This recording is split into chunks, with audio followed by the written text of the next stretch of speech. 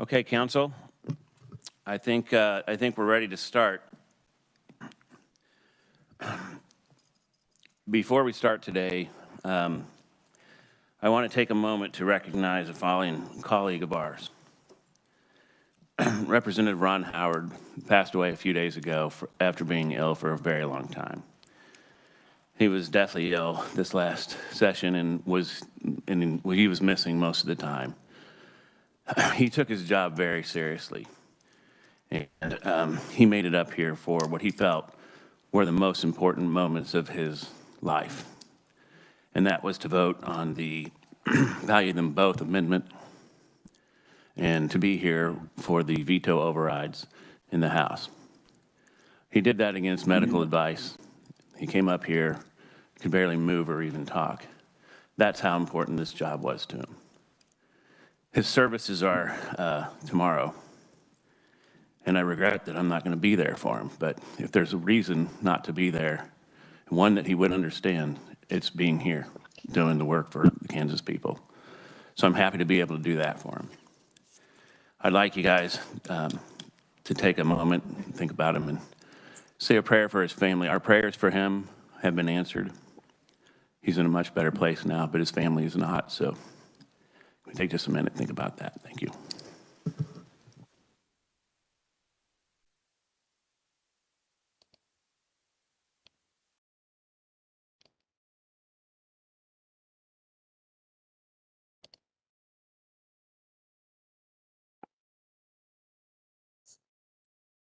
Okay, thank you so much.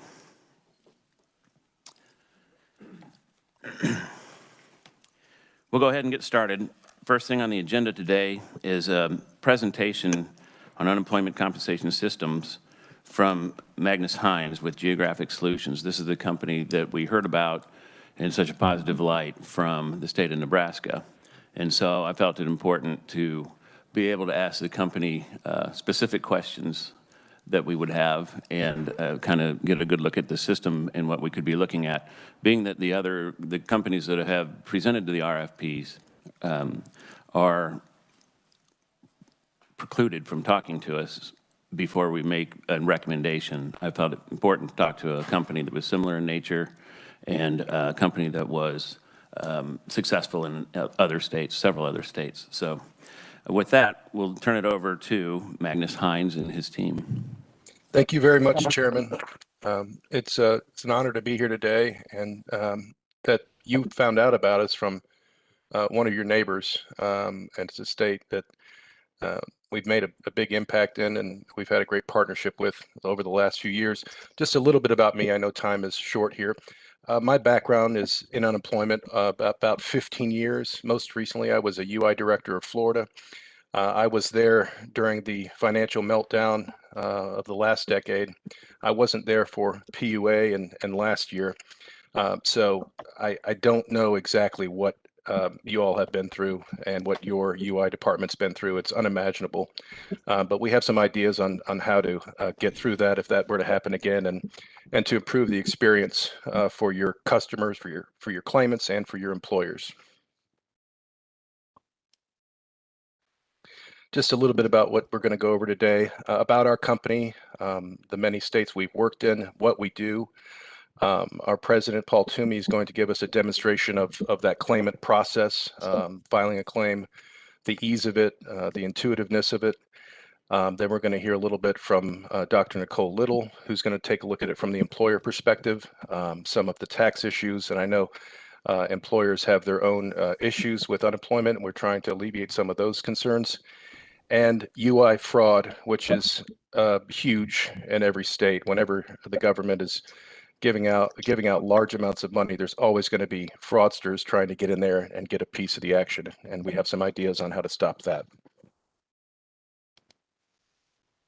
Our president, Paul Toomey, founded this company almost 30 years ago. The emphasis is entirely on workforce systems, anything to do with workforce, from unemployment, voc rehab, getting folks employed out of prison. And since that time, he's launched more than 75 internet systems in the workforce services realm. And then, as I mentioned, Dr. Nicole Little, who, like me, got her start in the state realm. She was in South Carolina as her tax director and has been a huge part of implementations in South Carolina and Washington, Nebraska, Tennessee, Louisiana, Maryland, Virginia. And last month, we launched in Pennsylvania, and she was a big part of that.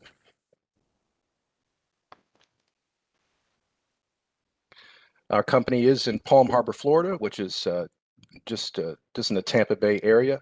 As I mentioned, it started almost 30 years ago, and now we have over 400 full-time employees, all based in the United States. Started out with the labor market information systems locally and in the states, and then went to the state workforce systems. If you see the little darker blue color here,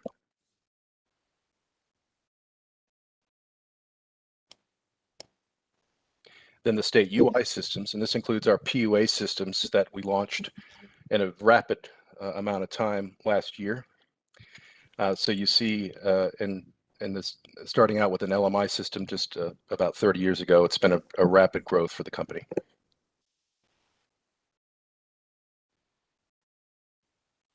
And now our president, Paul Toomey, is going to talk a little bit about some of the things that make our product unique and useful.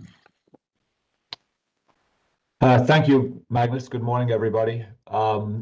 What we wanted to do before we plunge in to show you the system itself, and we're going to kind of focus on the system in Nebraska, is kind of talk to you about measurable results when it comes to unemployment systems and modernization.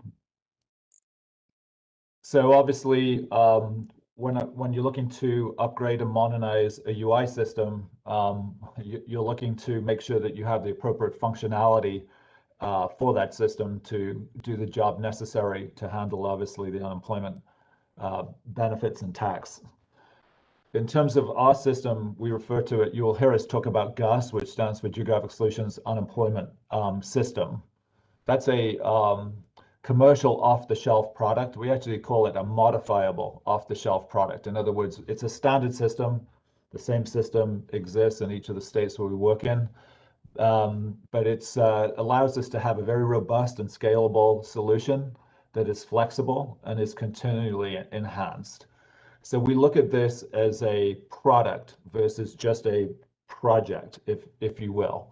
So it's not like some kind of framework or copy of another state system. It's a true product designed specifically for handling unemployment and workforce. The system that we have covers all of the unemployment benefit programs, obviously standard UI, but things such as disaster unemployment assistance. We work in Louisiana, where that's been, as you can imagine, a big deal. Things such as trade, short-term compensation or shared work, the Reemployment Plan program, etc. So it covers all of the gamut of unemployment benefit and tax programs that are necessary for a state to run. Obviously, quality of the product is paramount. We look at a standard beyond that. We were able to just implement the system. It needs to be very user-friendly and be accepted. This is data from the Louisiana system here, where you can see that less than 10% of the people surveyed in this survey of 17,000 thought that the system was poor. 20% said excellent, 37 good.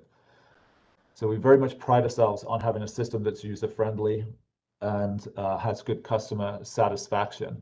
And that investment that we look at is for the long run. We are looking at this continually enhancing this product and making it more and more effective for the citizens of the states that we work with. In terms of track record, probably the biggest test of that has been the pandemic recently in the last year and a half. When the pandemic started, we had our unemployment system operational in 3 states, Louisiana, Tennessee, and Nebraska. We upgraded those states to handle the various different programs that were added as a result of the pandemic. The biggest one obviously being PUA, Louisiana was actually the first in the nation to actually implement and pay pandemic unemployment assistance on April 13th of last year. Then we upgraded Tennessee and Nebraska as well. So those states, we implemented the new programs. Several states came to us and said, hey, could you also implement pandemic unemployment assistance for us, even though we don't have your system at the moment?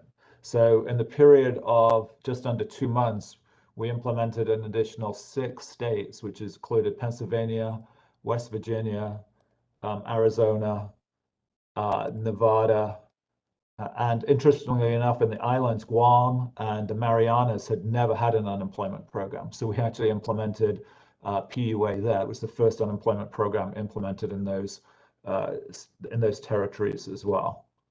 Arizona was the first state to do the LWAP program as well. So there was, and there were multiple pandemic programs that we put in place, including FPUC and PEUC. So that was obviously a very fast implementation schedule, more rapidly than we would like to have been. But nonetheless, we were able to pay people. Very important part of that has been reducing fraud. We have a variety of ways of preventing fraud, both upfront and what we would call on the back end. I'm not going to dwell on these right now because we have a section towards the end of the presentation. We're going to go over in a little more detail about fraud prevention methods that we have implemented within different states to combat the fraud.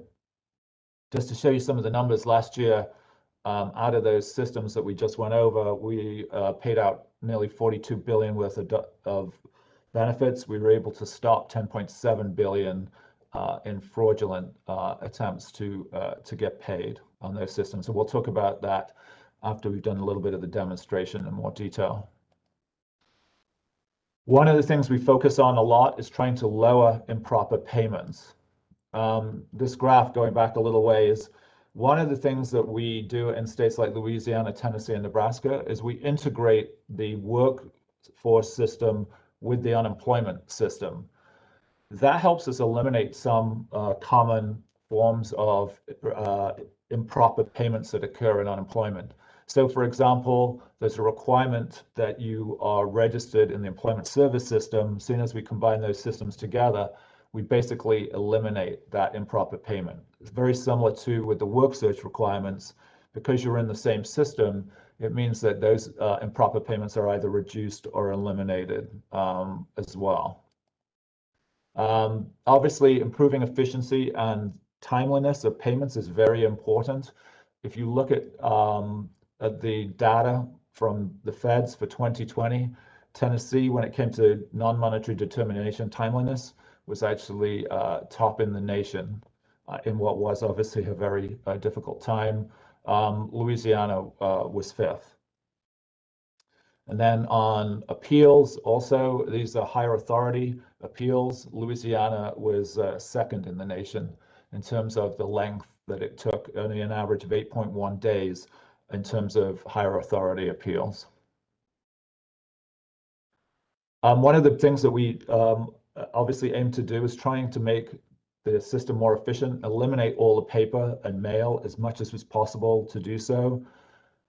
The system has an integrated messaging component so that instead of having to send things out by mail, you can send them by email or via text to save on all of that correspondence. Some things do have to still go by mail in the UI world, but most correspondence can be done via email and text.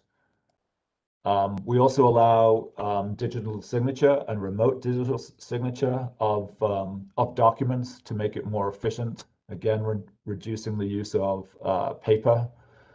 And then document management is completely integrated within the system as well. So I can have a bulk scanning setup put in place where any documents coming in are barcoded, and then they will be routed. As you can see the barcode on this communication here from Tennessee, they will then be routed to the appropriate persons account automatically by the system. So I can take a stack of 1,000 documents that are incoming, determination documents and that kind of thing, and route them automatically to the right place.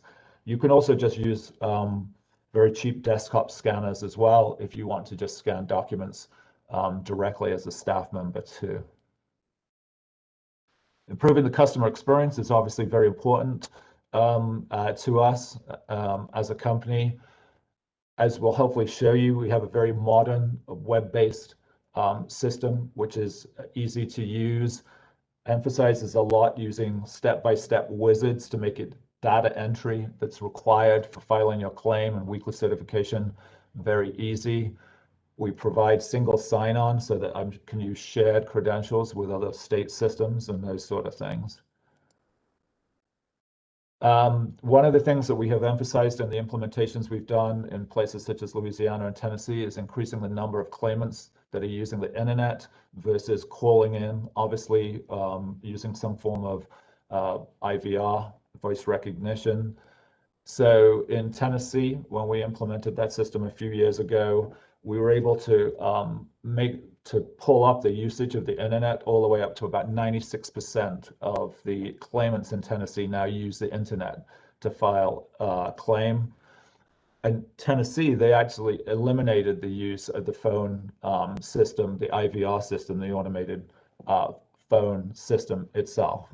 A lot of that they were able to do by promoting the mobile version of our application so that anybody with a smartphone could come in and file their claim. And so increasingly, use of smart devices is a very important component of what we do. The system is responsive. It will adjust to somebody's screen, so it's designed to work on the mobile phone. There is also a version of it that you can download as an app from the Apple Store or Google Play as well. That's the native application referred to as here, and so it's branded to that state. So in the case of Tennessee, it's called Jobs for TN. You go to the Apple Store or Google Play and you simply download it. Now in most states that we work in, well more than over 50% are using their mobile devices to do their unemployment claims. So one of the things we wanted to just mention as part of this presentation to you was the option that we have that several of the states we work with use is the concept of breaking down the barriers that exist between the workforce and unemployment systems. Our system is very comprehensive, so it will allow the workforce system and the unemployment system, benefits and appeals and tax to be essentially the same system, completely integrated together. So what is the advantage of that? And the obvious advantage is that it allows us to do a lot of things in terms of reemployment and getting people back to work. So the example I'm using is Nebraska. In 2009, this was the situation in terms of the systems that they had in the state of Nebraska. Separate systems for case management in workforce, things such as WIOA, trade. They had a separate system for tax, separate system for benefits. It was on the mainframe. Labor market information was on a separate system. So we worked with the state starting in 2009 to integrate these systems. So in 2010, we were able to combine all of the workforce systems into one system. By 2015, we had pulled that together so there was only 3 systems left, which was all of workforce, then UI benefit and appeals, and tax. 2019, end of 2019, we integrated the UI benefits in with the workforce system, and then later this year, we'll have the tax system integrated as well. So there's one place to go for all of the UI and workforce functionality in Nebraska. The system is called AnyWorks. One of the advantages of doing that is it can significantly reduce unemployment durations. One of the reasons for that is because the systems are together, as soon as you file a claim, we basically use that information that you provided us when you filed a claim to show you a list of jobs and put those right in front of you that you will match your background, your skills, and so on. And we'll show you that as we go through here on the presentation. There are various other advantages of integrating the workforce system and the UI system together as well. You only have one username and password, so you don't have to remember two for the different systems. We reduce a lot of duplicate data entry. We also integrate programs such as the trade program and reemployment RECIA program together in the same system. So this we'll kind of show you some of those advantages as we go through. But the biggest advantage of all is the fact that we can help get somebody back to work quicker. Not only do we show you a list of jobs, but every week we create a reemployment strategy for you, that the computer will do that. So every week that you come on to renew your, file your weekly certification to renew your claim, the computer is going to guide you in terms of getting you back to work, show you jobs, tell you what to do, show you possible training that you could get to improve your skills and find other jobs. To show you some kind of evidence that that's effective, you can see here, here's Nebraska when they went live with the system. These are the number of job referrals. You can see there was a dramatic increase in the number of claimants getting referred to jobs through the system when they integrated the unemployment and workforce system together. The same was true in Tennessee. Here you can see it's probably even more dramatic increase in the number of referrals when the system went live back in 2016. So this is a quote from the governor of Nebraska in 2017, talking about this focus now, instead of focusing on unemployment, focusing on reemployment, and how that has saved the trust fund in Nebraska money by being able to get people reemployed more quickly. So I was going to now move over to the demonstration portion here. Does anybody have any, I don't know if we're able to take, if anybody has any questions as we shift over, I'd be happy to answer them for you. I think we'll, everybody just tally your questions and we'll wait till the end of the presentation. Okay, no problem. Thank you. Okay, so hopefully you guys can see my screen here. This is a version of the Nebraska system that we just talked about. So when I come in here, this is to Nebraska. There's one entry point for me to workforce and to the unemployment system. So if you look here, you can see that I can go on here, find a job, create a resume, as well as perform all my unemployment functions as well. So everything is in one place.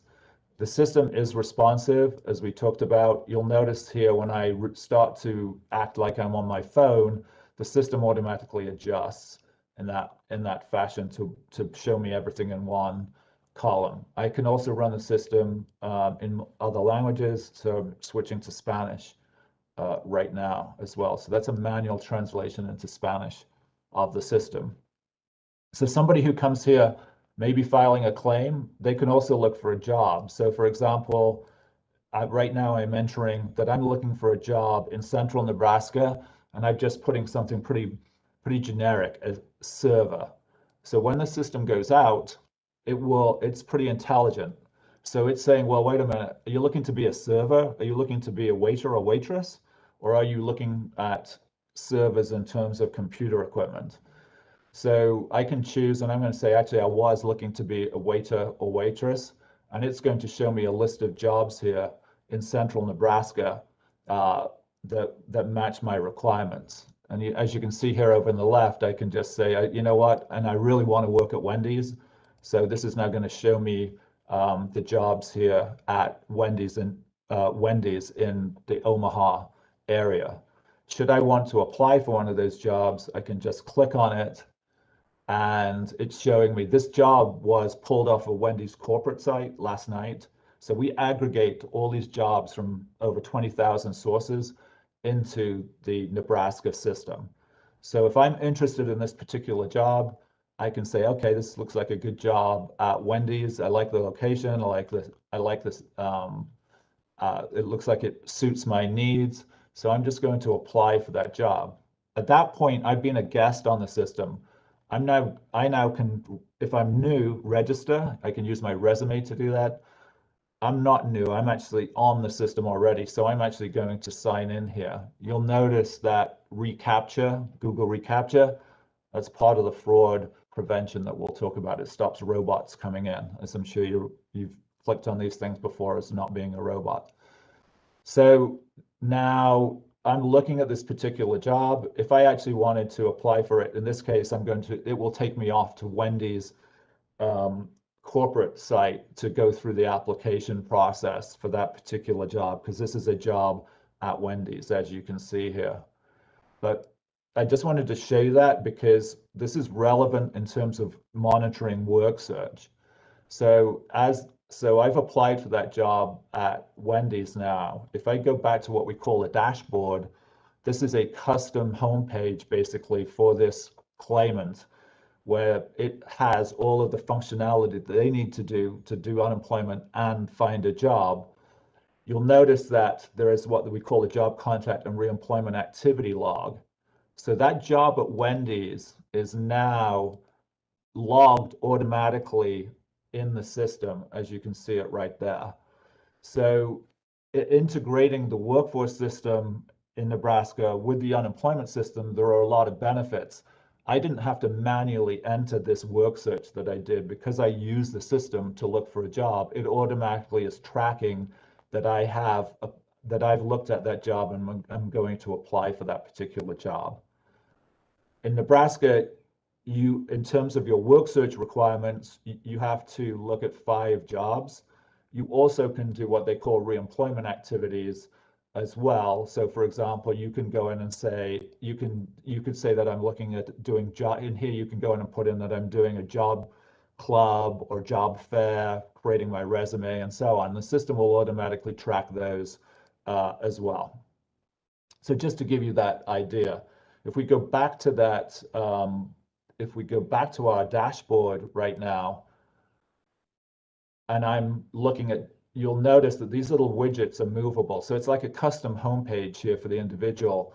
I can do my messaging, look at my calendar, do all sorts of different workforce functionality here. But you'll notice there's this little widget here called unemployment services. So I'm a claimant. We're going to show you, this is a claimant that's already filing a claim. If I wanted to see where I'm at, this is very important that I can easily go in and see where my particular claim is at right now. So this tells me how much I have available to claim, shows that I've done a 1 week of weekly certification, and all the other information that I need.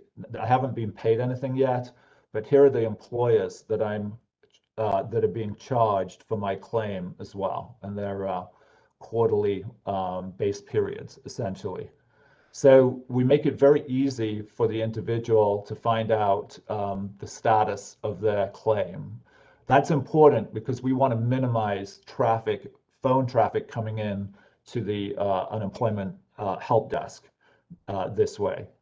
Now, every week, obviously, I've got to file my weekly certification for my benefits. So we just wanted to show you real quickly how I would do that. So I'm going to say here that I'm going to file my weekly certification. I just click on this link right now. It shows me that I've already done 1 week. I haven't been paid for that. I'm going to do my 2nd week of filing for my weekly certification right now. So this is just a very, as you can see, user-friendly process where I go screen by screen. It's asking me to sign off that I know the rules, and I'll say I agree to all of the fraud and the rules. It's asking me to make sure that my contact information is up to date. It's now in Nebraska, they want to know where I am, so I'm going to say I'm in Brown County. And then you'll see, it's asking me, am I an inmate? I'm going to say no. These questions are customized for each state. Obviously, a very key question is, was I available for work during the period that I'm certifying for? If I say no, then the system is smart enough to say, well, I want to know why you weren't available, and it will ask additional questions. If I say I was able and available, then it will pass me through and it will go to the next question. You'll notice the way we do this is screen by screen, as opposed to a whole list of yes, no's. A couple of reasons for that is one, when you just show one screen with yes and all these questions on one screen, people know the pattern and they tend to just hit yes, no in the right order. This makes the person think about the question. It also allows us to provide information on in terms of what the consequence of not answering this correctly. I'm going to say I have no reemployment activities here. So you can see here where this gets interesting is the power of the integration here, because I am now as you can see, we're going step by step through the weekly certification process. I'm at the job contact. I had no reemployment activities, other reemployment activities. I'm at the job contact stage. So what the system has done is said that, during the period, during this week, you looked at 6 jobs and applied for them on the system. Now, not all of these jobs were necessarily entered within the system by employers, but the aggregation had brought those jobs into the system. So in this case, you can see that I looked at a truck driving job. A PJB stands for a private job board, like a career builder and so on. And other means that I might have entered that job manually into the system. So the point being is that when the individual's coming in here to certify their claim, if they use the workforce system, they don't have to manually enter a job contact. If they list, I guess the obvious question at that point is, okay, that's great. What if I didn't use any works for my job search? Maybe I went down to Wendy's and applied for the job in person. Then I can just say, well, I can just do that the old-fashioned way and put that job contact in there. So I'm going to just say, I had a job contact at this medicine company, and I'm going to say it was in person, and I'm going to say that it was the president that I talked to. So I'm just entering this information into the system. I'm going to say that it was just a truck driving job. This is assigning an occupation code. There are different kinds of truck driver. This was a heavy truck driver job. I was interested in this application, and I did contact this employer. And I'm going to say I applied for the job on Monday, and I scheduled an interview on Tuesday. And we'll just save that off. I actually missed something. When did I first contact this person? I'm going to say on Sunday. So now this is another contact. As you can see, that truck driving job added to the system. So now I have 7 job contacts, which is 2 more than I need to in Nebraska. So I'll say I have no more contacts, and I'll hit the next button. Did I refuse any jobs? I'm going to say no. I did not refuse any jobs during that week. Did I earn any money? Obviously, this is a very important question, and you can see that the system warns the person that they need to be honest here. So this individual is going to say, no, I did not earn any money. What's interesting at this point is that the system scans a variety of databases, including the workforce system, to see if it can find whether that person did earn any money or possibly could have earned money. So in this case, the system actually found that this person had applied for a job on the workforce system with this CDLA delivery job for the McLean company in Omaha. So the system did a cross-check and essentially caught this person out not providing the accurate information. So now it challenges this individual to say, is this information accurate? And this person's going to say, yes, I forgot. I did actually work for McLean company. And if I hit next, it's now going to ask me to provide the details of that information. It knows a lot of that information, and I'm just going to say that this was a permanent position at $10 an hour that I had. I did earn some money, not much. I'm going to say that I did it was just $200 there, and I worked on Monday and Tuesday. I'm not currently employed. I was actually terminated from there. Actually, let's just say I was laid off. So that information is now entered into the system. Did I earn any other money that I forgot about? I'm going to say no. So when I hit next now, I get the summary of my certification with all of this information, the job contacts here summarized, the earned money summarized, and now I have to acknowledge that this is my certification to get paid for this particular week. And once I do that, the system is going to give me a summary of where I'm at. It's now filing the claim itself onto the system. I actually have more weeks I need to certify, but I'm going to stop this process now. It summarizes where I'm at with my claim status. Obviously, that's very important to me. And then it does something very interesting. The computer is now saying, I want to help you get back to work. So, and this is very configurable depending on the state, but in Nebraska, it can create a basically a work search requirement for me beyond the statutory requirement in Nebraska. In other words, it looked at the labor market, and I'm a truck driver in this situation, and it says where you're based in Douglas County, within driving distance of your house, there's 208 job openings right now. So the computer calculates that it's reasonable that you look at 15 job contacts a week. Obviously, that's above and beyond the statutory requirement of 5 in Nebraska. So what happens if I did 6 but not 15? Then what's going to happen is the system is going to send me an email saying, we really wanted you to look at 15. Here's some jobs that you should be looking at. So every week, the system is creating this strategy of getting me back to work and sending me notifications to try and help me in the process of getting back to work. As you can see, in the last 7 days, I've looked at 7 jobs and applied to 3 of them, which is not going to be enough. I need to do more than that in Nebraska. Also, we want you to have a resume on the system, and this person does not, so that they're getting notified of that. Want you to have what we call a virtual recruiter, which is a search agent that goes looking for jobs automatically. I don't have that set up as either, so the system is reminding me I need to do that. Then it's also trying to help me look at the labor market for truck drivers in Nebraska. So as of yesterday, there were 98 jobs in Douglas County for a truck driver.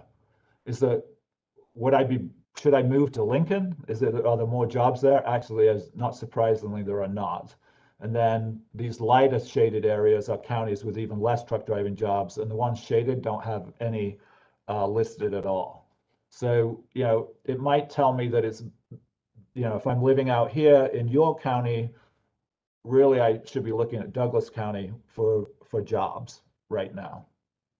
So we're basically trying to help this individual get back to work. We're also going to analyze, are they looking in the right career? Not are they looking geographically in the right area, but is truck driving suitable career for them? And in this case, it would appear so. It's the right salary. The education I have is more than enough to be a truck driver, and my experience as well. It means that I'm qualified for that particular position. In fact, you can see here that this person has 27 out of the 28 skills normally required to be a truck driver. Should that skills gap exist there, if it wasn't this high, then obviously things that I should look at are training to be able to fill that gap. So we have 6 training programs in the local area to be a truck driver that I could go to, traditional bricks and mortar that I could go look at. In addition, we have online training that I could look at, free online training as well, that I could look at. And in fact, this is a list of the courses that I've taken online recently and how far I've got through them to try and improve my skills to help me get reemployed. And then we have other information on benefits and so on and so forth. So hopefully that kind of shows you here our focus within the system on getting somebody back to work, as well as getting them an unemployment check. You'll notice that the last thing that happens when I finish my weekly certification is I get a list of jobs which I'm suitable, that my background and skills are suited for in my local area. So here's a list of truck driving jobs that I should be qualified for within my local area. And these circles tell me how well my match is. So these full circles tell me these are jobs that I'm a really good match for at this particular point. So we're not just trying to throw you a list of jobs. We're showing you jobs here that you're very qualified for and you should be looking at right now. And hopefully, if everything works well, we'll get you in a job before you have to go into weeks and weeks of unemployment benefit from the system. So hopefully that gives you kind of a feeling for the system from the perspective of the claimant themselves. I was going to now show you the system briefly from the perspective of the staff that works, the unemployment staff, and then Nicole is going to show you the system from the perspective of the employer themselves. So if I want to go on here as a staff member, I'm going to just hit the home, go back to the home page, and I'm going to re-log in to the system, this time as a staff member. Same place, but it will look a little different. So when I come into the system here as a staff member, you can see that I have 2 messages, an expired adjudication timer, and 35 work items. So basically, staff work from this part of the system. So they have their own dashboard here, which is obviously set up for staff capability, and they can configure this dashboard here for various different things. So I'm checking on now what we call the adjudication queue, so that I can actually see my work items that I have. So here is a list of items that I need to work on as an adjudicator that have been presented to me, issues that may be on somebody's claim right now. So you can see this first one did not provide proof of employment, sufficient proof of employment. So I have to go to those accounts and work with them. And then there's a very general queue here of work items for me to work on as well, outside of adjudication.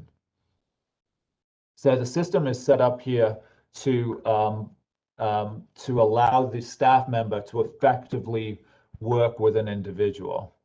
So I'll show you very briefly how that works. I'm going to actually bring up the account of the individual that we previously were on as filing a weekly certification. I can either search for that person, or in this case, they were one of the last people that I worked with. So I can just click on the link here, and I can bring up their account on the system. So it's just searching through the system right now to bring up their information for me to work with. So you can see when I come onto the system here, I have a series of tabs that shows me a summary of this individual's particular claim. Again, looking at that base period employment information, which is very important, any issues that are on that claim that need to be resolved for this person to be able to get paid, and they have quite a few, as you can see here. And then other information here on their employment history. And these are separation statements that are associated with their account, their weekly certifications, and their payments. They haven't been paid this $200, this $336, because there's an issue on their claim stopping it from being paid out. So all of the functionality is here for me to process this claim, adjudicate the claim, and for it to be paid. If there were no issues, this person would have been eligible to be paid automatically. It would have been what we would call a no-touch claim. In this case, there's an issue on this claim that needs to be resolved.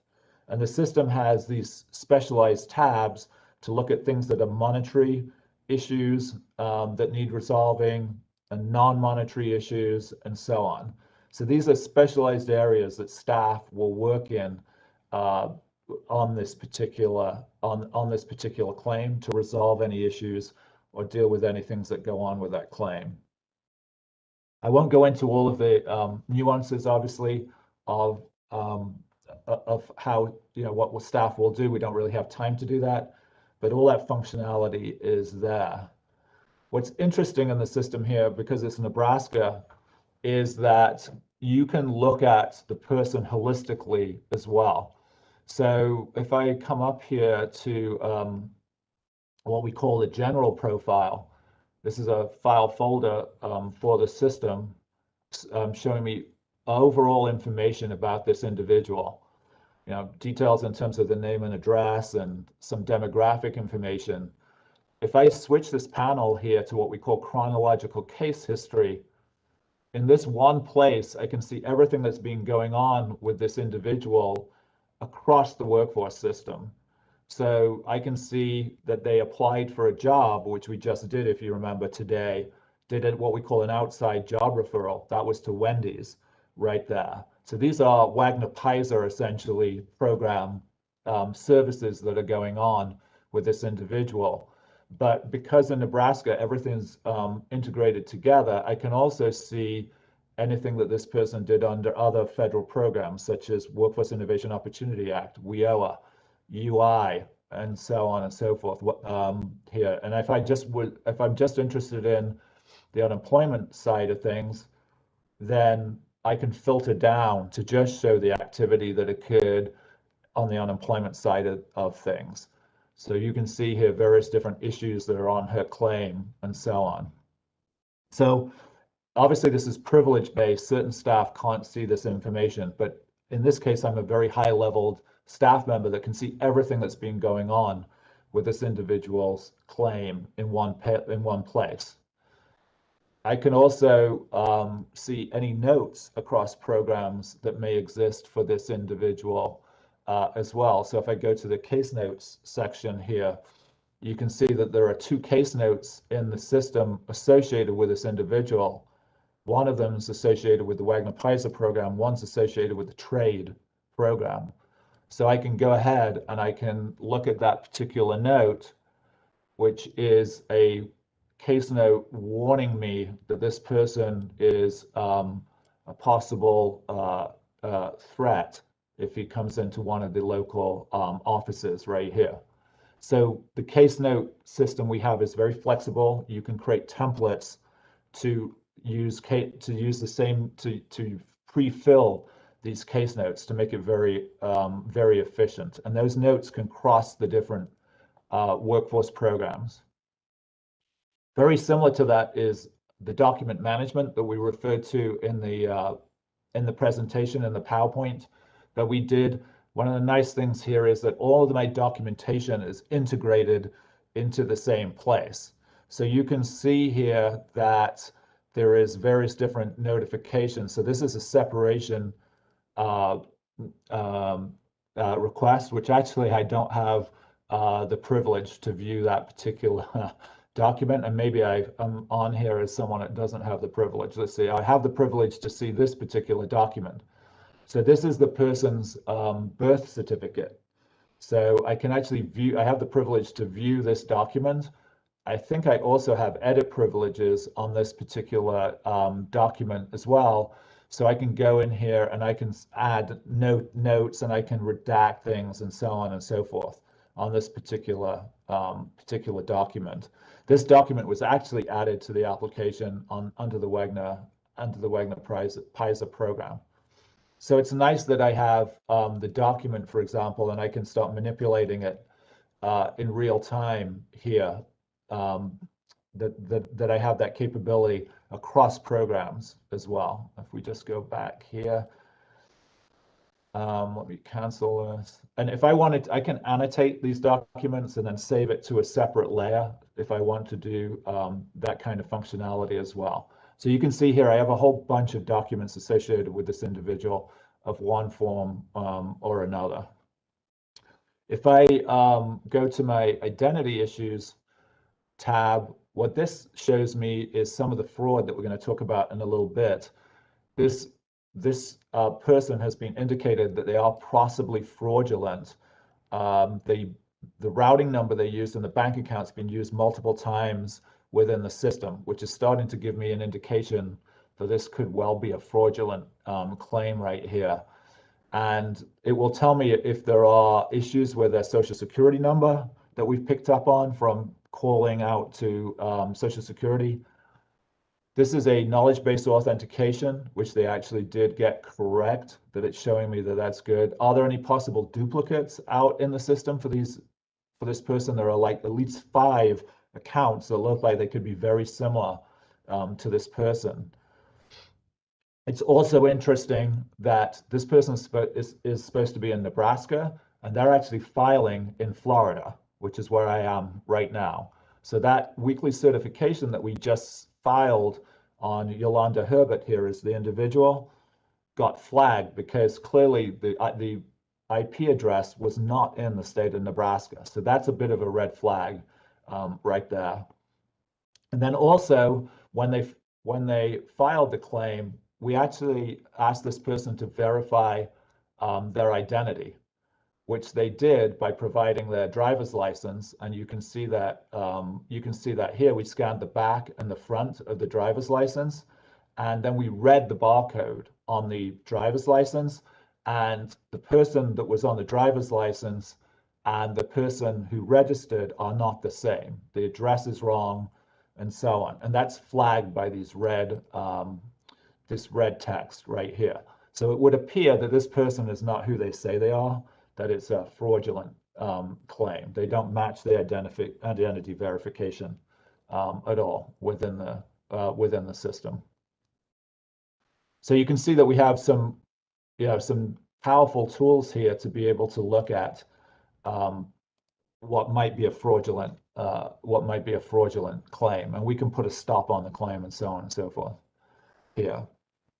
And then one last thing I want to do before I hand over to Nicole is we talked about the reemployment side of things. Here is, as a staff member, I can go into this person's account and I can see what we already know, that they're not doing what we want them to do in the reemployment arena. They have not met the work search that we're looking for. They don't have a resume. They don't have a virtual recruiter. So they're getting flagged for that. In fact, if I really wanted to, I can even look further at their work search patterns, and I can see, are they looking in the right are they looking at the right occupations? And in fact, they actually are, in this sense. The work search that they've done has more or less been in the right kind of area, the right occupations based on their background. They've been looking locally, at least for 50% of their jobs. They've been looking at ones that are in their local area. They have been looking at jobs that they have the education for, but they've also looked at jobs that they don't have the work experience for, and it's flagging that as well. So the system is actually capable of looking at their work search in great detail to see if they're really looking at the right job. And obviously then I can provide help to them if they are, if they seem to be struggling in their reemployment activities. All the way through to where I can actually look and see is when do they look at jobs. So you can see they have a pretty broad pattern of job search: Sunday, Monday, Tuesday, Wednesday, Thursday, and Friday. You could, if they would, all the jobs were on Sunday, I might have an issue with that. That would indicate to me that they're just doing it for the purpose of meeting the requirement for work search for their weekly certification. So previously in Nebraska, they suspended that, but they started to look at which days of the week were you looking for a job. And after a certain number of weeks, they wanted you to look at jobs on like 3 days a week as opposed to just 1, and so on. So we can analyze all of that information here. Okay, so hopefully that gives you an idea of how the system works from the staff's perspective. It's very user-friendly, provides all the tools for the staff to be able to process claims. Most claims will go through without staff having to touch them, but some obviously have issues that staff have to be involved with to resolve for somebody to get paid. So at this point, if we're holding questions to the end, I'm going to hand over to Nicole, who is going to show you the system from the staff's, excuse me, from the employer's perspective. Nicole, are you there? Yes, thanks, Paul. Can you see my screen?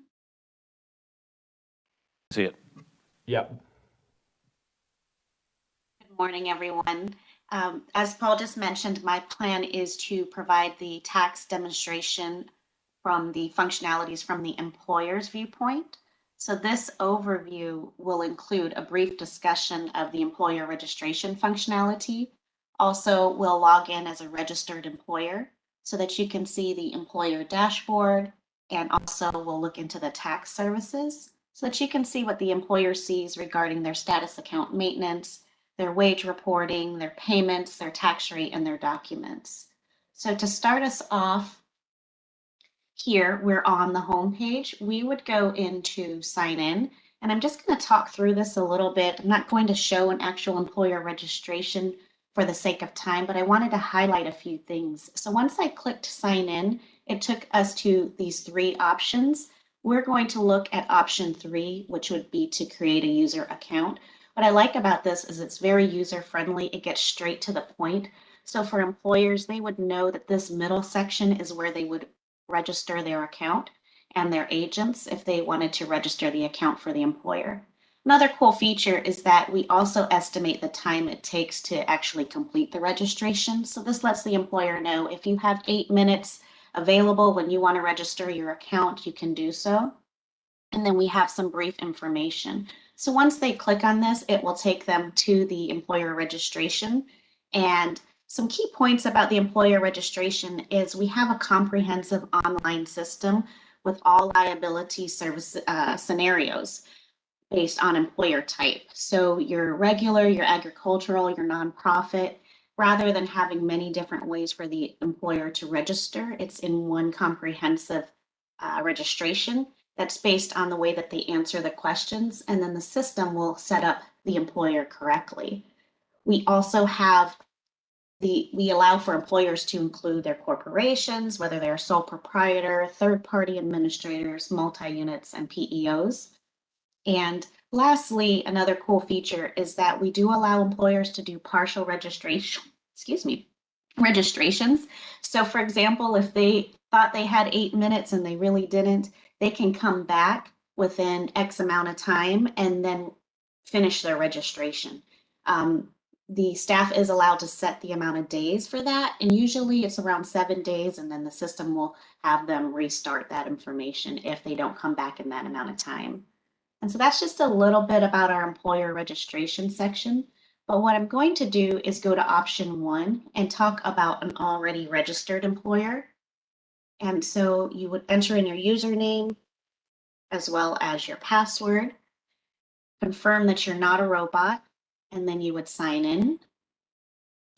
This will take you immediately to our dashboard, which you kind of saw earlier with Paul. And it lets us know that we have 30 new or unread messages. We can easily go to those 30 messages if we wanted to by clicking on this link. Otherwise, we can close that out and review it later.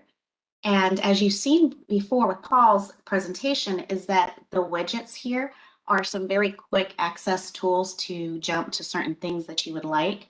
You can configure this any way you want. I personally like to have this widget up top because it's quick links to things that I can take care of as an employer. And you have your calendar. You also have your unemployment services. So if you wanted to do some claimant separation form, you can jump to your inbox. Now I'm going to take you to the left navigation. And this is the area where I think of where all the services are. So for this, we're going to click on tax services. We also offer an opportunity for many quick ways to access things that the employer may just want to jump in and jump out for.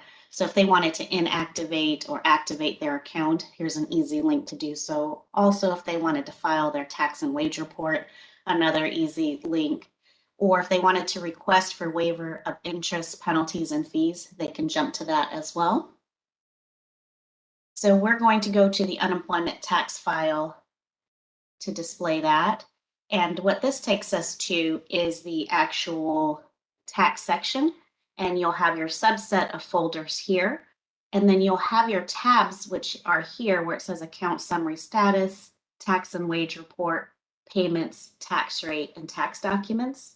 And you'll see that these tabs are generally kind of split up per the different units in the tax area so that it's easy for the tax folks to understand where everything's at, as well as it just rolls over to the employer side as kind of equating to the same thing. If they wanted to look at their tax and wage report, they can jump to that section. So starting with the account summary status section, here is going to be everything from registration that's been processed is going to be in this section. The blue text is always a way to help the employer understand what they can and what they can't do. So here, this blue section is letting them know that they can make any changes to any of the items that have a text box and they can update them themselves. If they wanted to make changes to something like their employer trade name, they could do so. However, they would have to request that change because it requires agency review. And all of those that require agency review generally is because the staff have to confirm the change and walk through some process internally. And what they would do is they could either click here, or there's another method where they can click right here. So let's say they wanted to change, they made a mistake on their trade name. They can click that link. It's very easy. It takes you to the request page, and then you have several different options here of what you could change.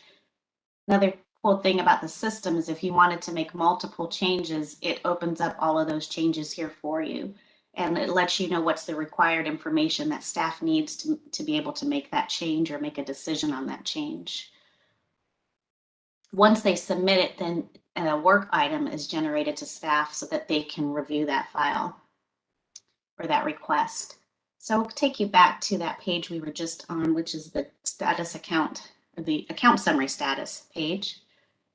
And before I move on to the next section, another good feature that employers would like is that they would like to know their history. So we always provide history grids along so that they can understand what's going on with their account by looking it up themselves if they'd like. They have a place to put their locations and easily add more locations. And here, as you can see, there's general employment information, liability, acquisitions, and sides.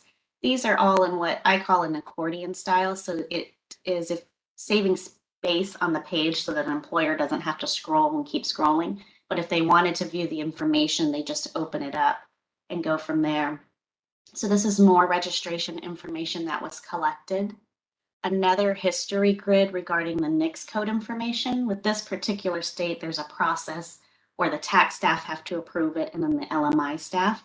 So this lets the employer kind of know what happened behind the scenes and what status and what approval type they received. And then when we go to liability, this is based on the information they provided at registration and the business rules behind the scenes. So it sets them up. Another place to see some history here.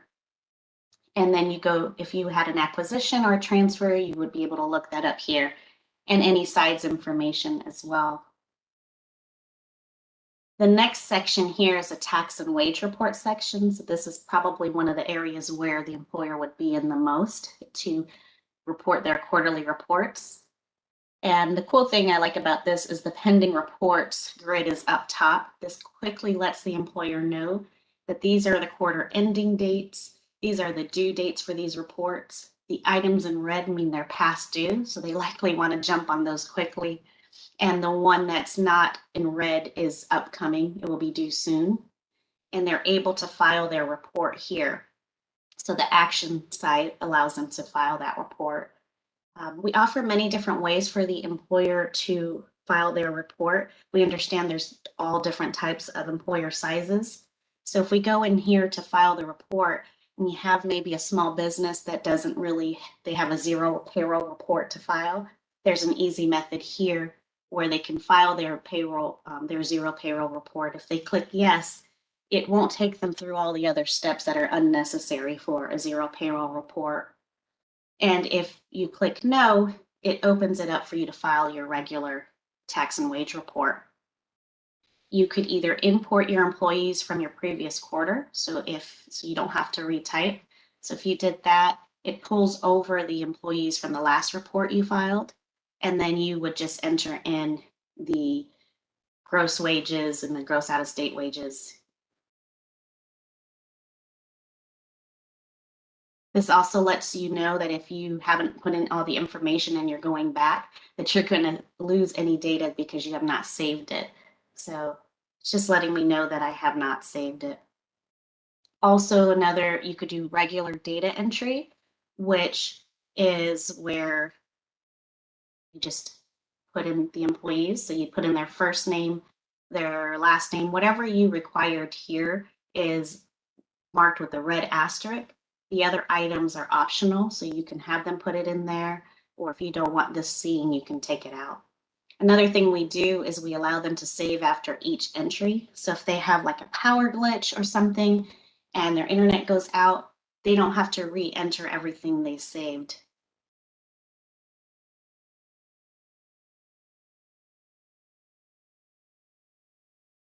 And then we'll go back here and we will go back to the pending reports grid. So you can see that. So you can see that this employer has 3 outstanding reports to file. And another way is you can upload the wage report by approved formats such as CSV or 512 byte. And then you can look at your statement of account. And this transfer wage request, typically third-party agents use this to transfer wages if they accidentally put wages on a wrong report. We offer that functionality for them to make that transfer wage request here.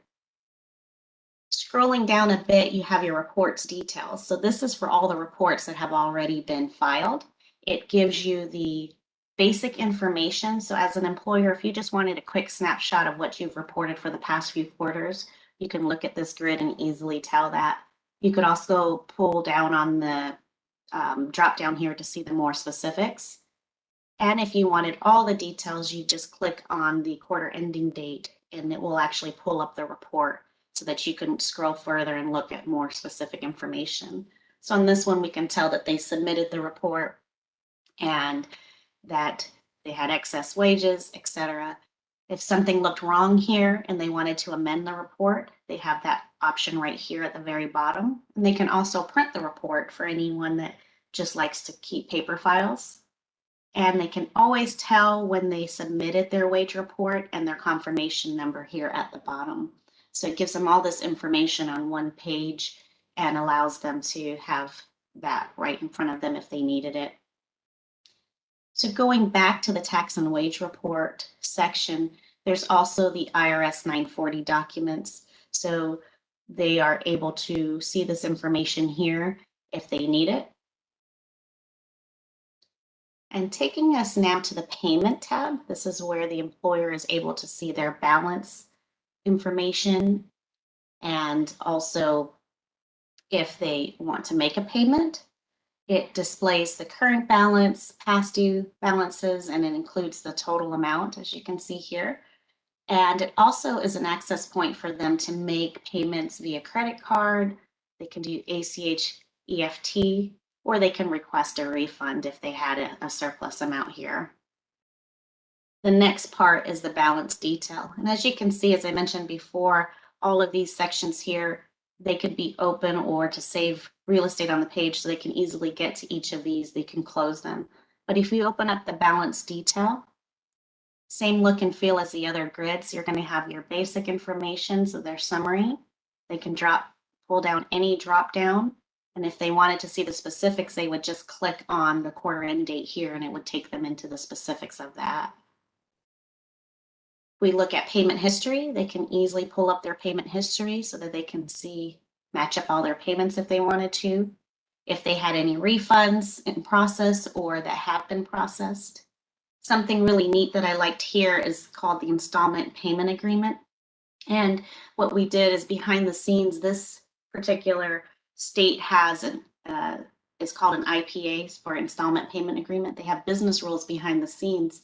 So this allows this employer to know that he or she is eligible for an installment payment agreement. It has the terms written up and it kind of tells them where they need to have their payments, when they have to have their payments, and any any contingencies if they don't follow through, as well as an acknowledge box here.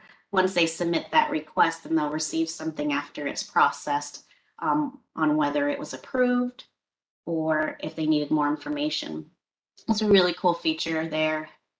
Another thing is lien detail. So there are employers that get lien information placed on them. It's an easy way for them to pull up the lien information so that they can handle their business and kind of reconcile their accounts and make payments if appropriate. That's all here.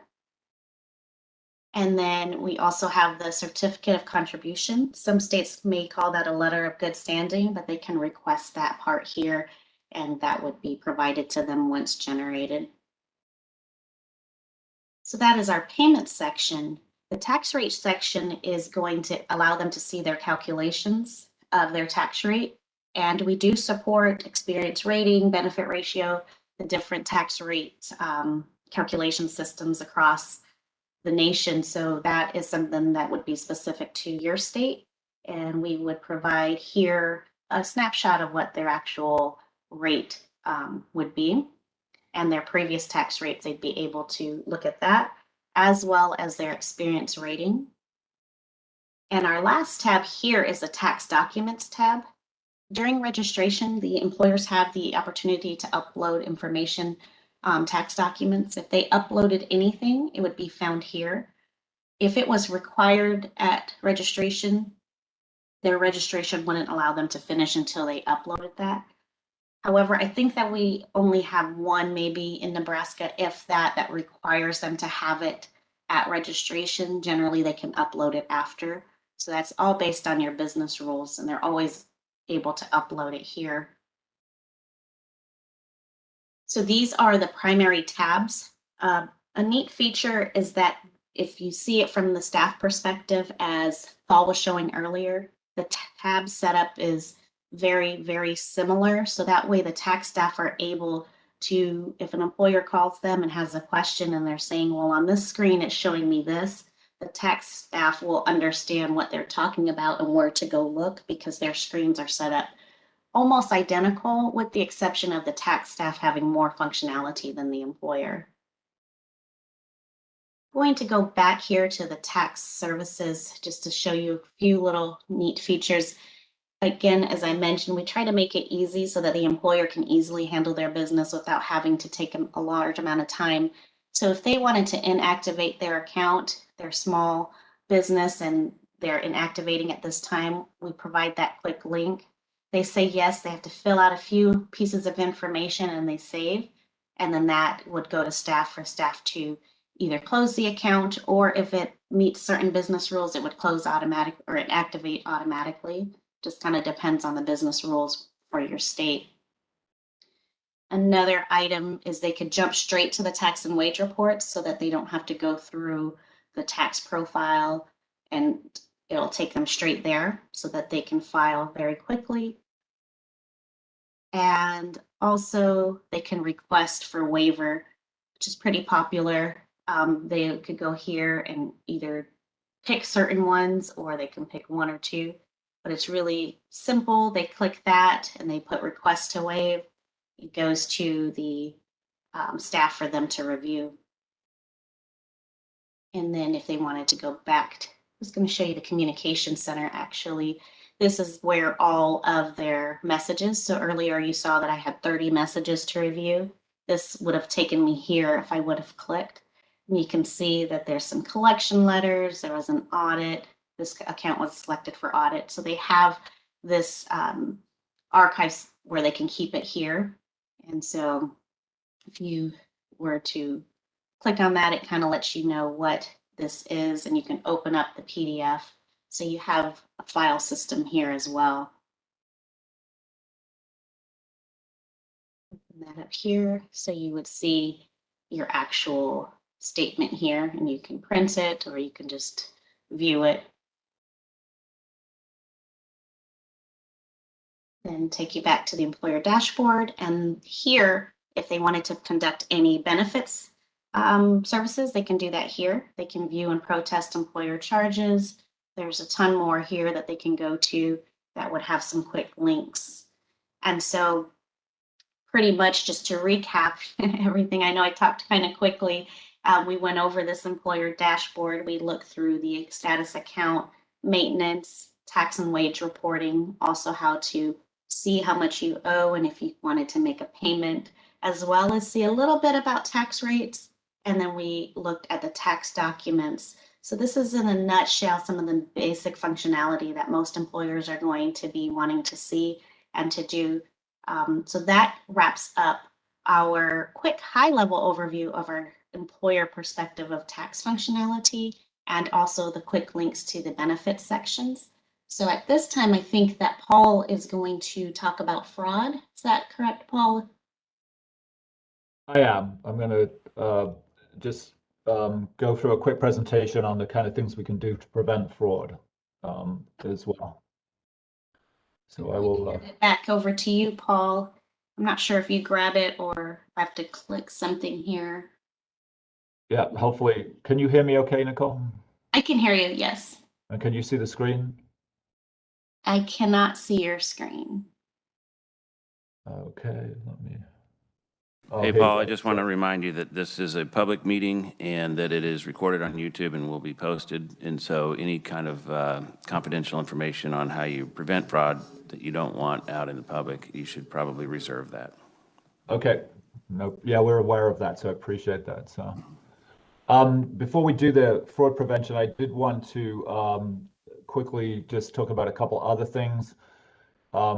You're right now you can see, hopefully you can see that I'm again on as a staff member. We do have a quite sophisticated dashboard that will show the staff here how well they're doing in terms of maintaining promptness and timeliness of claims. So this is kind of used by management to look at the system and determine how well they're doing, and look at areas that they can improve their improve performance of the overall system and staff's effectiveness on the system.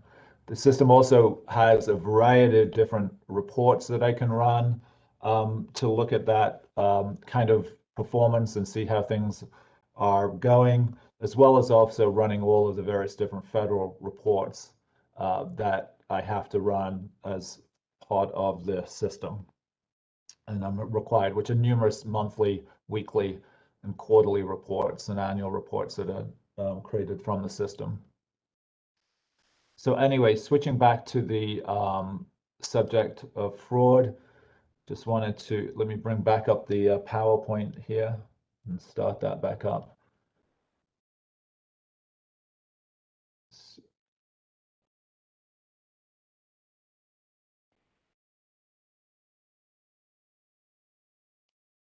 Obviously, we will talk in general, not in exact specifics about our fraud prevention and detection capability. Obviously, our overall goal is to prevent fraud before it happens, rather than after it takes place. It's very hard to get that money back, as I'm sure you're aware. So we do two kinds of fraud detection and prevention. One we call upfront, one we call back end.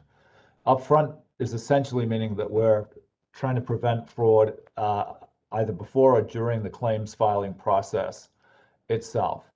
So obviously one of the things that we do is on the in terms of the network and the hosting services that are provided, make sure that we have all of the kind of necessary tools in place to prevent suspicious actors from coming into the system. That includes obviously firewall, intrusion prevention systems. A security information event management system looks at all of this information together and intelligence that's coming into the system to try and detect people on the system that should not be there. We can block people coming in from specific countries, etc., and that kind of thing.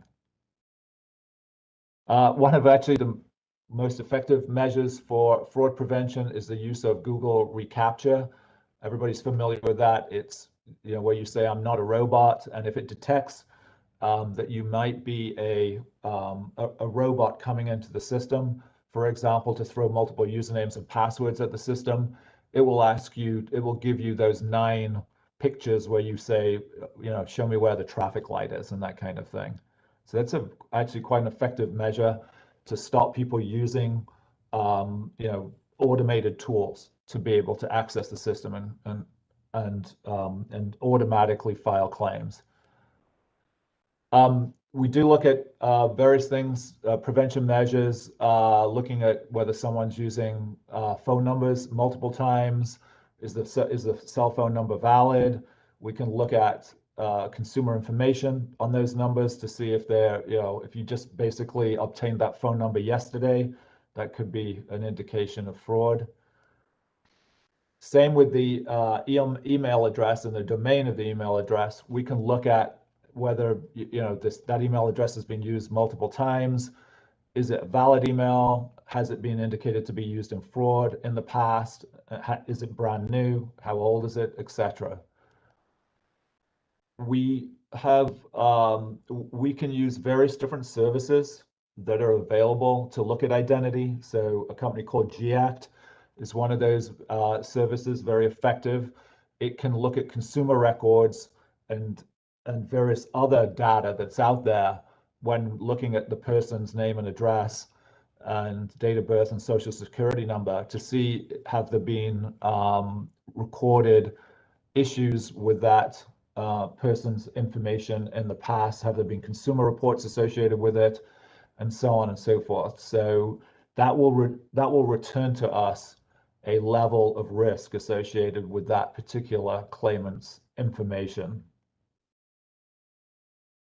Again, we can look at the bank account that if they're going to do direct deposit. Some account numbers have been seen as being fraudulent. They've been used in fraud before. We can stop the use of duplicate accounts. We also, that same company, GAct, what it's well known for is its ability to look at a bank account and see if you are the person associated with that particular account. So they have a consortium of banks that they work with, and if that claimant is not a signatory on that account, then we can put an issue on that particular claim. We can also look and see if someone's using prepaid debit cards as an account number. That's a very strong indicator of fraud, that somebody goes out, for example, to Walmart, buys a prepaid debit card and tries to put their payment on that debit card. Two-factor authentication is an effective tool as well. So we can set that up on the login to the system. So that's what people I'm sure are familiar with. We send you a 6-digit code to your text or email that you then have to verify, that you put in that code, so that can really cut down on a situation which is the most common form of fraud in the system, where somebody's been the victim of a breach previously, and that the bad actor is using their information. They have their social, they have their date of birth to file a claim on the system. They obviously will use a different, they'll have to use a different account, the wrong account number, sometimes use the wrong email address, and this can help detect that.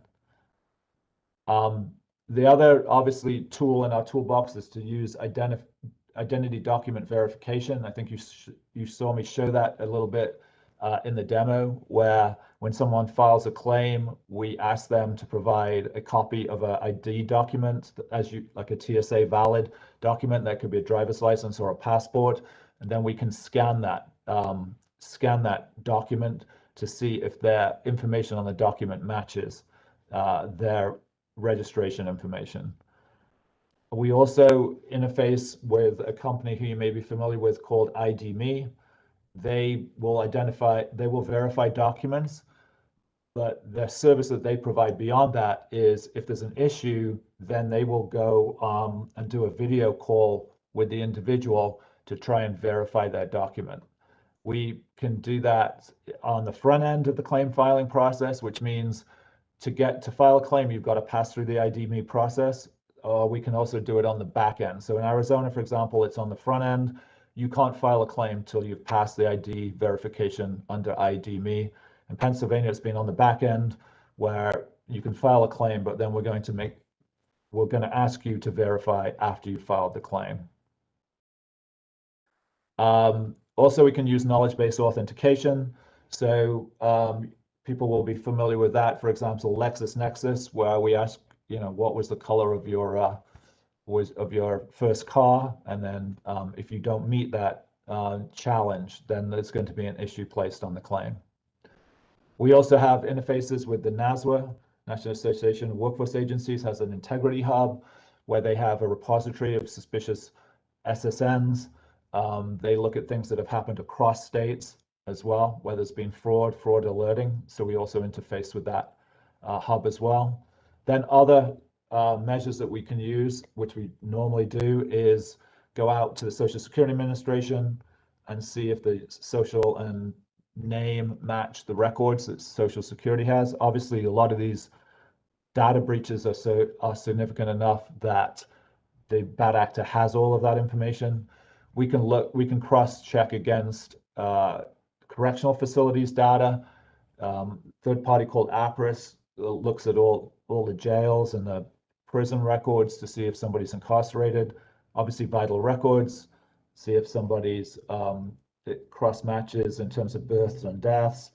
Also, the SAVE system, which verifies their alien status as well to see if they're entitled to benefits from that perspective. So that's the front end. On the back end of the equation, we do pattern analysis of the information that someone files on their claim to see if they, they match a profile. So we look at all sorts of information on that to see if things that we can detect. So as an example, if somebody's using the same address multiple times, that will quite often throw a flag as a possible fraud situation. Although it can depend on the circumstance. So for example, in Guam, we were flagging a lot of claims because they were using the same address. Well, these turned out to be post office boxes in Guam, and apparently in Guam, quite often people share the key to the post box. So there would be 10 people using the same address within the post office for their mail. So it can vary from place to place and how these back-end fraud measures are applied. The result of all of that is that we score the potential fraud and look at the risk calculation, and the state decides how much risk they're willing to take on a particular claim in terms of fraud. And then obviously staff can go in and look at these claims if necessary and flag them to either be as fraudulent or non-fraudulent at the end of the day. So that kind of concludes our presentation. I know we had to go through a lot of information in a short period of time, but we're happy to take your questions on anything that we've covered today. Yes, thanks so much for the presentation, and it is a tremendous amount of information. But those that are on this council and that have followed the Commerce committees in this bill that we just passed, this made a lot of sense too, I believe. We do have several people in the room that have a lot of experience with these systems and with the various states around the country. And so I'm sure they have a lot of questions, and I'll open the questions with Deputy Secretary Peter Brady. Thank you, Mr. Chairman. And I have several questions. Would it be okay if I go through all of them in a row, or should I break it up? That'll be fine. Okay. First, thank you. I appreciate all the work you've done in this space throughout the pandemic and assisting other states. And I commend you for the work in Louisiana. Getting PUA stood up that quickly is very remarkable. So kudos on that. My first question was, I thought the integration with workforce services was really interesting and potentially very valuable here in Kansas. The question I have related to that is, over half of states, the unemployment program and the workforce services are housed within the same agency. Kansas is one of the states in which our unemployment program and our workforce services are in two separate cabinet agencies. I'm wondering if any of the states you've deployed in are set up in that manner, and kind of how you would work with us, for example, to make sure that we're working across two agencies and updating, as it sits today, two separate systems into one integrated system. Yeah, that's a great question. I mean, obviously, as you point out, the workforce and UI in some states is, I think most it isn't, but there are obviously in some states it's actually a separate agency. What we found is even if it's the same agency, the stovepipe can be pretty thick walls, regardless of that. So I think one of the benefits of the technology that we're talking about is that it kind of, regardless if it's two agencies or not, that it can bring these two programs that are two separate together. So, regardless of it's two different agencies, if I'm in the same system using the same technology, it forces that to happen. It forces that integration itself. So the answer to your question is, I mean, I don't think that because you have two agencies that would present, unifying the technology. It should not prevent that from happening. Thank you. I appreciate you speaking to that, and just kind of to flag that for members of this council is, in Kansas, we're in a bit of a unique situation. I wouldn't ever expect that to be a barrier to putting an integrated system in place, but just something we should all be aware of. In looking at your presentation, I got the sense that your CRM functionality is all homegrown and part of the solution. And I know across states it's kind of a mix in terms of different modernized solutions. Some use a sub-vendor for CRM functionality, others have it integrated in. Am I correct in kind of assuming that all of your case notes and all of that integration for staff on the back end is built within your solution? And do any of your current states utilize a sub-vendor for CRM functionality? Yeah, so you're right that everything is available and integrated into the solution, but there are some states that, particularly for pure CRM, contact with employers, may use another system such as Salesforce. So we do have for example, an interface to Salesforce for those states that kind of a lot of times will manage their employer contacts through that, through a CRM system such as that. So every state we deal with is a different case and has established software that they want to work with. So obviously, we adapt to whatever that situation is on the ground. And I know that you mentioned at the start of your presentation that your most recent deployment was the state of Pennsylvania. As a council that's looking at this issue and a state that's going to be deploying a modernized system in the future, I'm wondering if you can kind of speak to your most recent deployment, any lessons learned through that, items that we should be on the lookout for as we go through this process. Yes, you're correct. We deployed the benefit system in Pennsylvania at the beginning of June. So yes, every time we do an implementation, I think we have a series of lessons learned.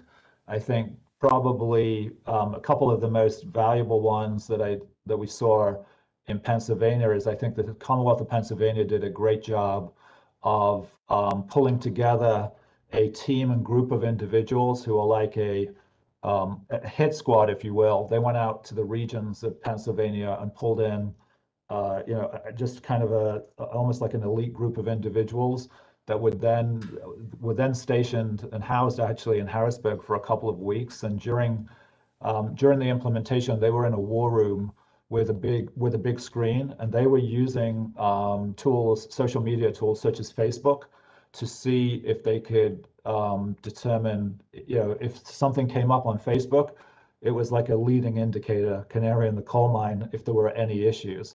So they very effectively, I think, used things such as social media to get ahead of any issues that they might come up with when the system was going live.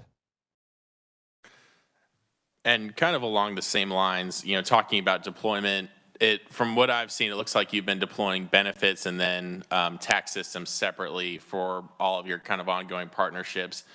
As a vendor, do you have any thoughts as we look to our future in terms of if it makes the most sense to take what's been called the big bang approach to deploy benefits, appeals, tax all at once, or to take a more segmented approach of getting a benefit system out there and then a tax, or vice versa? And then any thoughts you have on kind of the time frame for those types of deployments? What do you think we could reasonably expect in terms of when we'll have something launched and on the ground? Yeah, so I mean, there is different arguments for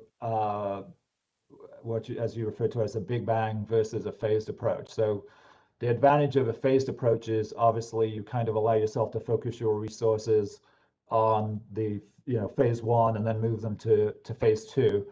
And then the advantage of the big bang approach to some extent is that if you do a phased approach, you have to take account of the legacy system. So you have to write interfaces to that system that's staying in place until it's modernized as well. So I think I'm not trying to be evasive to your question, but it can really depend on the circumstance in the state as to which is the which is the best approach. From a vendor's approach, some ways it's nicer to do it all at once because you don't have to deal with the intermediate communication between two systems. But that's quite often not practical given the staffing and resources at the state. So you really have to look closely at that and see which which makes sense. And then from a from a time frame situation, obviously that depends on a lot of factors as well. The two critical paths usually in a project like this are the data conversion and the interfaces. So like if you look at Pennsylvania, I think we wrote 75 interfaces to other state legacy systems. So those are the things that really determine the timeline for the project, because the software is already there. It needs to be configured and customized to some extent, but the conversion and the interfaces are the thing that usually take the time. So if you look at some of our past projects, Tennessee, Nebraska, Louisiana, those size states, which are somewhat similar to Kansas, were 18 months to 2 years. And I have one more question for now, Mr. Chairman, then I'll let others jump in. The system we saw for the employer tax side, is that in production today in Nebraska, or is that test? And because my understanding had been that you haven't quite deployed a tax system in any of the 4 states you're working in. So my kind of base assumption, and if you could just correct or confirm, is that on those states, all of your wage employer data is still going to a mainframe system. The benefit system is still pulling that base file to do monetary determination, calculations, that kind of thing. So is that kind of where you're at today? And then is that system we saw today, it looked good. It looked like it was almost ready to go. So is that in production right now, or is that still pending testing and deployment? Yeah, so to answer your question, the tax system in Nebraska got deferred during the pandemic, so it's due to go into production towards the end of this year. So right now in Nebraska, for example, yes, we interface with the legacy tax system till at the end of the year. That goes away, but for now we use interfaces with the mainframe tax system. Thank you very much. Thank you, Mr. Chairman. Thank you, Deputy Secretary. Next up is Mr. Hayes, and then Representative Clayton. I'll just follow the same format. I have a couple of questions, a couple follow-ups as well. And with Pennsylvania, it was noted that they've had an uptick or a surge in fraud cases since their recent deployment with you. Can you speak to that in comparison to Nebraska, who indicated that they really felt like they had a pretty good handle on their fraud situation? Yeah, so I think as we kind of reviewed in the presentation, we have a lot of different ways of combating fraud. And what I should have explained in the presentation is all those things that I taught you about, they can be implemented in kind of a layered approach. So for example, you can say that I'm going to do and it all depends on how much friction that you're willing to accept in the process. So for example, if you look at the state of Louisiana, they will do that check, which is in the background that the claimant is unaware of, these various checks of consumer data and bank accounts and so on. And if they get a high risk from that, then they'll ask the person to provide documentation, document identification verification. So in the case of Pennsylvania, they were looking at using, like on the PUA side, they used ID.me to do document verification, and they elected to delay that process a few weeks in because of the extra friction that it created, that there was a lot of change going on, and asking people to verify their identity was another layer of that. So that actually went in place last week. But when you're talking about the fraud, the cases are getting flagged on the back end at the beginning of the process, and it's just now in Pennsylvania that they've put in the document verification on the front end. So there was quite a few. I think there was an increase in claims that looked like they were fraudulent, and the system was flagging those and stopping payment. But now it's on the front end. So in Pennsylvania, unless you get through that identification verification, you can't file a claim at all now.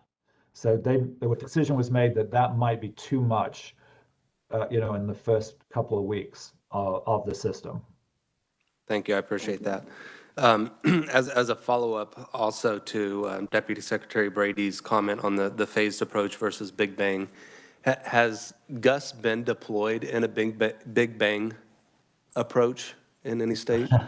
Well, I mean, so I'd say I think that all of our deployments have been phased in one way or another. So even if you look at, Louisiana, they used our system for workforce first, then they went to UI and and appeals and so on. So I think it would be fair to say that every one that we've done has been in some phased process or other. Thank you. Moving on to the kind of the integrated job referrals or the My Reemployment Plan or reemployment services. Is your approach, is that unique to Gus, or is that pretty common in other COT solutions with the integration with the workforce piece? I don't know anybody else that does that level of integration. That is unique to Gus. And going down this road a little further on the job referrals, you had showed the pretty significant spikes once that piece was integrated, the number of job referrals. Do you have metrics on the back end that not only shows the referrals, but the actual impact on unemployment, average number of weeks that somebody was on before that integration came into play, and then once the job referrals piece came in? We have analyzed that kind of data, but I must be honest with you. When you look at the unemployment rate, there are so many factors that go into that unemployment rate. So we've looked at statistics where we might compare, the change in unemployment rate with a like or neighboring state. But obviously that number that comes out every month is impacted by so many different things. It's hard to just, scientifically say, okay, this was caused solely by, this reemployment system, for example. Okay, I just have one closing one for now. Did you see the RFP that the state of Kansas put out for their UI modernization effort? And if so, do you have a reason on why Gus was not, or why Geographic Information Solutions did not bid on it? Yes, because we wouldn't have met the requirements under that RFP. So yeah, we did see it. Thank you. Were there specific requirements or were there multiple that kind of shied you away from bidding? The one that would for sure preventing this from bidding was, I think that it said that the UI tax system had to be in place for a year. I believe that's what it said. That was the issue. Thank you. Thank you. Next up, we have Representative Clayton and then Katie Givens. Thank you, Mr. Chair, and thank you for taking the time to answer my questions. We're kind of sharing mics here, so it's a little awkward over here. Can you walk me through, especially the charges for this system? Because it's my understanding that most of the time it's, usually an all upfront sort of lump sum that we're looking at for these bids. But it's my understanding, and I know that I think the initial charge was listed as $7 million. Is that the full charge, or are there following subscription fees? Help me understand how that works.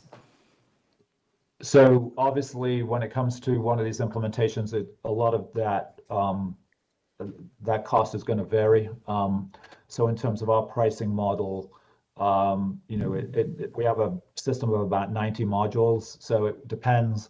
The cost varies depending on which modules you choose to purchase.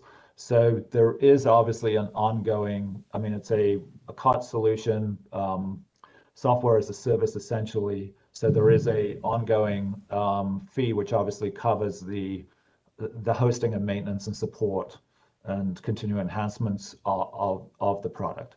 So if there was the initial cost, any initial costs are usually going to cover the services such as the conversion of the data and the various different interfaces that have to be built for the system.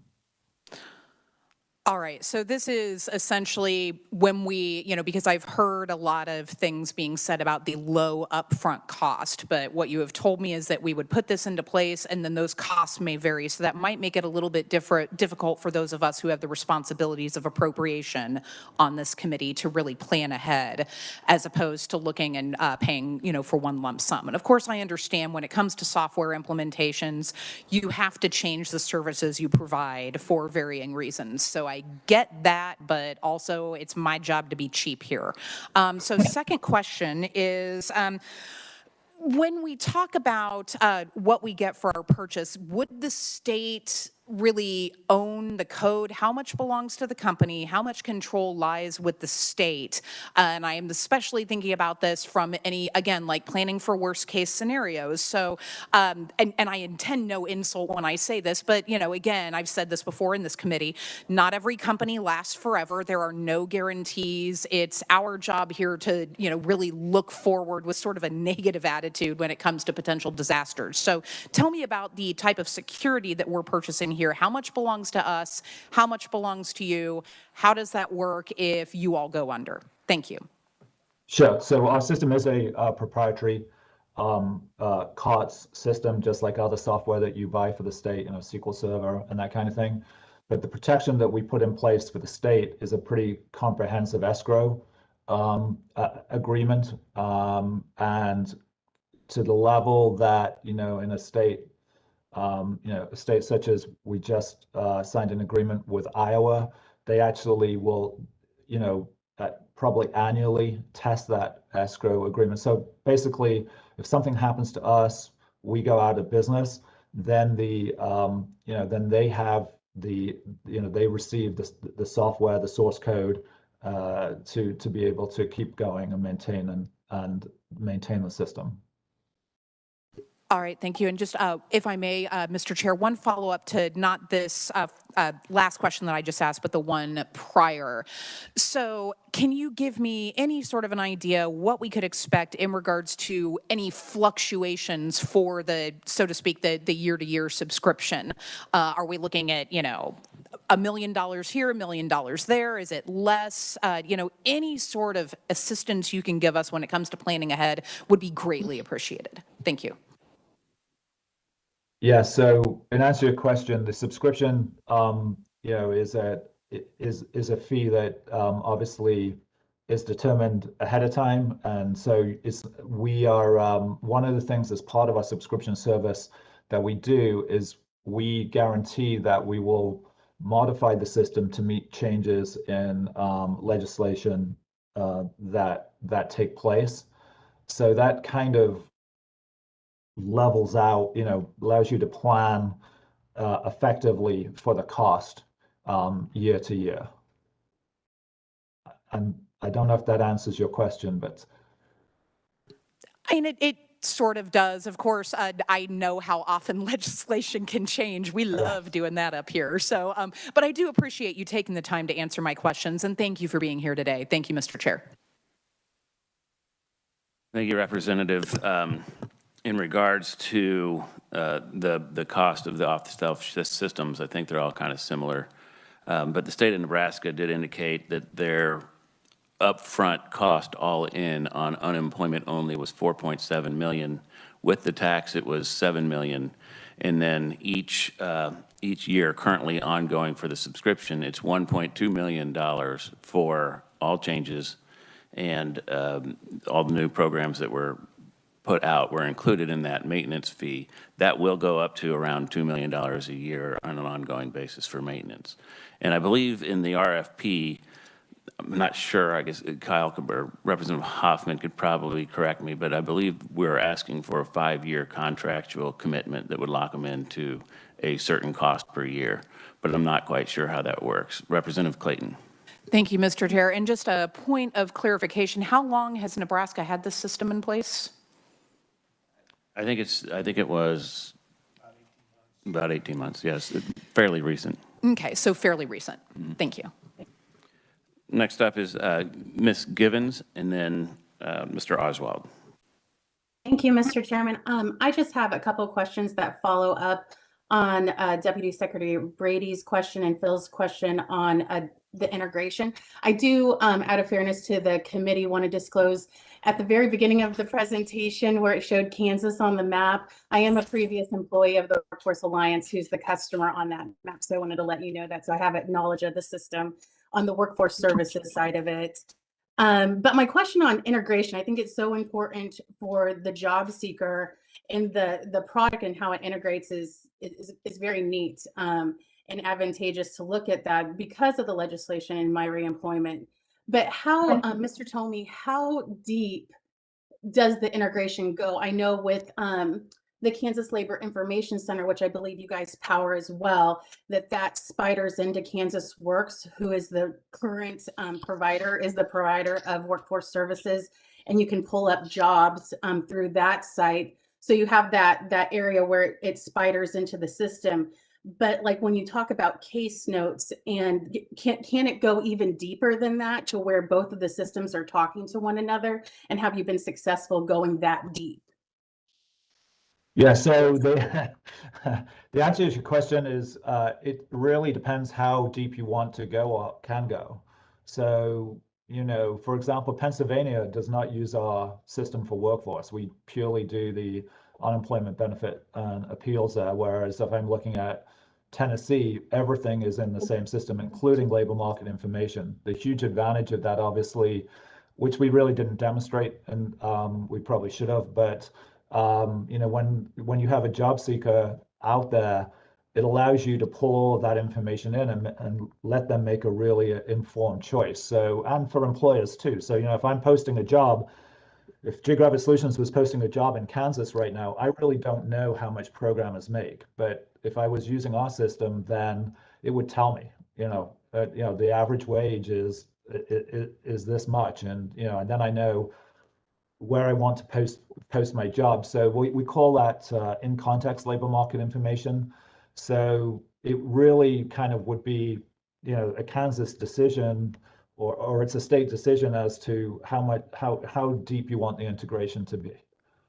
So you can go all the way, or you can, you know, it depends what's practical. So, and I understand if you can't disclose this or talk about this, but my second follow-up question and last question, I think, is, are you currently working with any of the American Job or Kansas Works or AJLA sites to provide some type of service? Are you working with them at all? I mean,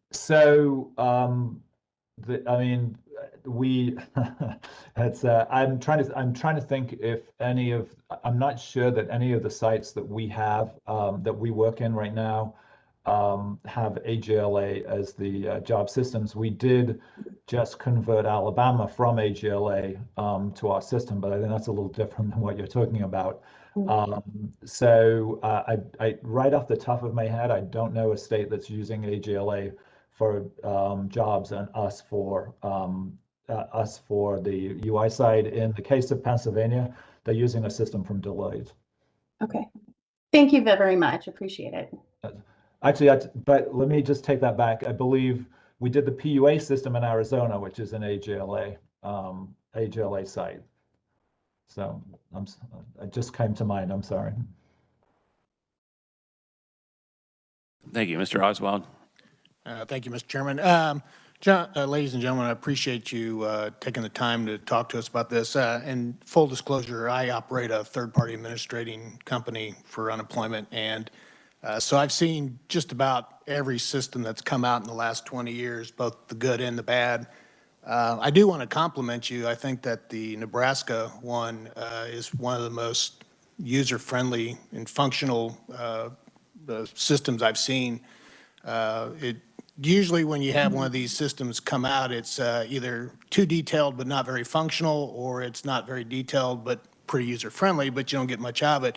You guys seem to have hit a pretty good mix of this. One of the things that struck me immediately was your level of experience in actual operating an unemployment state system. Kind of expand on that. How many of your competitors have that level of experience in actually, maintaining and managing a UI trust fund in a system? Yeah. So in terms of our experience, in terms of UI systems, I think as we pointed out, we've deployed 9. Some of those were just for the pandemic, but to cover the pandemic. Unemployment system. We're working right now on Iowa and the District of Columbia to do that, which will add a couple more to the mix.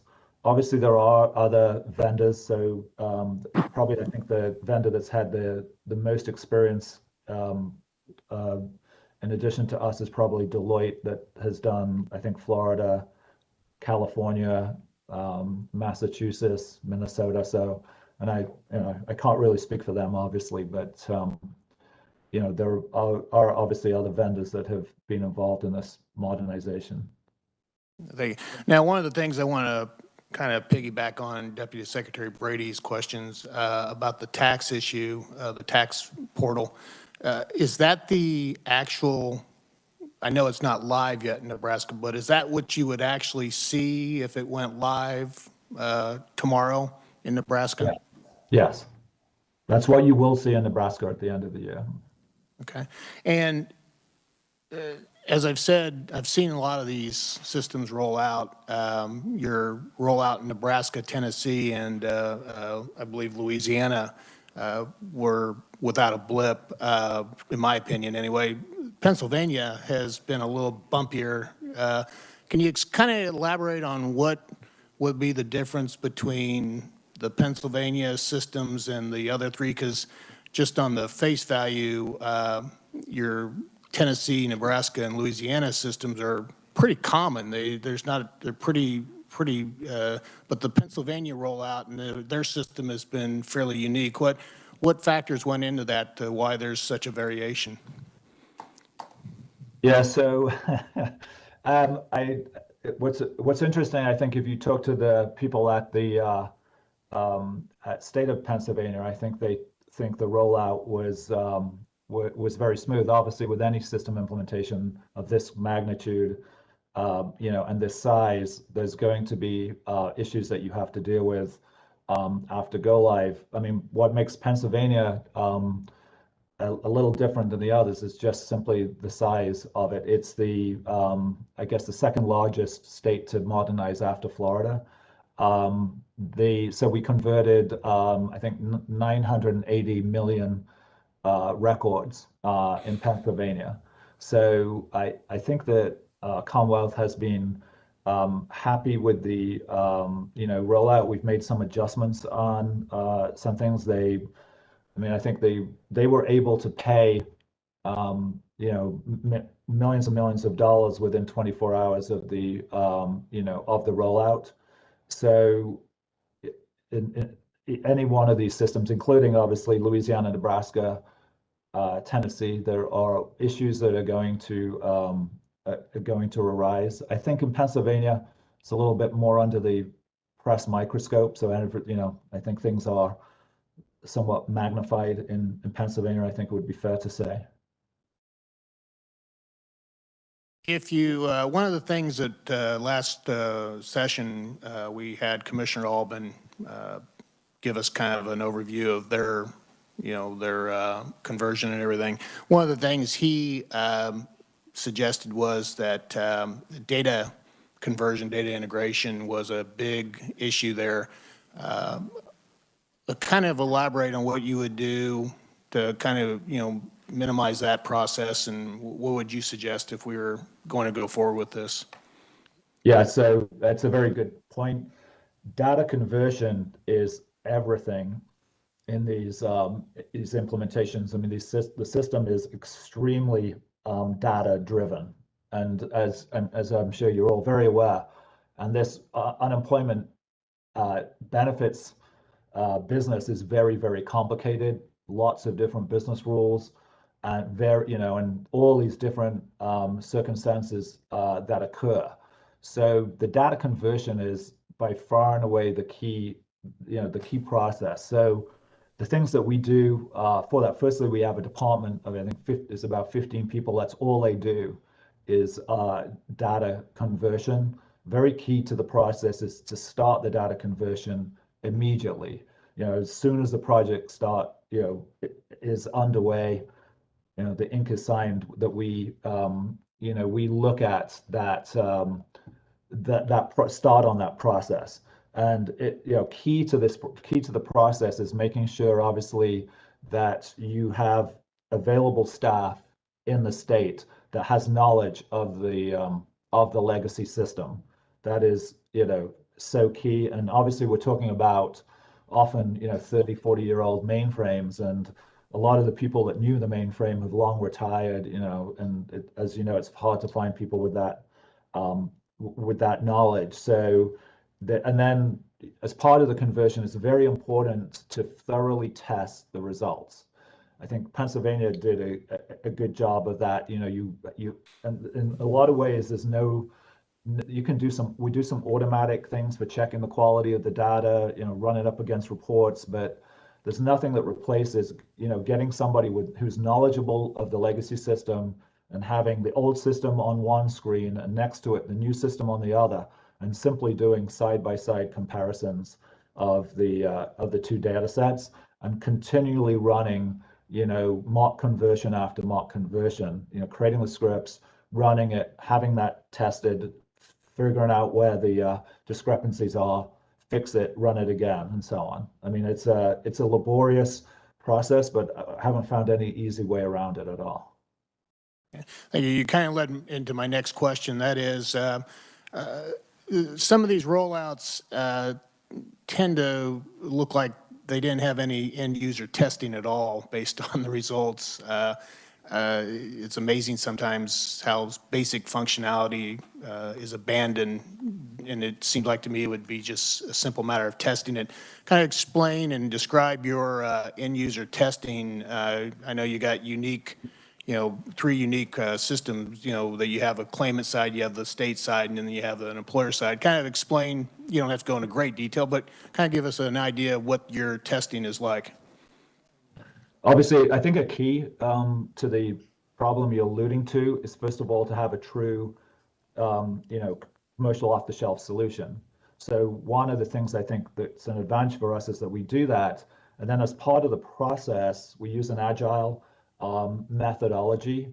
So what we will do is we'll come in, work with the state, they'll look at the system, we'll essentially have a gap analysis, if you will, figure out what's the difference between the system we have now and the things that the state is looking for in terms of their functionality. Then we create a requirements matrix that tracks all of that. I say that in the sense that as part of this agile process, from the minute that they are working with us, the system is available to the state to look at. So, as we go through, let's just say this 18-month, 2-year process, by the time we get to implementation, the people at the state have used the system a lot. Every time we make a change, they verify it. They come into the testing site. So that's an important part of the process. Secondly, obviously, is to thoroughly test the system. We have a large QA staff and again, we work on a kind of, it's hard to explain, but we have a product focus versus a project focus. So our staff have been using the system for years. Our QA staff are very familiar with it. So it makes, if you're basically going out on a project basis and pulling in a bunch of people that have never done this before, it gets challenging. For us, these people have worked on the product for years, and so that increases the quality. And then clearly it's very important, once the system has completed that cycle of agile development, to thoroughly test the system, both the vendor and then for the state to come in with staff that understand that, to create a group that's going to do the user acceptance testing that thoroughly knows the system, covers a broad spectrum, I think is the key to the success, so that you don't have the kind of problems that you're alluding to, that things suddenly pop up. Okay, thank you. One last question. It's kind of along the lines of claim response on the employer side. I believe that you guys link up to the SIDES platform. Is that kind of my recollection of your Yes, that is client correct. employer? Yes. Yeah. What I know, some states, Mississippi, for example, they use their, and Florida, of course, uses their own platform for employer response, et cetera. What's kind of the disadvantages or advantages of having your own integrated response platform as opposed to using the SIDES platform? Well, we do use the SIDES, and it is integrated, into the system. I think some states more aggressively pursue SIDES, than others. Obviously, there's a benefit that you can come in and just file through SIDES and go across state boundaries and that kind of thing. So for us, I think every client that we have is using SIDES to one level or the other within the system, and it's pretty transparent for example, to the employer that's using SIDES. They don't have to go off to a separate system. Thank you. I have no other questions. Thank you, Mr. Chair. Thank you, sir. We have Representative Hoffman. I believe the Deputy Secretary has another question. Katie Givens may have another question, and Mr. Hayes has another question. We'll start with Representative Hoffman. Thank you, Mr. Chairman. Mr. Toomey, thank you for being here. You alluded to it a little bit earlier with some questions, but I wanted to go back to the idea of owning the system, or I guess leasing or the system. Are any of the states that you are in, are they all leasing, or is it an option to purchase the system with your company? And maybe the kind of some pros and cons of that. Yeah, so we do offer two models, which I think you're kind of alluding to. One is the more traditional license, purchase a license, and then pay a maintenance fee, and then the other is the kind of software as a service monthly fee module. So in the states that we've discussed, Pennsylvania has that more traditional model, and actually Pennsylvania hosts the system themselves on their hardware. The other states that we work with is like a software as a service model. So we do support both. Okay. And going to Pennsylvania, since they host it, then they are also responsible for, I suppose, increase in if there was a surge, increase in the usage. Their system they'd be responsible for making sure that the hardware is capable of taking care of it, whereas if you're hosting it, you would be responsible. Is that correct? That is correct. As far as the cost, I'm sure there's a difference in the cost, but whether or not you use it as a service or whether you have you buy it up front, I guess. Generally, what is that difference? Well, I mean, the license module, what I've called the more traditional license module, obviously tends to require more money upfront in that model versus the software as a service model tends to flatten out that that cost is more spread, obviously. This requires less upfront cost, basically, so it spreads that cost out. Then if you choose to host that yourself, obviously, then you have to factor in the fact that now all of the the hardware, infrastructure, SQL licensing, that burden then falls on the state to provide that as well. And clearly, you have to keep, you have to bear in mind that hardware does, after a certain number of years, it needs to be upgraded and replaced and so on. Okay, so the traditional model is more expensive at the beginning, but the yearly maintenance fee is probably less than. Correct, right. Okay. But, people will argue as whether it's really, that there are other costs that in the SaaS model that you don't have to do that come into place. So, I'm sure there's theoretical arguments you can have as to, which is, once you've paid for that, is it really cheaper? I mean, there are some arguments about that. Sure. And then how many different facilities do you have that host? Themselves? Yeah, yourself. And they're all, I know they're all in the United States, but are they multiple states, and how many do you have? So I'm sorry, are you asking how many host themselves on premise? The state does, no, or how many? I'm sorry. How many server sites do you have? Or that's not the right. How many hosting locations? Yes, hosting locations. Yeah. I'm sorry. Yeah, I drew a blank there for a second. So we have two main very large data centers. One's in Florida, one's in California, and basically both are capable of hosting everything themselves. So and we replicate the data in real time between the two sites. So if something happens to the site in Florida, then California takes over as a disaster recovery. Thank you, Madam Chair. Thank you, Secretary, or Deputy Secretary. I promoted you. Thank you, Madam Chair, and thank you for the brief promotion. I think my boss is probably watching, though. And thank you again. I can't thank you enough for answering all of our questions, because I know we have a ton. I have just kind of a few quick ones I wanted to touch on. First, I got the impression from the fraud portion of your presentation that you have states using multiple different vendors. You mentioned ID.me. You also mentioned LexisNexis. Would I be correct in assuming that each state you work with has the flexibility to work with whatever vendor they see fit for their fraud solution? Yes, absolutely. And also, as I mentioned, you can, those solutions quite often got layered as defense mechanisms, because the fraud, as I'm sure you're aware, that the issue with fraud, which is a very big one, obviously, I mean, I think we mentioned we stopped 10 billion last year.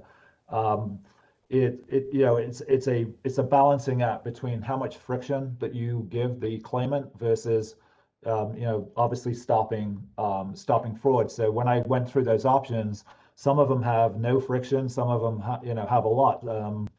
So when you're looking at knowledge-based authentication like a LexisNexis, there are some people that don't know the color of their first car, and then that can then fall through to another level. If they can't pass that authentication, then it goes to another one, and so on.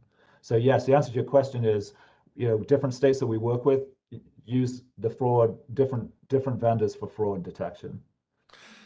And you had mentioned multi-factor authentication as part of your solution, and I absolutely agree with your assessment that for individuals being victimized by what we call claim hijacking, multi-factor authentication has been the best tool in that space.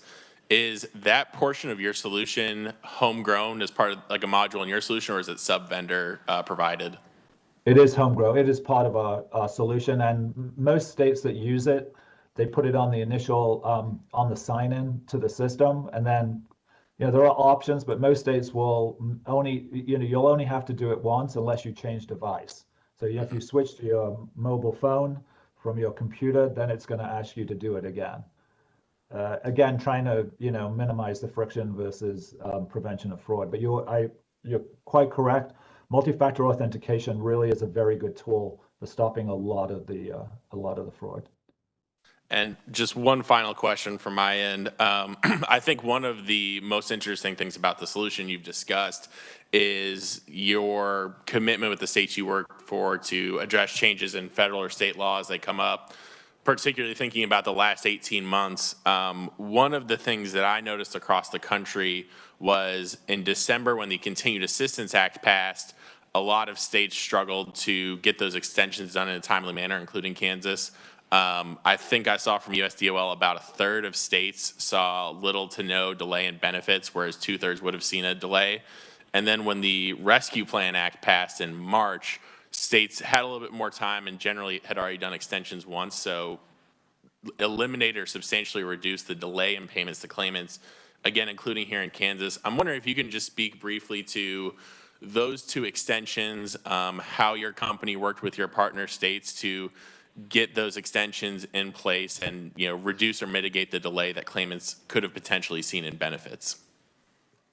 Well, yeah, I mean, I won't lie to you. It was brutal. With the amount of changes and the short notice, I think particularly was difficult when the extension was not signed until after it just had expired, which made it even more difficult because then it meant more change. So obviously an advantage for us was working with 9 states and territories that we could get input from all of them, and it's the same software as in Nebraska as is in Tennessee. So once we could make the change, we could roll it out across the enterprise, so to speak. But it really did. I mean, our staff, we have 400 people, and they all worked ridiculous hours to meet these deadlines. It was very, very difficult, particularly the way some of the changes were rolled out. As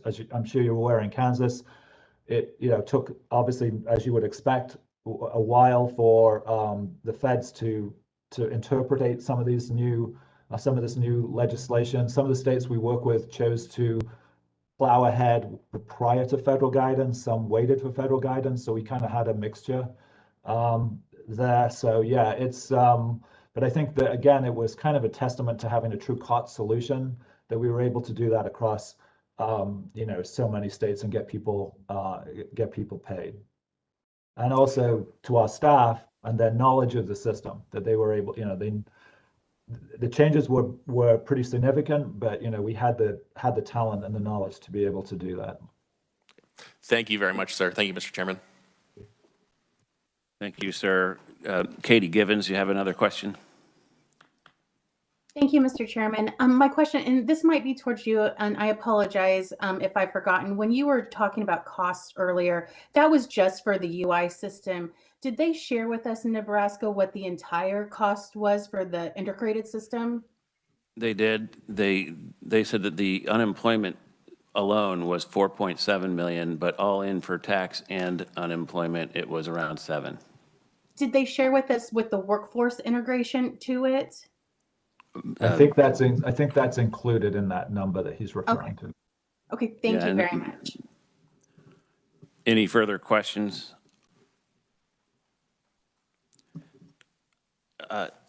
Yeah, Senator Francisco, and by the way, Council, I failed to note that we have 2 substitutes today. Senator Francisco is the new Jeff Pittman, and Martin Long, Representative Long, is subbing in for Representative Vestas.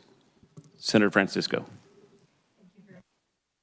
Thank you very much. I appreciate being here. And appreciated the presentation. The one area that I didn't hear much about from the employer's point of view was their connection with unemployment claims, not just their paying the tax system, but unemployment claims. And can you say anything about how this system works in terms of, my experience, of course, is hearing from constituents, and if an employer hasn't sent a letter So any comments on that from how this system might work? Yeah, and my apologies. We really didn't, we kind of showed you employer side from the tax side. We should have really shown it more as well from the benefit side. So an employer can come on the system and, without using paper, obviously, on the system, see the entire status of their claims, people that they've are filing against them. They can file an appeal and so on. So there is a full functionality for the employer to come on and manage the claims process from their perspective. So what's interesting about a system in Nebraska, there are three kind of levels of employer, and some employers are all three. So you have what we would call a recruiting employer that may be just using Nebraska to hire talent. Then you have obviously another set of employers, many of which are the same, that are using the system to manage the benefit side, people that are filing unemployment, and then obviously from the tax side as well. So some employers are all three, some are using one of those components. So we probably should have shown you that in a little more detail. So I apologize for that. No apologies necessary. I figured it was there, but it's good to have that assurance. I mean, what we do is very much eliminate the paper process for the employer. Mr. Miller, did you have a question? Yeah, thank you, Mr. Chair. It's more of a clarifying, but so the all-in cost of everything was 7 million? That's tax benefit at all? I mean, I know the question was a little bit separate on the Nebraska one, but that just seemed a little lower to me, so I was just seeing if that's everything or just a portion of it. Commissioner Albin, last week, that's what he stated, all in, including all upgrades.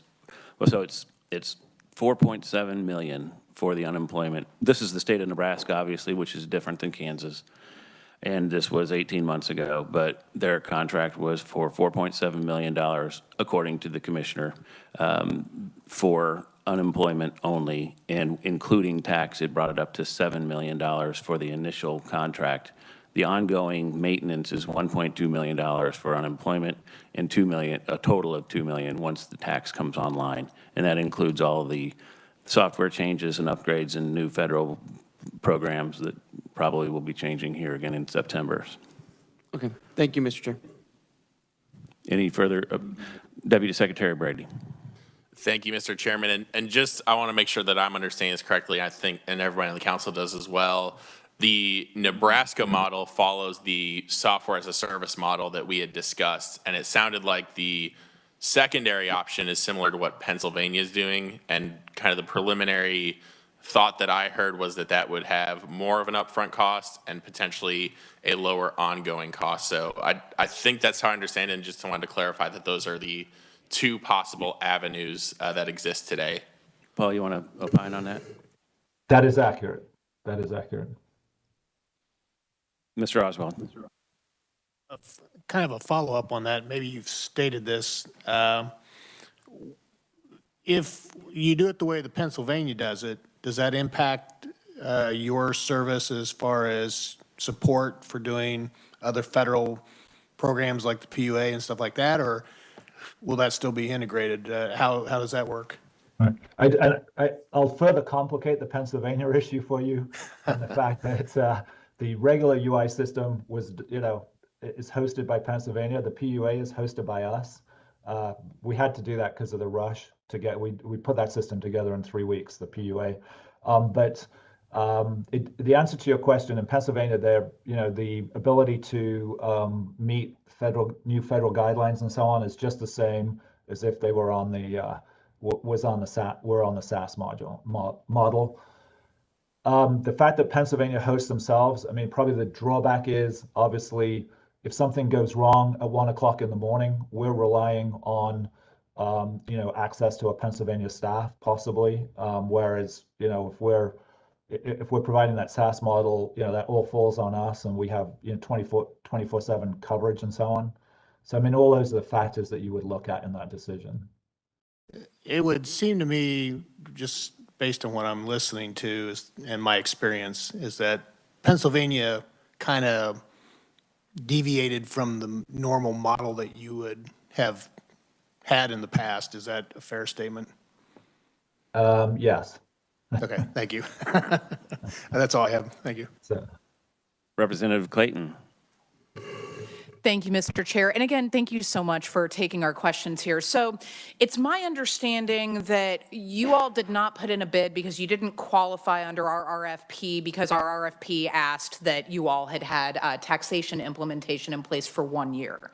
And so it would appear that if you are presenting to us here after the RFP bidding has already closed, that you have an ask here, and that ask is for us to rescind that particular requirement in order to consider you. Can you tell me, convince me why I should do that?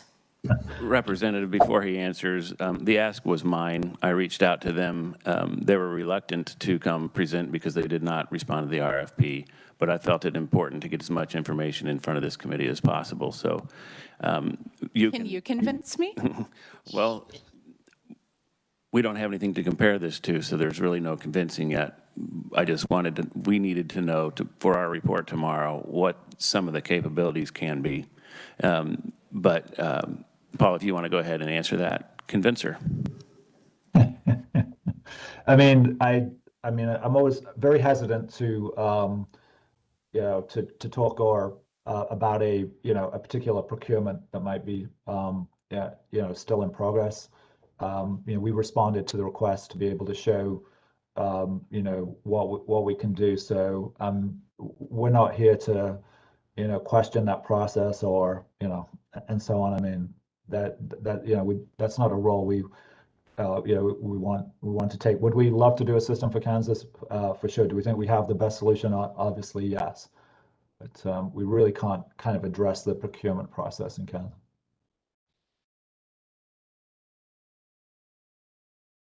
Senator Tyson. Thank you, Mr. Chairman. I do have concerns over that. I know it was asked earlier as to why you did not, and I could understand after reading the RFP yesterday. I do have an IT background, and some of the items in there, there's no way I would have put a bid on that. And so I'm afraid that I understand that the department was working under the gun critically. I know I've mentioned and commented on sole sourcing before, Mr. Chairman. I'm not a fan of sole sourcing, never. But I qualify that because of this situation that has been created with the state. We are under a timeline that is urgent, and we have excluded vendors that may be, I'm not saying this company's the solution, I have no idea. We're looking at it at the 100,000-foot view. We can't comment to that. But what I can comment is it does look like they have a good solution at the 100,000-foot view. And because of the way the RFP was written, we may have excluded some excellent vendors.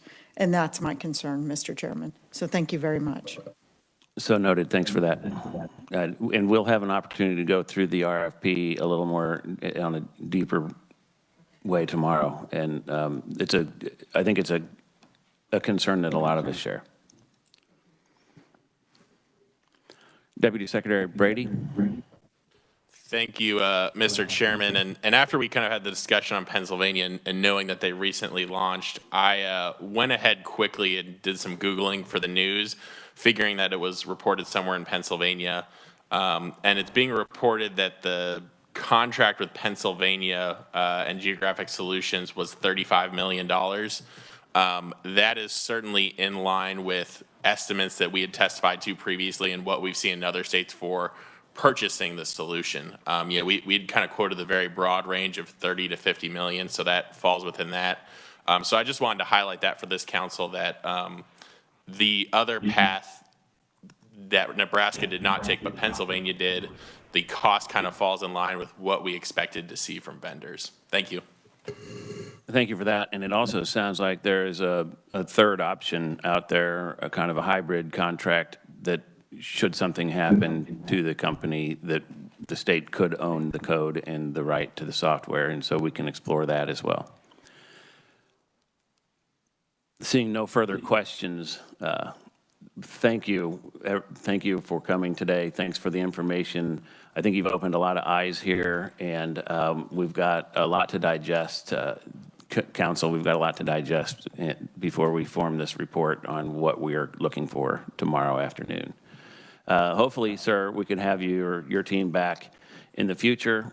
I know this is going to be a longer process than we thought it would be, but hopefully we can lean on you in the future and you can come in and actually bid the contract. Thank you very much. We really appreciate you giving us the time today. Right. Okay, so council, we're up against a 1 o'clock deadline in order for the bill signing of 2196 today. Mike Bean is here from the Department of Commerce to present on the My Reemployment Plan. My guess is that's going to take longer than the allotted time, and so we'll probably have to bifurcate his testimony so that we can get to the bill signing. With that said, we do need to take a quick break. Lunch is here. It is provided by 1861 Consulting, and it's out on the table. If you could grab that and use the facilities if you need to, and we will resume at 12:10.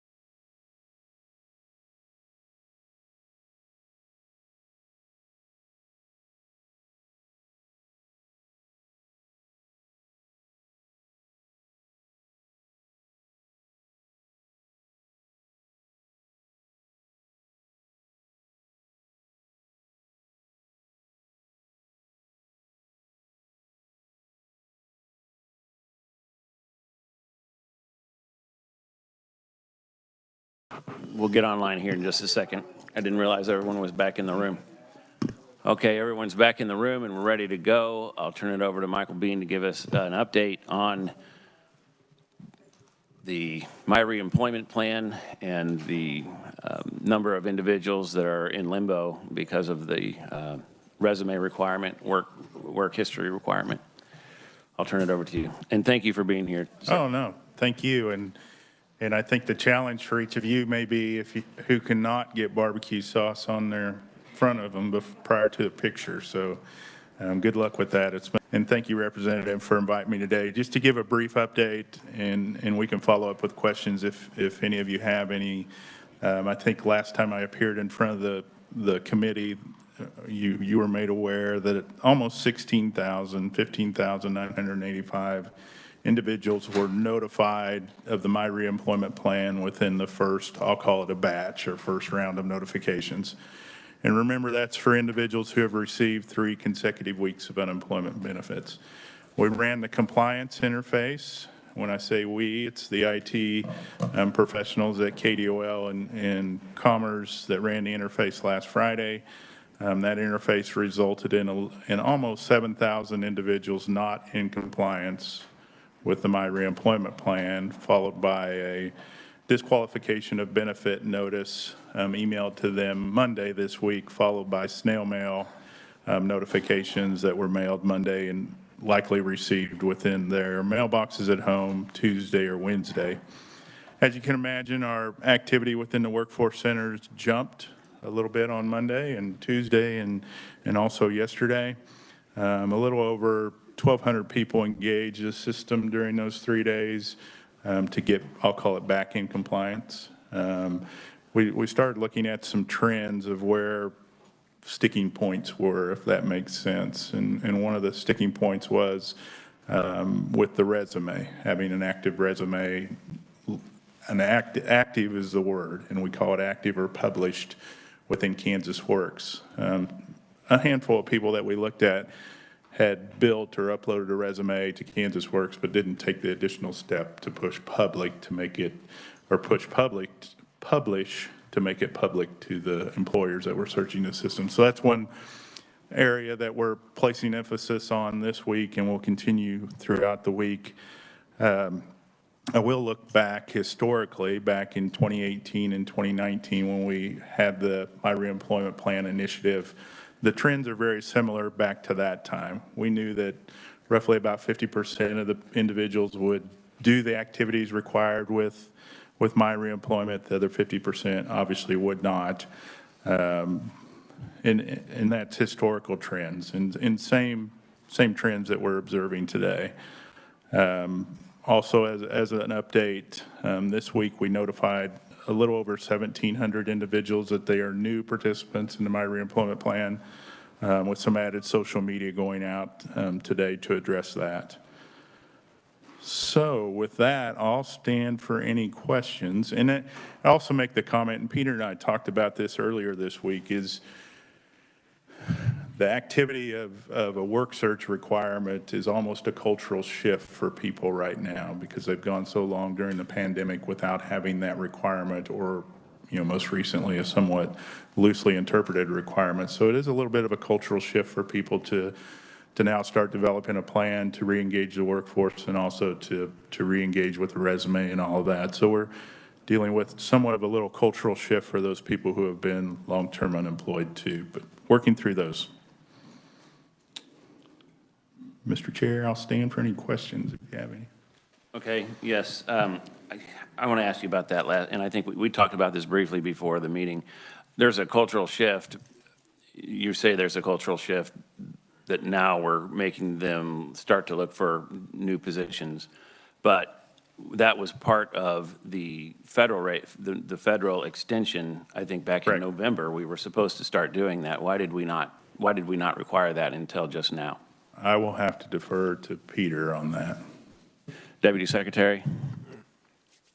Thank you, Mr. Chairman. So just to provide a bit of context on kind of where this all came from, almost every state, if not every state, waived the work search requirement in the March-April timeframe of 2020, and it remained waived for various different states at various different periods of time. In Kansas, and I believe in most states, it was done via executive order to suspend that requirement. Our neighbors in Missouri reinstated the work search requirement. I believe it was around the July 4th weekend of 2020. In Kansas, it remained waived until, I believe, the end of January, and I can get an exact date on that. At that point in time, when that executive order expired and was not reissued, the work search requirement was put back in place. That question was added back to the weekly claim. I think what my reemployment plan does, which is very useful, is it gives us a better tool to push compliance with the work search requirement. So we've been asking that question and requiring work search since the end of January. What Mike's team and my reemployment allows us to do now is better track that and really, for lack of a better way of saying it, confirm that those work search activities are occurring.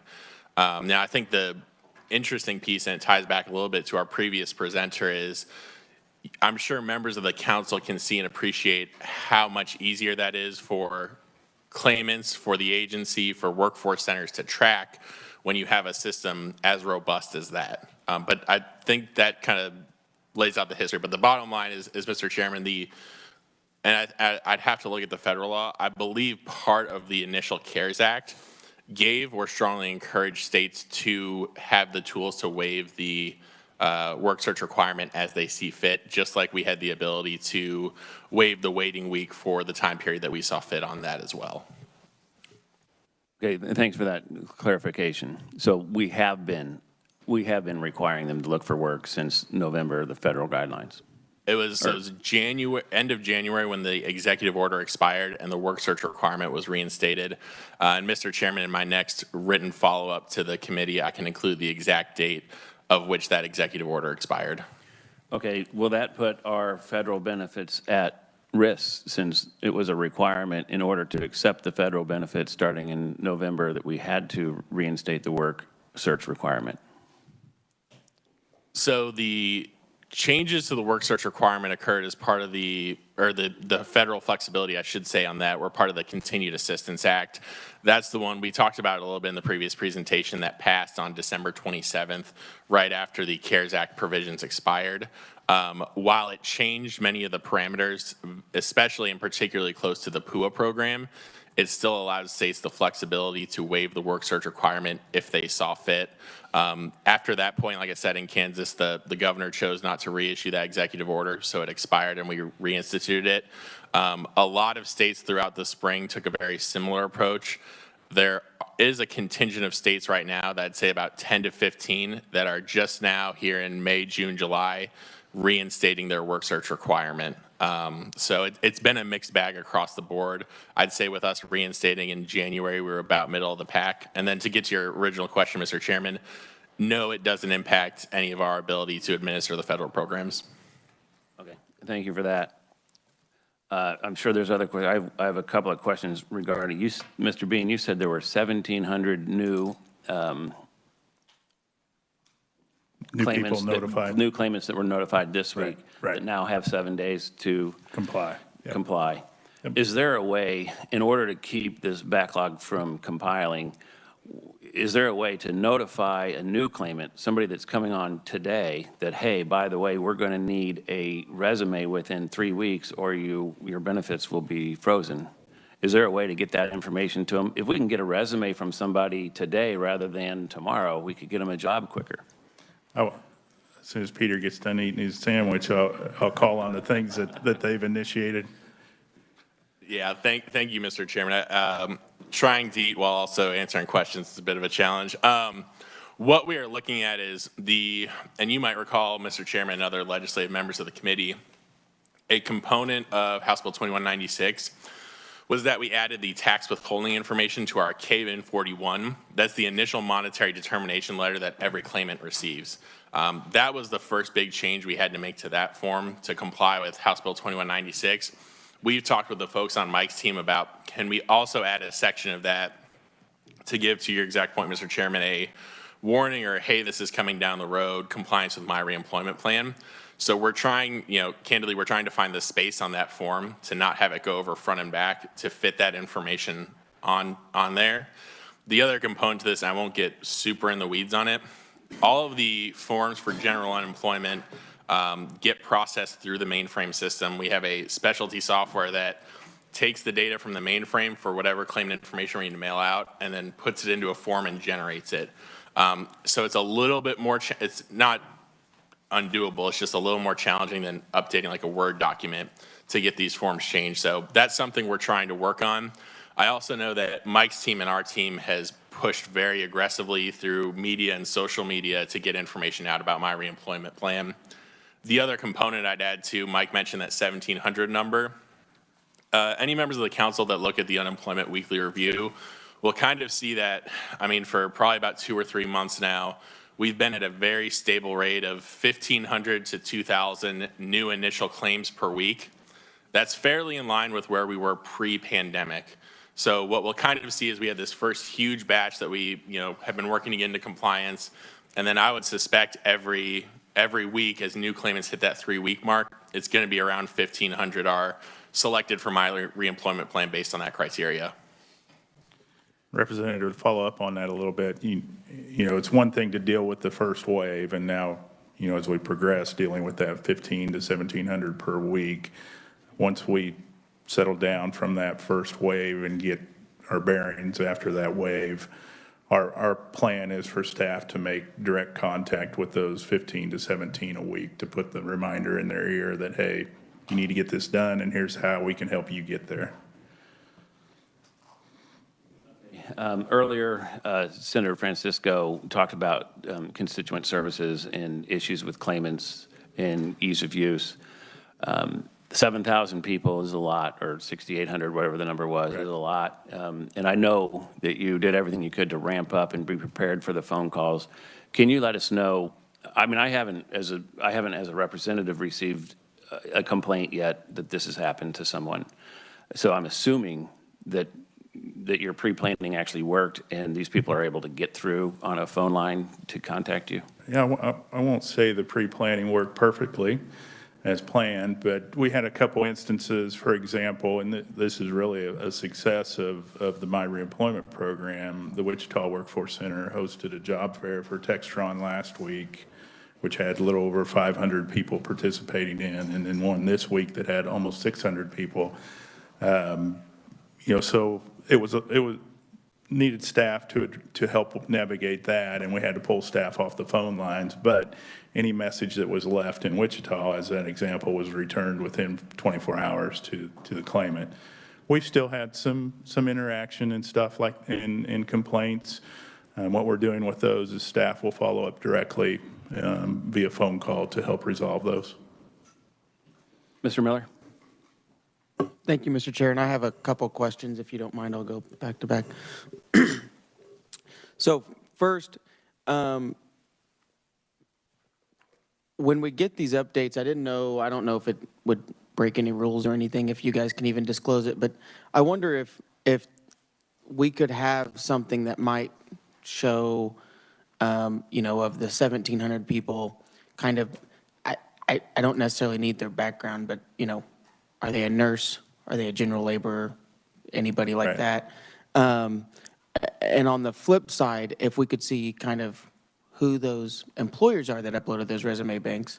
I don't necessarily know that I need to see that or have to have it. I just think it might help us process and see how things are moving along and who's coming through the system. Yeah, we can look at some analytical data or as a broad stroke and not an individual stroke and share that with you. Yeah. Thank you. And then I just have two other follow-ups. One is, correct me if I'm wrong, I read a lot of bills during session, as I'm sure everyone in this room does. In 2196, it also allowed for, if you wanted to get out of the My Reemployment Plan in a way, you could do training through the Department of Commerce. I just haven't heard much on that. Is that up and running? How's that? Is that? Yeah, that's a historical, I'll call it added value or added benefit that we've always had within the workforce system for dislocated workers and this specific thing. So let's say you or I walk into or engage the workforce system. Obviously, we've been dislocated. We qualify for Workforce Innovation Act funding, which would allow us to go through retraining. Let's say me in particular, I have a high school diploma, but no skills beyond that. My skill assessment looks like it aligns me up to be a welder, a fabricator, a machinist, or whatever. We do have short-term training dollars to help support activity like that. I can get you data specific to the My Reemployment of how many have engaged in training or those type of services if it is. Yeah, I mean, a number's fine. I just was curious if that was, if they were working well together. Right. Within Oh, yeah. the system. Yeah. The thing we have found is the requirements of My Reemployment Plan can be completed virtually. You or I could sit at home and do it from our tablet, phone, or laptop. Where the real value comes in are those individuals who are coming into the centers and taking advantage of all the other services. I mentioned the Wichita Workforce Center. They're actually hosting 2 per-day reemployment workshops, not only to comply with the My Reemployment Plan, but also to do orientations on the services and opportunities available, not only through the Workforce Center, but other partners that engage within the system there. So, you know, there's more to it than just the compliance piece of My Reemployment. There's other added value the more an individual engages the workforce system or the more they engage the Workforce Center. And then finally, I have had some discussions and heard some things about some labor unions who typically use hiring halls. Right. Prominent in the building and trades industry. Right. And I believe that the actual member has to go on and kind of file for the waiver themselves. Is there an ability, and maybe it's going to take a statute, I don't know, but is there an ability for us to move to where a union could upload a list of those individuals off work through the hiring hall and that they're going to try to get them work? Good point. I think you and I heard probably from the same union representatives. We have created two types of systems. One you referred to, that the individual union member whose name is on the books, that they're available for work, can go in and identify within the plan that, hey, I'm a union member, here's my hall number. We process that. The other method is a much larger scale, and we actually met with several hall leaders last week, I think it was, and if they send us a list, and we've created a special email address that they can mail that to, we'll take care of it from a broader perspective of a list. Okay, thank you. Yeah, I hope I answered your question. Yeah, okay. Yeah, and just to further touch on that one subject, I know that Representative Clayton stressed the union's participation in this program and the work share program, and I believe we mentioned them by name because she wanted them in the bill. Yeah, we put them on the promotion piece, which is I think is huge, and they're great with it. And for anyone who, I'm assuming everyone knows what a hiring hall is, but in a way, it's, to me, it's easier for them to get a job through the hiring hall than maybe through something else. And so I think it's ideal for them to work together. Thank you, Mr. Chair. Mr. Hayes, and then Deputy Secretary Brady. Or did you have a comment on that, sir? Mr. Chair, I was just going to add on very briefly to the union hall discussion, because this was an issue we looked at as we were implementing the legislation. Mr. Chairman, you might recall that the specific language of the statute takes out temporary layoff with a return to work date, trade readjustment assistance, and shared work claimants. Union members who get work through a hiring hall was not part of that list in the initial legislation. What's kind of important to note here is that by regulation, if someone is utilizing a hiring hall, that fulfills their work search requirement. But because we didn't list them out in My Reemployment Plan, that's why they go through Mike's group and check that off on the form so they can signify that that they're part of that. One thing that might be considered in a future legislative session is when we look at that specific provision, instead of specifically listing out those groups, to simplify the language to say, My Reemployment Plan applies to claimants that need to fulfill the work search requirement. That might be a better way to better capture that full population, because we did run into a slight snag with the union halls, and Mike and his team deconflicted it very well, but just wanted to flag that for this council. Thank you. Thank you. Mr. Hayes. Just a little bit of follow-up for Deputy Secretary as well as Mike also. On the 7,000, the 6,800 now, has KDOL received a lot of phone calls from confusion regarding my reemployment plan participants? Yeah, so I will tell this council I was expecting a higher volume related specific to that. On the KDOL side, we've seen some issues come through, and some of the legislators I've spoken to, I've heard a few issues. The volume on the KDOL side has been much lower than I would have anticipated.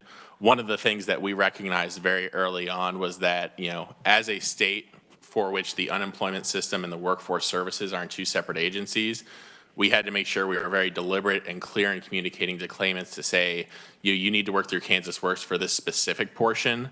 I think based on what I've seen, I'll let Mike speak to it here in a second, that we were successful in doing so because we did not see a drastic or significant change in the call volume we're seeing this week compared to last week or the week before. So I think we've successfully educated claimants that they need to work through Kansas Works for this type of stuff, and I'll let Mike speak to that side of it. No, I would agree with that statement. We anticipated the volume of chats or calls to peak Monday afternoon, Tuesday, Wednesday, and kind of settle from there. So it's worked relatively well as planned, as much as we can. And really to Peter's comment, it's about that upfront messaging that if you are having problems, contact Kansas Works, not the UI call center. Thank you. In the a little follow-up, in those instances where somebody does contact the call center staff are fully aware of why they've been disqualified and can make an immediate referral to the system. Mr. Chairman, if I can share one more success story that kind of tears at my heart. Oh, great. A little Yeah, bit. we'd love to hear it. All right. This is nice to hear something positive. Something positive, yeah. A disabled veteran in Pittsburgh was called in for the My Reemployment program. Having difficulties with his resume, contacted the Pittsburgh Workforce Center, engaged in services over the phone. Staff found out that he was a veteran and disabled and unemployed and got him hooked up with a veteran representative. Not only completed his My Reemployment requirements, but also now have him set up on interviewing skill workshop, resume workshop to further hone his resume. And it sounds like as of yesterday, the individual was employed. So a good success story for a great population that we love to serve within Kansas. That's great news. And that's really that's the core of it. My favorite part of this bill is we're going to help people get back on track and fend for themselves. And boy, what a great story. Thanks for sharing that. Yeah. Good way to end that. Any further questions from the committee or council? Seeing none. Thanks for the update, and we look forward to the extra information that's requested by Mr. Miller. Mr. Miller, I'll include that in my next update. So thank you. That concludes the morning. We have, I think, those that are interested in the bill signing, we've got to be outside this room, basically. They moved it to the first floor for us because the first floor function got canceled. And so that is, we got to be there at 5 till 1, no later than that. And we'll stay for the whole, there's 2 bills that are going to be signed, and they've requested that we stay for both of them so that we're not shuffling around when the second bill comes up. Senator Tyson. It is 2196, this bill, and then the Senate bill 77. Which one was that? The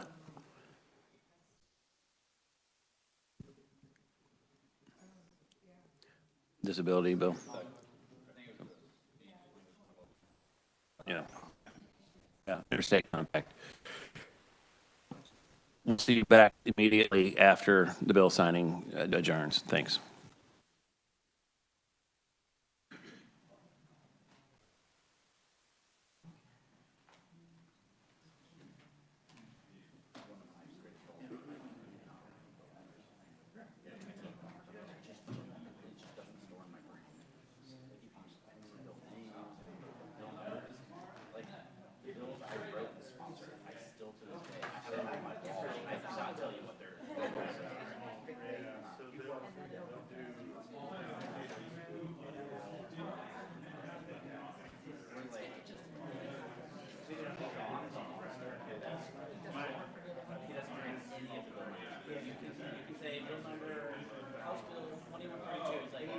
will tell you the last 5 sessions, each one of those bills and what they did. Like, I literally would throw bills at him, and then he'd be like, okay, was that the one that did this or this? That was the 17th session. I'm confused with the 18th session. Oh my God. No, it was one of those. And then the other one was the 18th session. And it's, all right, that's fine. I appreciate it. Sorry. I feel so dumb with the consultation. You guys have a day.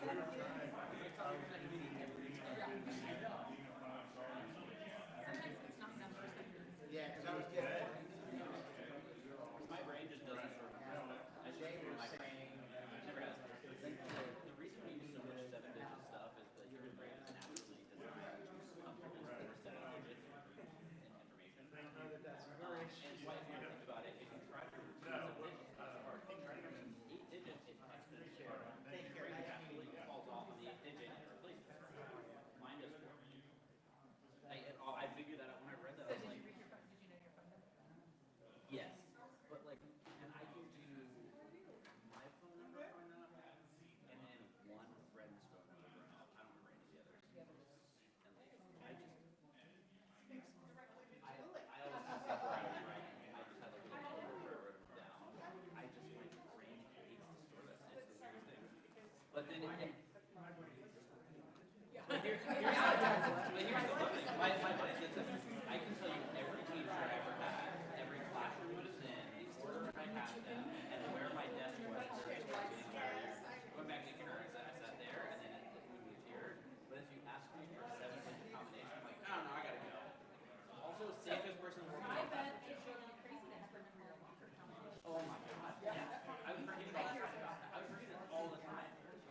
And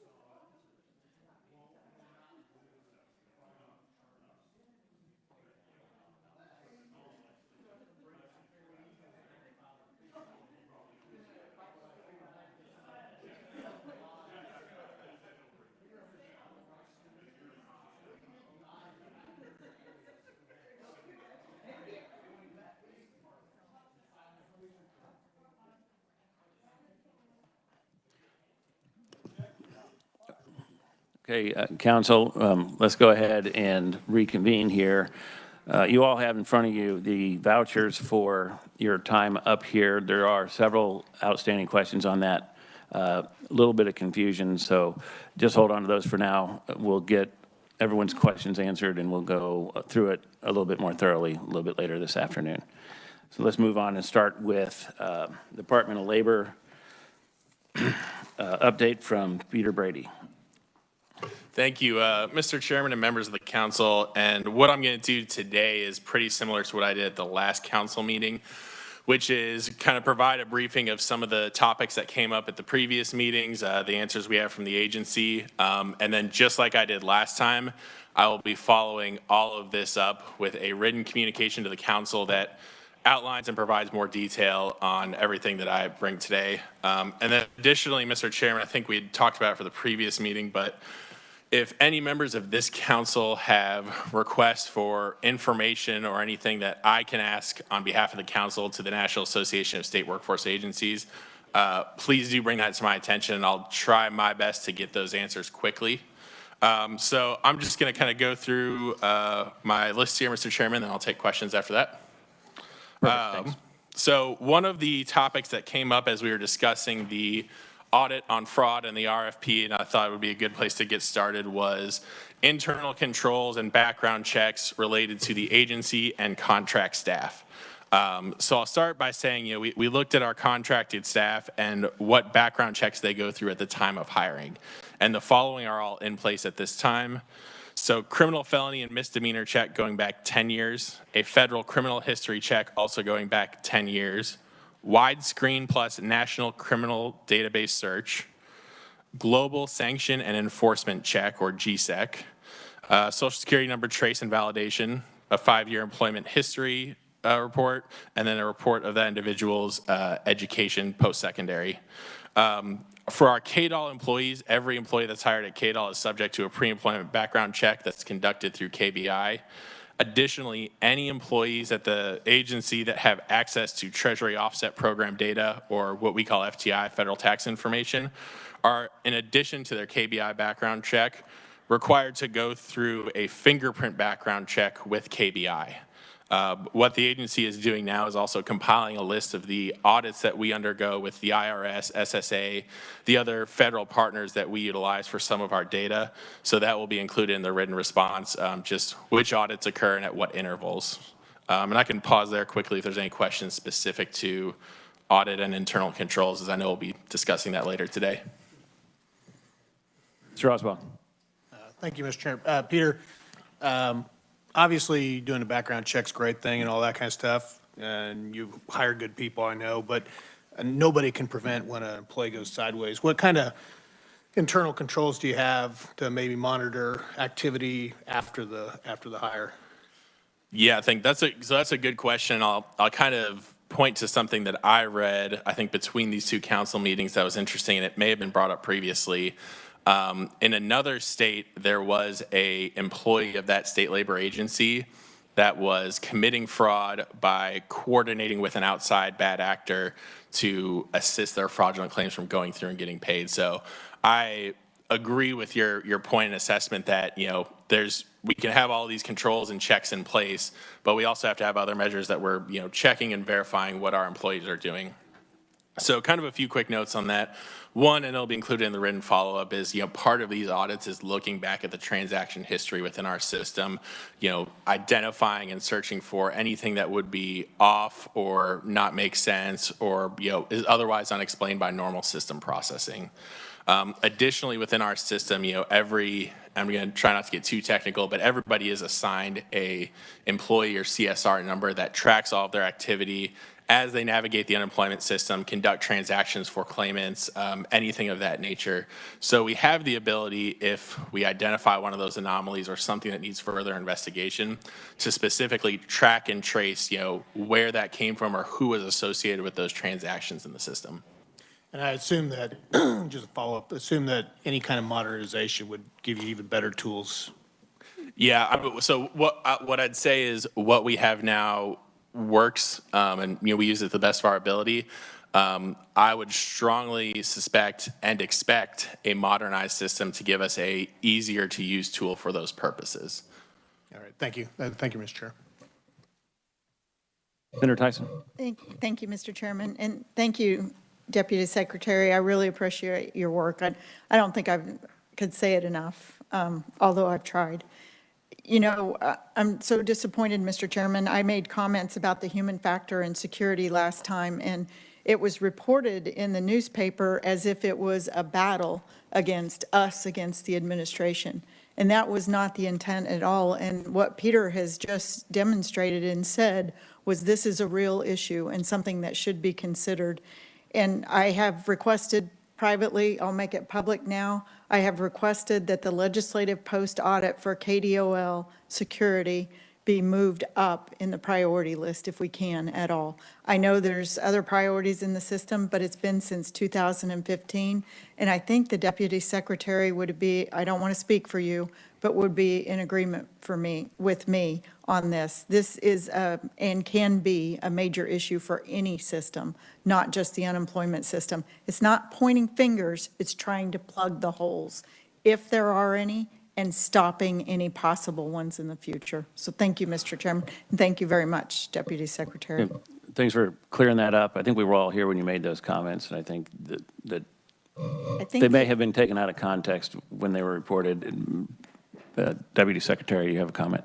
Yeah, I was just going to say I'm very much aligned with what the senator was speaking to. The point that I'd kind of want to make too that I think everyone in this council can recognize is I mentioned one state where it was identified and ultimately reported in the media. There's one state, that means there could possibly be more where this occurred. And as we've seen and demonstrated through the different testimony that's occurred at this council, there was a lot of federal money available for the taking, and it made fraud just much more attractive. And that's all types of avenues for individuals to attempt to claim that. So certainly something that, I wanted to ensure we provided this information today and continue to do. And I certainly agree that that's an important part of whatever fraud assessment and security assessment we're conducting. Thank you, Mr. Chairman, too. I wonder if the system has the capabilities, and probably not, but of tracking whether or not an employee got into a claimant's record without being contacted by the claimant. Is there a dotted line that we could follow as far as I took a call from Mike Smith and then I accessed Mike Smith file versus I didn't get a call from Mike Smith, but I accessed Mike Smith's file? Yeah, so a kind of a few comments there, Mr. Chairman. And I think this kind of helps with the demonstration we saw today. So one of the things I had asked the presenter this morning was about their CRM capabilities and what they had built into their solution. And they said, the case notes and documents and everything kind of appends to that claimant file, so it's all in one system. One of the challenges we have today is that the mainframe system is the base processing unit for unemployment claims. But we have a CRM system that's attached to that. It does data exchanges with the mainframe, but they're not the same system. They're not perfectly integrated or in sync. So I'd have to talk to a few members of my team that are better in the weeds on the systems themselves.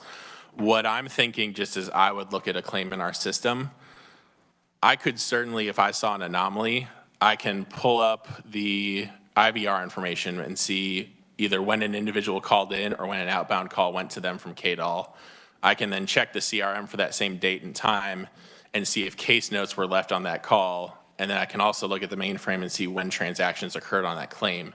So from a looking back perspective, if something was raised as an anomaly, we certainly have the capability to look and investigate in the current system. I think what you were getting at, Mr. Chairman, was, is there an ability to flag that as it's happening in real time? I don't think so with our current system, if I'm being very honest, but certainly something I'd expect out of a modernized solution. Senator Olson. Thank you, Mr. Chairman. Can you explain a little more, Deputy Secretary Brady, on how your internal controls work?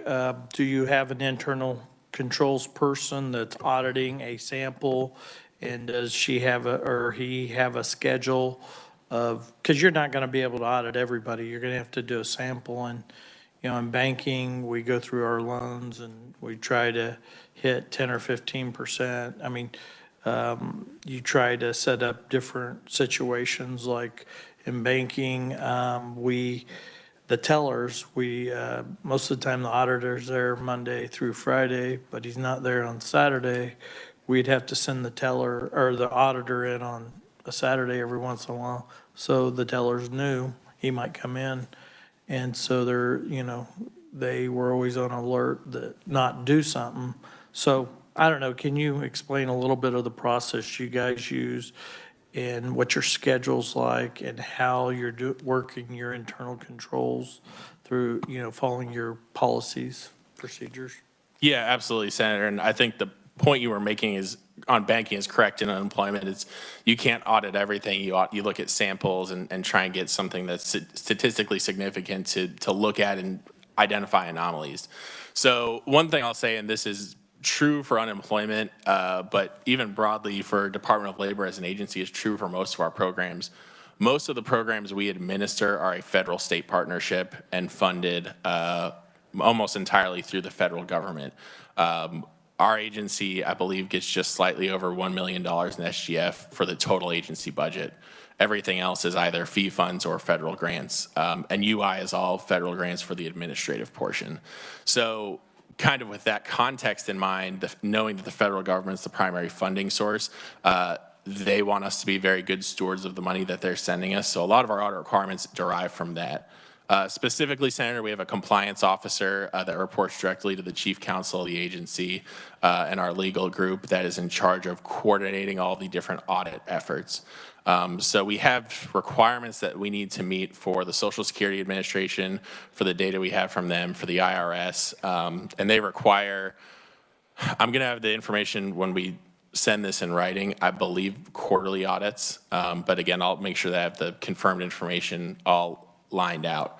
And then in addition to that, from the program side with USDOL, we do a pretty regular occurrence of audits, both on-site and virtual. One thing the agency's been doing a lot over the past year now, and we'll probably be doing for the next year or two, is program-specific audits on the different federal programs that were created and administered because of the pandemic. We have the USDOL regional office that leads that on the federal agency's behalf. They will come into Kansas, they'll look at a sample of, say, 40 claims, and they'll look specifically at the mainframe, they'll look at the transaction history of how that claimant's life cycle went. If the program they were looking at is PEUC, for example, they're going to look at every transaction on the initial claim, the regular UI side, how that claimant was transferred from regular UI to PEUC, what transactions occurred automatically as part of the system within the mainframe, what transactions needed to be keyed by a member of our staff, and then ensuring that it all paid out properly, paid out in the proper amounts, all of that kind of stuff. Another piece that we've spoken to a lot in committee throughout the session, it's come up in this council I think once or twice at this point, is the improper payment rate. So we have a unit within KDOL that's called BAM, Benefits Accuracy Management. Or measurement, excuse me.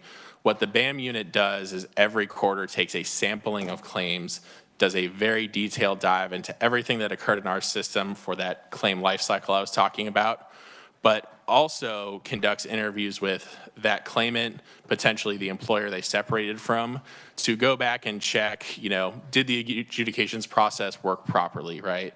Was this individual meeting all of the eligibility requirements for each week they claimed and each week they were paid? Was their monetary eligibility calculated correctly, and did they receive the correct weekly benefit amount? So BAM is an ongoing process that occurs every quarter. There's another process I won't get into too much detail on called BTQ, which is Benefit Timeliness and Quality, just another internal audit measure. So I know I just threw a lot of information out there. I kind of ranted a little bit, so I apologize for that, Senator. To make a very long story summarized quickly, we have all of those programs in place that are monitored through our compliance team. And I'll follow up in writing from this testimony on kind of specifically what those are. Jeff Oswald. Thank you, Mr. Chair. Following up on the BAM, Deputy Secretary, that doesn't BAM is, I think, confusing to the layperson. It doesn't mean necessarily that there was a fraudulent claim. It just means that for whatever reason, and there could be, I could think of a half dozen right off the top of my head, there was an improper payment in the eyes of the bureaucratic process. Is that a fair assessment of that? Yeah, that's a really good point that you made, Mr. Oswald. So I'll expand on that just briefly. And this had come up, I believe it was the last council meeting when Mr. Holmes came and testified to talk about the UI system. He kind of mentioned BAM and the improper payment rate. So what BAM is looking at is not just fraud, it's any payment that would have gone out that we would consider improper. That universe could include fraud. That could also include something as simple as a portion of a claimant's wages weren't reported correctly to the agency, so their monetary eligibility was not calculated correctly. And it could be as simple as their weekly benefit amount was off by $4 a week. That would be an improper payment because somewhere along the way something went wrong. And I've pointed to this morning's presentation a few times, and I'll do it again once more. A big challenge that a lot of states face with BAM and measuring the improper payment rate is ensuring compliance with the work search requirements piece of the unemployment system. If you have a very integrated system in which your UI system and your workforce system are talking to each other and communicating seamlessly, it makes the BAM process much easier because you have clear records and information related to that claimant's work search history.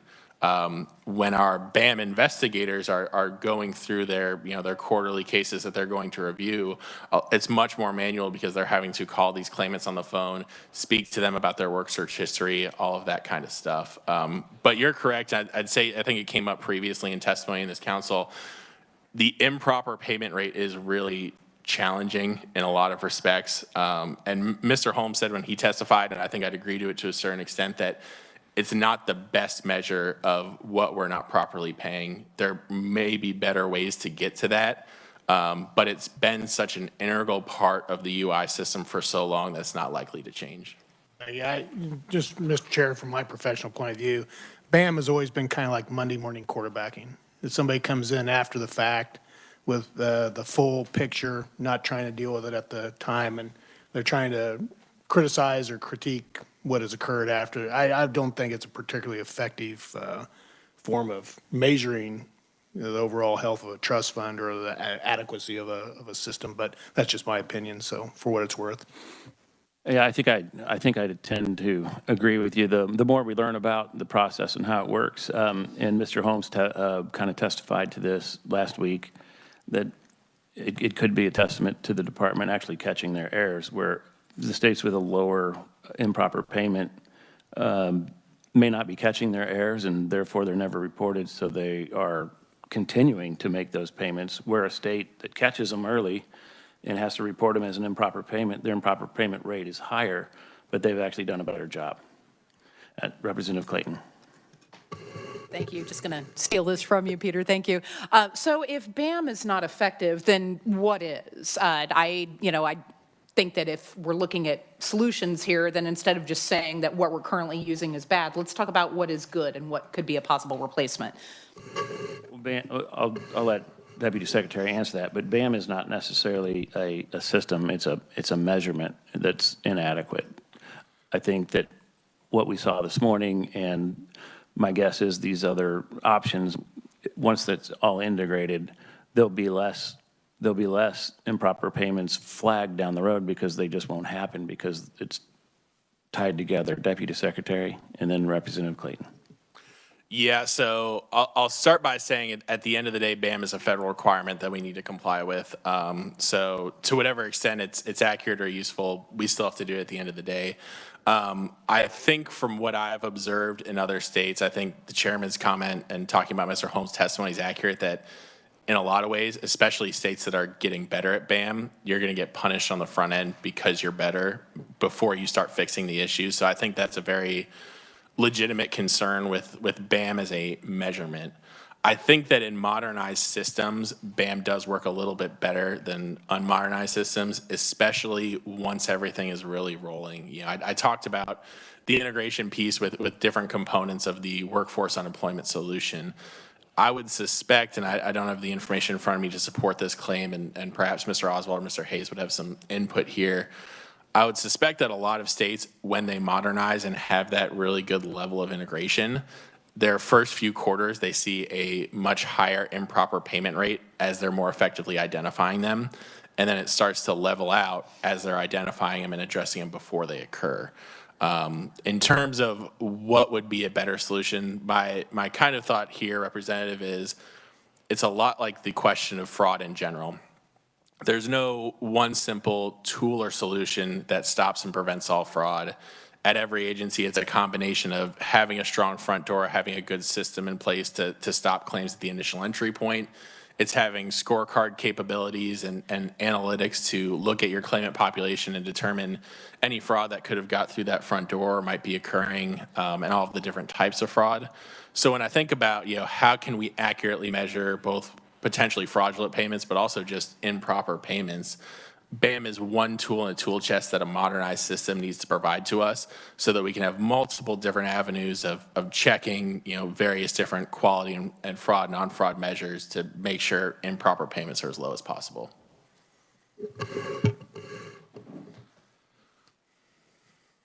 Senator Francisco, Senator Francisco, thank you. Thank you. I'm wondering, when we talk about the improper payments, is it possible to categorize them so that we have a better understanding of, was it a $4, overpayment? Was it a payment that shouldn't have been made to someone? Are there any categories within that report, or is it just one number? Deputy Secretary. Thank you, Mr. Chairman. And Senator, that's a breakdown I will ask our team. To kind of your point in the conversation we're having, there's a lot of different things that can fall into an improper payment. And like you had mentioned in my example, some of them are not particularly significant. Others are, an eligibility issue where someone either should have been paid or was not paid, and the opposite happened. So I can take that one back specifically to our BAM team and see to what extent they can break down our most recent improper payment rate by those categories. Go ahead. My question is, one, what has been happening, and then I think, two, to the future, what kind of information do we want from the system, and if breaking down those categories would be helpful in our understanding what's happening. Yeah, and I think a strong component of, what we want the future state to look like includes a lot of automation on the claim side in terms of, BAM, but other types of audits and measures in the system, right? And I really don't mean to keep looking to the presentation this morning, but it's fresh in my mind, I guess, and everybody saw the visuals. One thing a modernized system should do is, I want to be careful with the terminology, I'm going to say auto-adjudicate, but with a big asterisk there. So if an individual says, no, they're not available for work, the way our system and most unmodernized systems treat that on the weekly claim is then that individual is suspended for a temporary eligibility issue. They're mailed a form that says, simply put, you told us you were not available for work in the week being claimed. Can you please expand on why that is? That gets returned to the agency. Then the agency has an adjudicator review that and determines if that individual would be eligible on that specific issue. A more modernized system, when you say, no, I wasn't available, in the process starts asking the claimant, okay, the same information that'd be on that form, right? It's, why weren't you available? Any information that an adjudicator would need, and it gets to our adjudications team much quicker. It helps us be more timely. The reason I bring up specifically like an availability issue, for example, is that's a good example of something in the BAM realm where we could have and it's also BTQ, but where we could have a payment that's maybe delayed and shows up on BTQ, or someone's improperly paid just because of the slowness and sometimes manualness of the adjudications system. So when you look to the modernized system, you kind of ask yourself, how can we make sure claimant and employer information is getting to the agency as quickly as possible and in as automated a fashion as possible so that we have much less of that, and that's ultimately going to drive down improper payments. Thanks. And so as you asked for this breakdown, part of this bill has the state reimbursing the unemployment trust fund for improper payments. Is it going to be difficult to quantify the dollar figure, or is that something that asking for a report like Senator Francisco just did, will that help the process? Yeah, Mr. Chairman, so BAM is a sampling program at the end of the day. So what's identified as improper payments in BAM is just like what we were talking about with controls, a sampling of our claimant population. I think that the information from our BAM team will be very useful to the independent auditor, and we'll be able to connect that team with whoever's on the audit team to walk them through what the BAM process is, what we're already doing, how we identify those improper payments, and I would suspect that's going to help them with their work pretty substantially. In terms of identifying improper payments, I'm being a little bit cautious here because I know what we can do with the regular UI programs because we've been doing it for so long. The federal programs really are a whole new beast in this respect in terms of, and I'd say this to keep in mind that during the pandemic, the federal government through the CARES Act and other extensions vastly changed and expanded the eligibility requirements and the core requirements of the unemployment system. So I know that when we talk about improper payment rate on the federal programs, it's going to be a little bit challenging because we're dealing with something that's very new and vastly changed from the previous status quo. Right, and we're expecting that because of the lack of oversight. The federal government wasn't really holding us responsible for anything. But the bill is specific to the state funds in the state improper payments, and so we should probably just focus on that. Yeah, and so Mr. Chairman, specific to state UI, I think we'll be able to make really good progress with the auditors on improper payment because that's something that we have tracked and looked at for a long period of time. And state UI didn't have many substantial changes to kind of the core eligibility and entitlement qualifications. Okay, we're kind of getting off subject. You started down the road of employee background checks, and that's all the further we got in your report. You want to continue with that? Yeah, thank you, Mr. Chairman. I got a few more items to summarize, and then we'll resume questions. And I had my reemployment plan on here, but I think Mike covered it really well this morning, so I'm probably going to skip over that. What I will do when I include a written response to this council is I'll provide whatever updated numbers we have at that time in terms of total claimants that have been referred to the program, as well as total claimants that have been denied. And then I believe Mike should be able to get me or our team the total number that were initially denied and have come back in compliance since then. So I won't get too into that. We've already covered it, but expect to see that in the written version of this. We've had a lot of discussions on fraud and working on the audit. A few kind of notes I wanted to provide to this committee. We are working on adding to the Modernization Council report on the 15th and the 30th a little bit of a fraud dashboard that's going to talk about what we're currently investigating, what types of fraud, the case is broken down by that. So that is all kind of forthcoming information. We're trying to make sure we have one, accurate information, and two, the amount of information we're sharing, knowing those reports are public, is what can be shared publicly. I talked to our chief of fraud recently, and he's also pulling together, information on the cases that we've been referring, both local, federal kind of stuff, and then what information we have on crime rings, either foreign or domestic. And I can't speak to it here in this committee, but there was a very recent one here in Kansas that I'd be happy to discuss privately with anybody that's interested in that. Two interesting things I wanted to share, and again, this will be in writing, but just from our fraud unit. We're now seeing that, the cases that are coming through the legislative help desk, for example, or other escalation channels, about 20% are ending up being some type of fraud. Whether that be a wage fraud issue, potential fraudulent documentation, which has been particularly prevalent in the PUA program, or even there have been some fraudulent actors attempting to get ID theft, ID verification issues pushed through by emailing, members of the Kansas Legislature to see if they can get their case escalated. The other component that I wanted to speak to, and part of 2196 was the law enforcement agencies helping us with ID verification. The ID verification issues that are getting to the agency are resolved within 48 to 72 hours. The caveat here is if that is the issue. The challenge is that obviously, and I kind of pointed to what's coming through the legislative help desk, many of the fraud-related issues are more complicated than just someone is who they say they are. There's wages that we have to investigate. They've potentially tried to fraudulently entitle a PUA claim, stuff like that. But I did want to, kind of call out for this council and as part of that bill that the law enforcement entities that have been assisting this agency have been a real asset. And they've helped us get through a very large chunk of the simple ID verification issues. What the agency is working on now, and I think I spoke to this last time, so I'll be brief here, is updating the lexicon of communication when we talk to claimants about fraud. Fraud was so hard and fast for so long that the communication was short. It was, there's a fraud flag on your account that we need to investigate. And the agency's been very measured because, you know, many of these are active investigations, so we have to be careful with what information we provide to the claimant or provide publicly.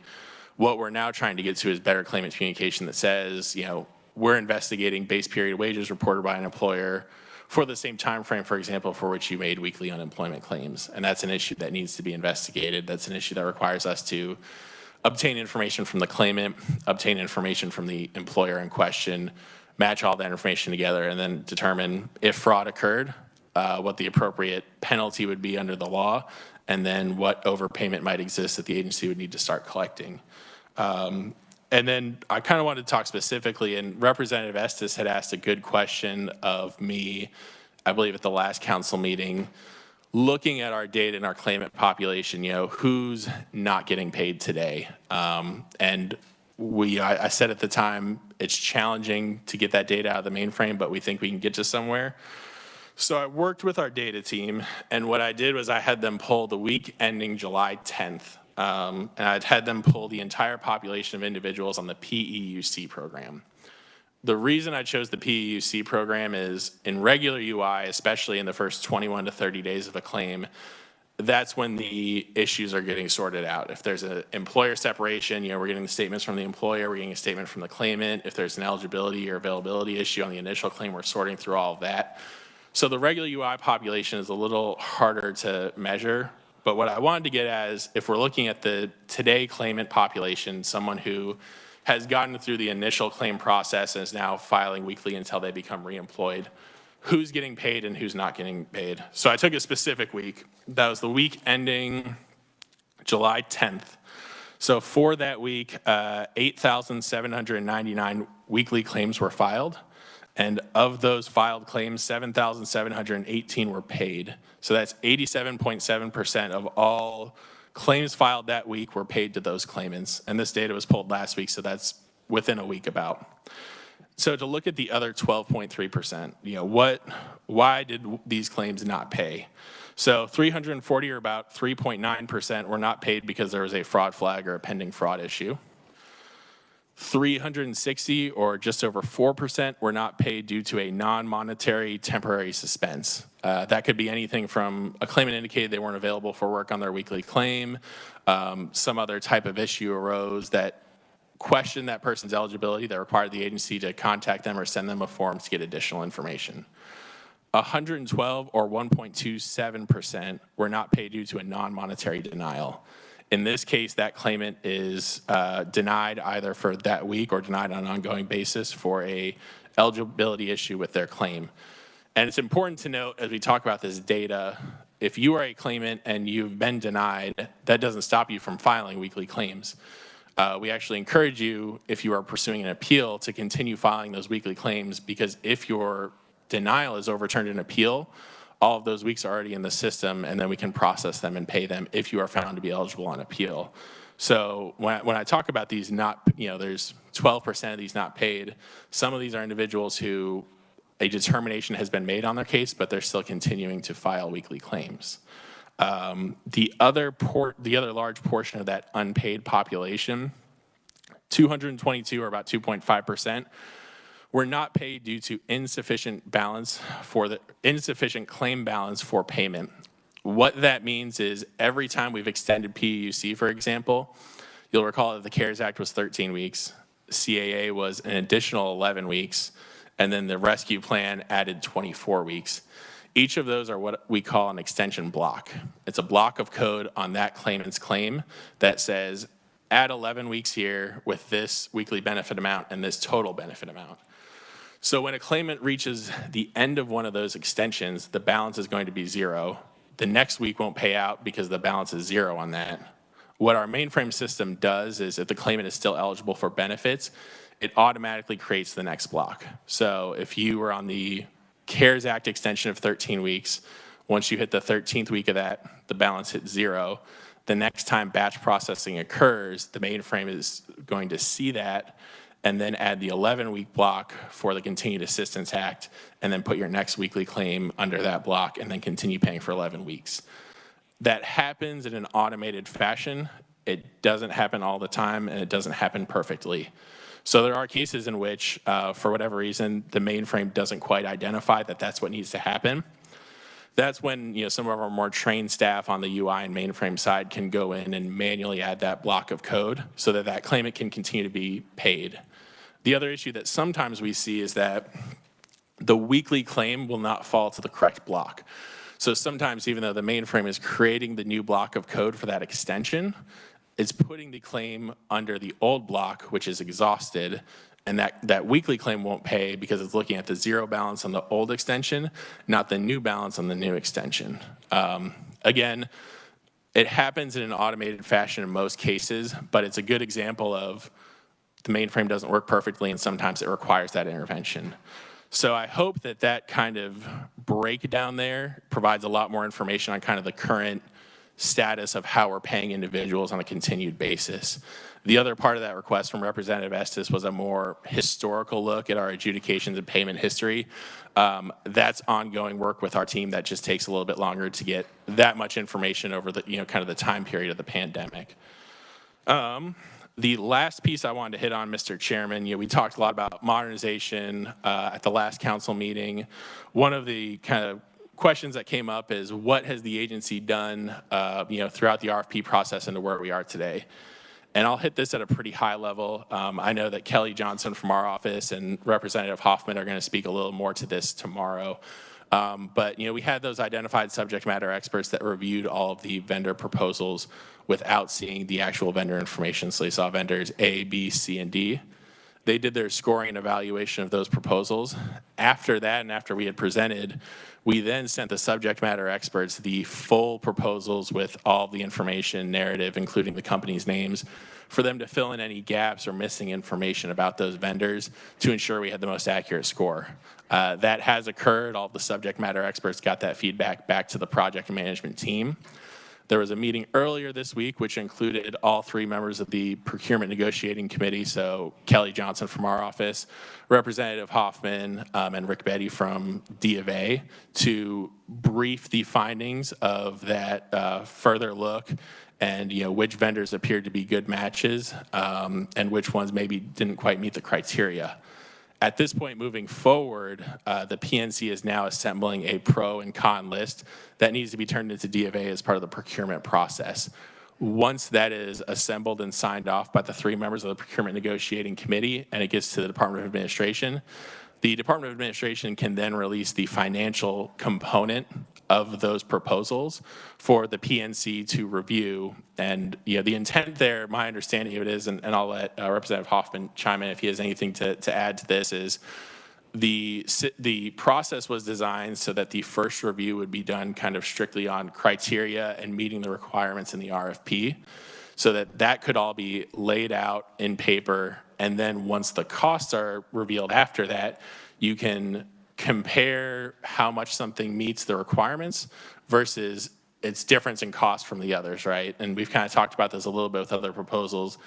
If something costs $50 million and meets 90% of the requirements, that's great. But if another proposal is $10 million and it's 85%, that's something you would weigh. That's where that process currently stands. Representative Hoffman, I don't know if you had anything you wanted to add. No. Representative Hoffman.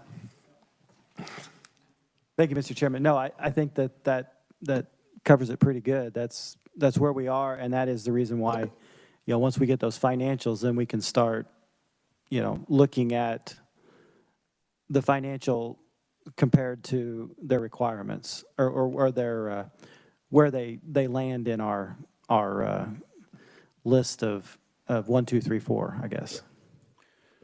Okay. Well, I on that line, I have a question for the two of you.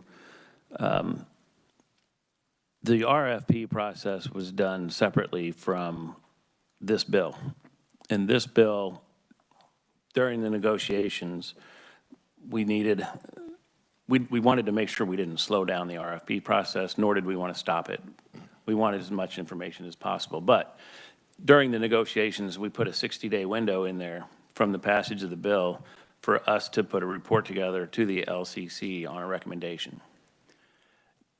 Both of these processes are separate of each other, and they're moving at much different speeds.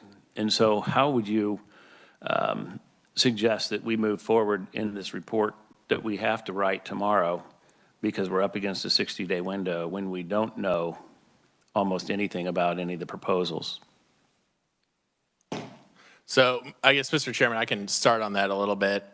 My kind of thinking or recommendation would be the preliminary report to cover what this council has discussed in terms of what needs to be included in a modernized system. So a lot of the, different presenters we've had at this council that have, all hit on a lot of similar points of these are the core requirements and functions of a modernized system. This is what it needs to do. And then outlining for the LCC, kind of specifically, these are all the criteria that, will need to be looked at for a modernized system vendor. I think that's probably the correct approach, knowing that the vendor information for that part of the recommendation is not quite there at this time. But I'll ask Representative Hoffman if he has anything to add. No, I agree. I think that's where you want to go. I mean, much like what I said last meeting last week or 2 weeks ago, whatever it was. I think it's got to be a preliminary report. I think LCC needs to understand this is a preliminary report. And, going into this, I wasn't sure what to expect as far as the timeline. 60 days seemed like a long time, but now that I'm into it, understanding it's not long enough. And I don't think we don't want to rush it. We don't want to hold it up, but we also don't want to rush it just for a report. So I think if LCC understands with this report that this is preliminary, we are still looking at more information and another report is forthcoming. I think that covers the statutory requirement of sending a report, and your work continues as well as our work continues. So can one of the revisers maybe chime in as to, the statute states, I believe, that we are to make a recommendation to the LCC and that we are to do that within 60 days. With what we just discussed, would that suffice for the statute, or would we be out of line in the statute if we do not make a solid recommendation?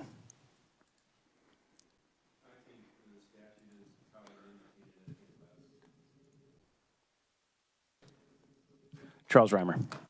Thank you, Chairman. The statute is worded fairly broadly. I think one certain requirement is that if you look at the language of Section 8, that in the recommendation, the council review the information technology system, technology and platform specifications pursuant to the provisions of Section 2. So that's certainly a requirement. And then make a recommendation to the LCC. But recommendation is not further defined. So,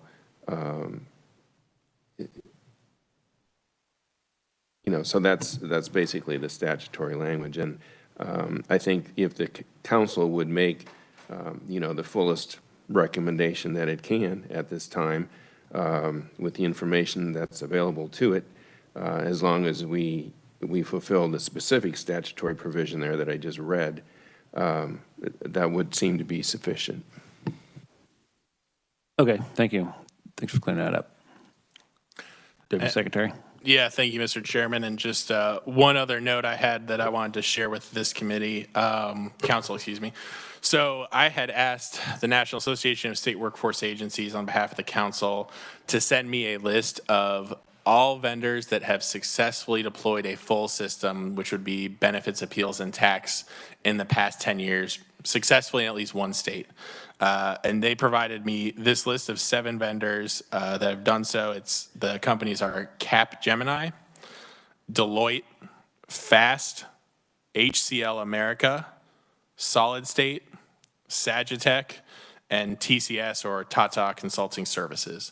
So each of those 7 vendors have successfully deployed at least one full system within the past 10 years. And then I'll open it up too, as we have this discussion and others, if there are any other requests for data or information that I can make to the National Association of State Workforce Agencies on behalf of this council, please do let me know, and I'll do everything I can on my end to get those moving quickly. Okay, so 2 of the vendors that have answered the RFP are on that list. 3, Mr. Chairman. 3 of them, 3 of them, okay. And the other 6 or 7, or the other 4 didn't respond? Yeah, that's correct, Mr. Chairman. And I don't know if I have a very solid answer as to why that might be. Looking at the list and just kind of talking to my colleagues in other states, I suspect at least 1 or 2 of these are bidding in a lot of different states at this point in time, and probably may have had a bandwidth restriction in terms of what different modernization efforts they may already be committed to or in the bidding process for. That would be my guess as to why all 7 on this list, for example, didn't bid. I also know that I think at least 2 of these are going through different states of a merger or change. Deloitte's a good example of, Deloitte's one of the big 4 accounting firms. They initially got into this space by acquiring a company called Bearing Point to be kind of my understanding of it, in-house function for working on these modernization workforce type projects. Okay.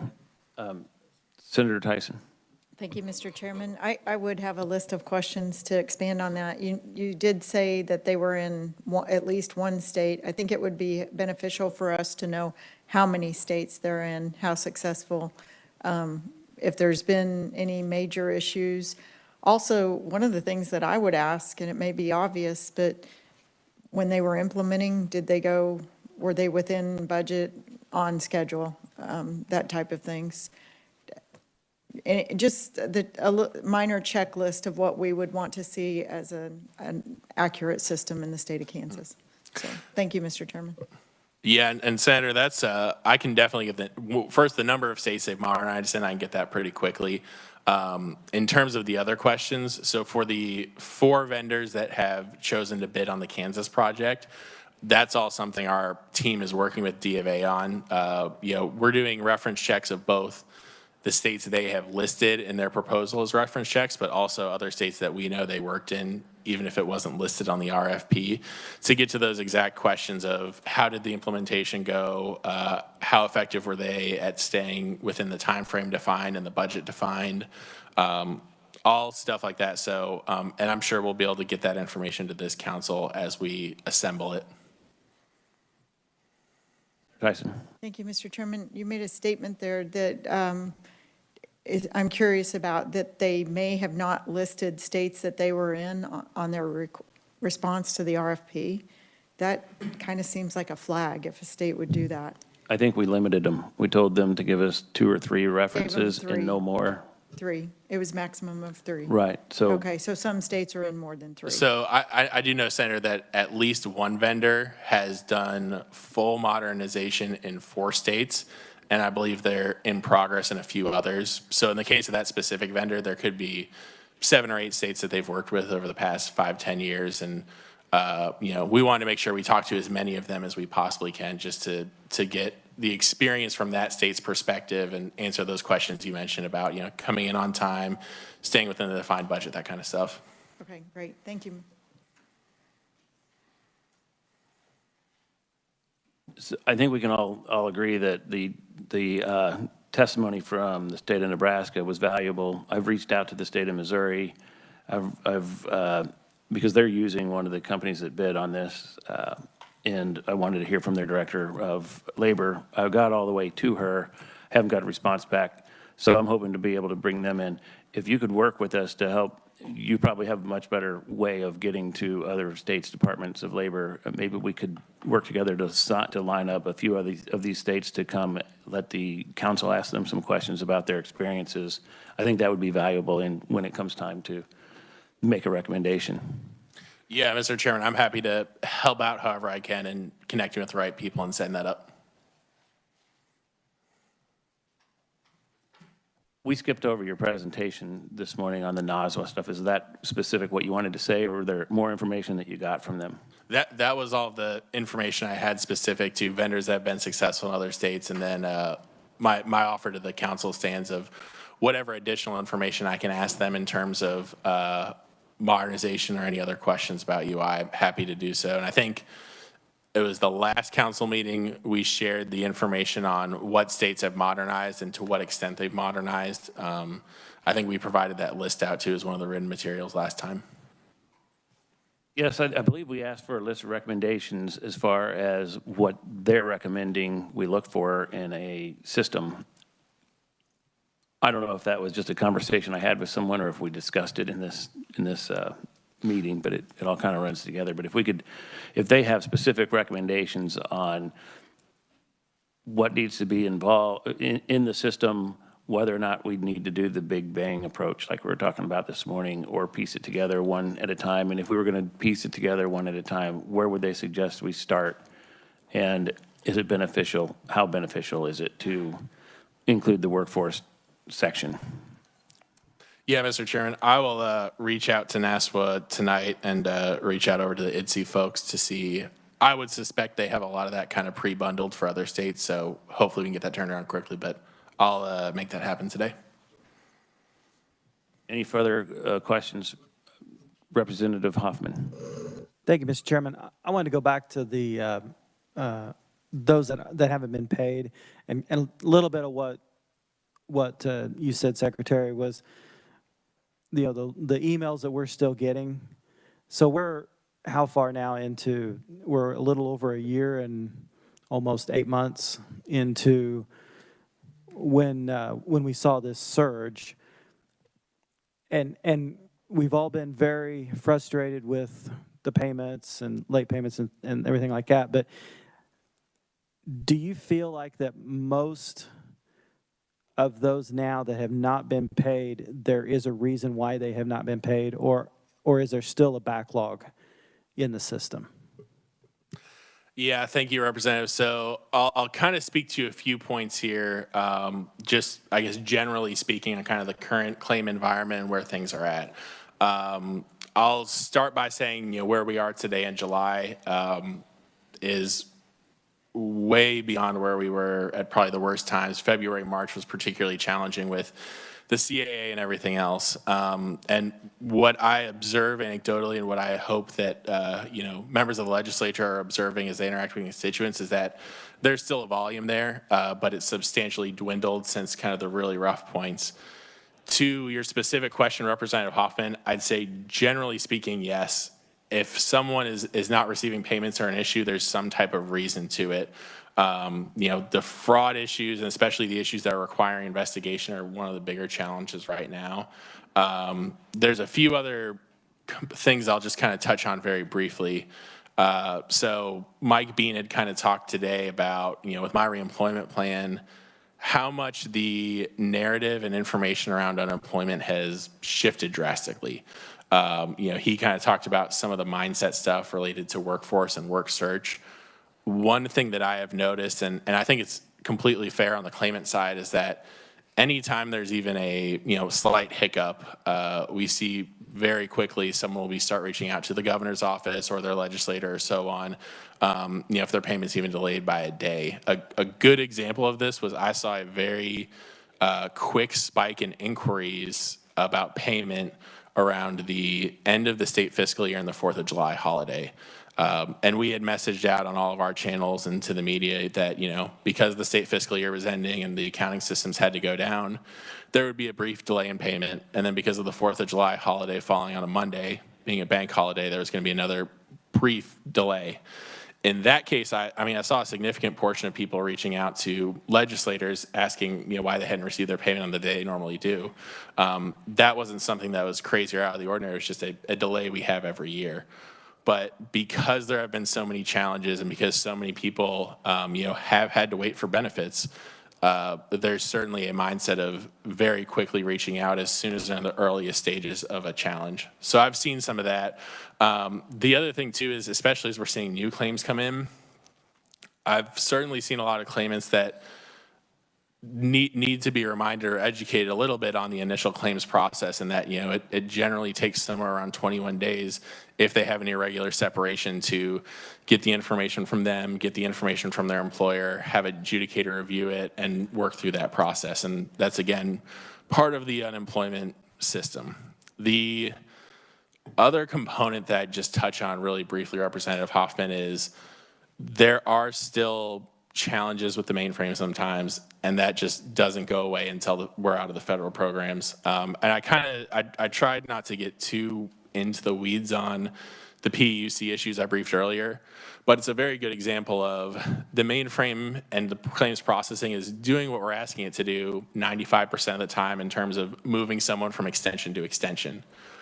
Unfortunately, that means if it's good 95% of the time, there's 5% of claimants that have some type of issue that we'll reach out to members of the legislature, our agency, to get that addressed, or make sure that we have someone put eyes on it and fix it. The one last thing I'd kind of add to your question too that I've noticed is as we've surged resources and gotten to where we are today, and candidly just got more people paid, so the call volume's gone down, we've remained solidly in the 60 to 80% answer rate for unique callers each day. The really good days are above 90%. To be very clear with this council, my goal and expectation is 100%. It's just not where we are today. We're working towards it, but that's not where we are. But most claimants that call in on any given day are reaching a representative. What I've noticed as well, as issues come to my desk, I sometimes like to check the call log, check the call queue to see how many times an individual is trying to contact the agency before they contacted their legislator. And many individuals who had challenges early on in the pandemic could not get through on the phone, so they know that their best avenue is to email their senator, representative, or the governor's constituent services office, that kind of thing. But even now that the answer rate's substantially better for answering phones and people getting through to speak to our agents, that's the path they know, so that's the path that they follow. So part of it is a little bit of a re-education portion of we know that you had an awful customer experience early on in the pandemic, and that this was the avenue you needed to use. We've made substantial improvements now, and you can probably get directly to an agent to speak or discuss your issue without having to go through another route. And I'll add one more I keep saying one more thing, but just one other kind of note on this too. A lot of the issues that remain today are not simple claims issues. We've gotten to a place where we've really worked through most of these simpler stuff that just needs to be addressed. Fraud that I was speaking to earlier was a good example. A lot of the simple fraud issues are getting resolved quickly and timely. It's the more complicated stuff that's challenging. On the claim side, it's kind of the same thing. A lot of the issues aren't just an adjudication type issue that we need to review the documents and issue a determination or clear the claimant. A lot of it's mainframe type stuff, or just those types of challenges that require intervention and sometimes can't be resolved on the first phone call, unfortunately, because it requires that CSR to connect with our IT team to get a resolution. The thing I see a lot of at this point in time too is if an individual has been on benefits for longer than one full benefit year, 52 weeks, the mainframe struggles in a lot of those cases. The system, was designed to pay 16 to 26 weeks of benefits on one program. When someone's hitting 55, 60 continuous weeks of benefits, and the mainframe is now trying to get that claimant information over multiple benefit years with multiple quarter change in initial claims because of the new benefit years, that just sometimes creates challenges. So Representative Hoffman, I know I went in an extremely roundabout way of answering your question. The long and short of it, I'd say, is that in the vast majority of cases, I'd say yes, there's some type of reason why that claimant isn't being paid today for that population that still exists. That being said, I will fully admit that in some of those cases, it's nothing to do with the claimant's fault. It's something that the agency has to work through on the mainframe side or otherwise. All right, thank you. And as far as the communication, what are you doing to communicate that out to the population, I guess, that, hey, we're better now at getting your phone calls, call us, this is a better avenue than maybe going through your legislator? Yeah, Representative, so that's a good question. Part of it is, I think, something that the Secretary and I have spoken to a lot, and conversations we have with legislator, anytime that we're working with the media or, the governor's office, constituent services, any of those stakeholders, we really try and make sure that we are telling that information to anybody who would need it, legislators like yourself. And I think it's important for us as an agency to acknowledge where those claimants are coming from. Because if I was in that situation and I knew that route worked, I think you'd have a hard time talking me off of it. So I want to make sure that the agency is very cognizant of the fact that, there's a reason these individuals are choosing this path, and that most of us would probably do the same thing. We're there. It really comes down to an agency as us continuing to just try and communicate that as much as possible. And like I said, that's me, that's the secretary, speaking in these types of environments. That's when we talk to the media, letting them know, yes, that was the situation. Yes, that path was probably your option at that time. But where we sit today, you can probably get directly to a claims representative quicker by just calling the phone on most days.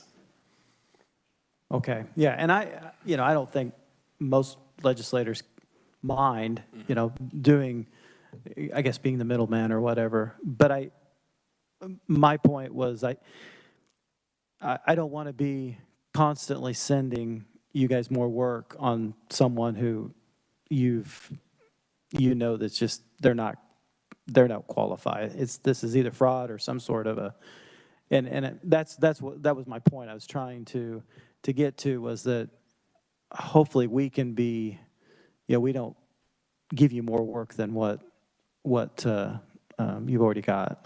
Yeah, and just to add on to that briefly, Representative, saying that's a good point. Certainly something that I've seen, especially at the phase we're at today, is to a certain extent answer shopping. So many cases in which an individual applied for benefits and they were determined not eligible or not entitled to those benefits for whatever reason. The process at that point is they can file an appeal. That appeal will be docketed, scheduled, and heard, and a determination will be made on that event. But I do see from time to time individuals reaching out to legislators or other avenues and maybe not quite telling the full story of where their claim is in the life cycle. So I'd suspect that that's also a component of it, because at the end of the day, there are individuals who are not entitled or not eligible for benefits, even in this vastly expanded environment. I think the other important note I'd make while we're having this conversation, Representative, is we're about 5 weeks out from all of the federal programs ending. The last week available to claim is the week ending September 4th. I suspect you all will see some type of increase in constituent inquiries related to that, because once that date hits, there will be a significant population of individuals who are no longer eligible for the federal programs because they don't exist anymore, and will not have enough wages in their base period to monetarily entitle a claim. So for lack of a better way of saying it, there will not be any programs available to them if they are still unemployed at that point in time. All right, thank you very much. Thank you, Mr. Chairman. Thank you. Deputy Secretary, on the My Reemployment Plan, the requirement was to get us a resume or a work history or skills list by a certain date. It was pointed out this morning that a lot of individuals or claimants had actually done that, but they didn't hit publish or public. Can you speak to that? And I mean, the claimant did what they were asked to do, but our systems jammed it up in some way. Is there a way for us to hit publish for them, or to go ahead and keep them on the roll since they did what they were asked? Yeah, Mr. Chairman. So I'll preface my response by saying first that all of that occurs on the Kansas work side. Yes. So from the labor perspective, I'm not very involved with that system. That being said, we've had ongoing conversations with Commerce on how to make sure that at the end of the day, anybody who's making a best effort to comply with the law is not punished or their benefits are restored, right? There's a provision related to unemployment disqualifications known as good cause, which is basically if you are out of compliance with some type of unemployment requirement, but you can demonstrate good cause as to why you were unable to do so, then we can restore your benefits for that period in time. A brief example might be a claimant in the RESCA program has a scheduled appointment with the Workforce Center for a Thursday at 10 a.m., but they have to take their kid or spouse to the hospital. That would obviously be good cause for, even though they missed that and that would be technically a disqualification from benefits, they can show good cause as to why they did not meet that requirement.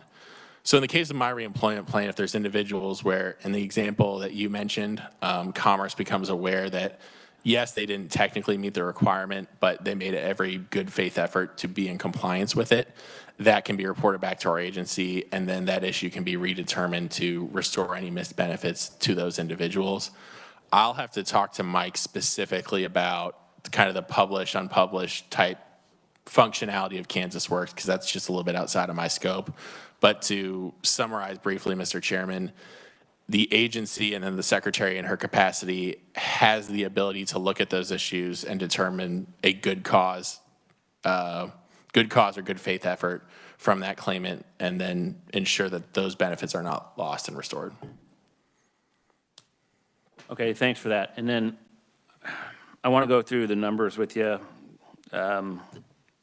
because I'm keeping track of everything that everybody's saying, and some of it's just not congealing to me anyway. You said we have 8,000 ongoing claims. So let me clarify, Mr. Chairman, that was specific to the PEUC program. So that doesn't include folks that are still on the 26 weeks of regular UI or on the PUA program or like shared work or trade readjustment. And I apologize if I didn't mention this at the start. The reason I sampled the PEUC program was to answer Representative Estes' original question, where the continued people are. And regular UI gets a lot of those initial claim issues, which isn't a full picture. So that's just PEUC, because I know Mike said we've put about 16,000 folks over to my reemployment plan. I think what you're kind of getting at, Mr. Chairman, is what's the total universe of claimants claiming in UI right now? I'd say between all programs, I don't have the number in front of me. We can get it. You're probably looking somewhere in the neighborhood of 18 to 19,000. The vast majority of those have now hit the 3 weeks and been referred to my reemployment plan. A few of them are going to be newer claims that are in the initial claims process or filed within the last 3 weeks, and then you're going to have our exceptions that are outlined in the statute: the laid off with return to work, shared work, those kind of folks. Okay, and so there's 18,000 total claimants, and we've talked all along about the 450 extra employees that you hired through Accenture. Last week when you were talking, or when you were asking is the Spark Committee for dollars, you indicated there might be 600 now. Today, the signing of the bill, the governor indicated that there's been 1,000 people added total, 450, 600, 1,000. Kind of what's the number? and if there are 1,000, that's roughly a 16 to 1 ratio or so, maybe 18 to 1 of claimants outstanding that aren't calling. Some of them are calling.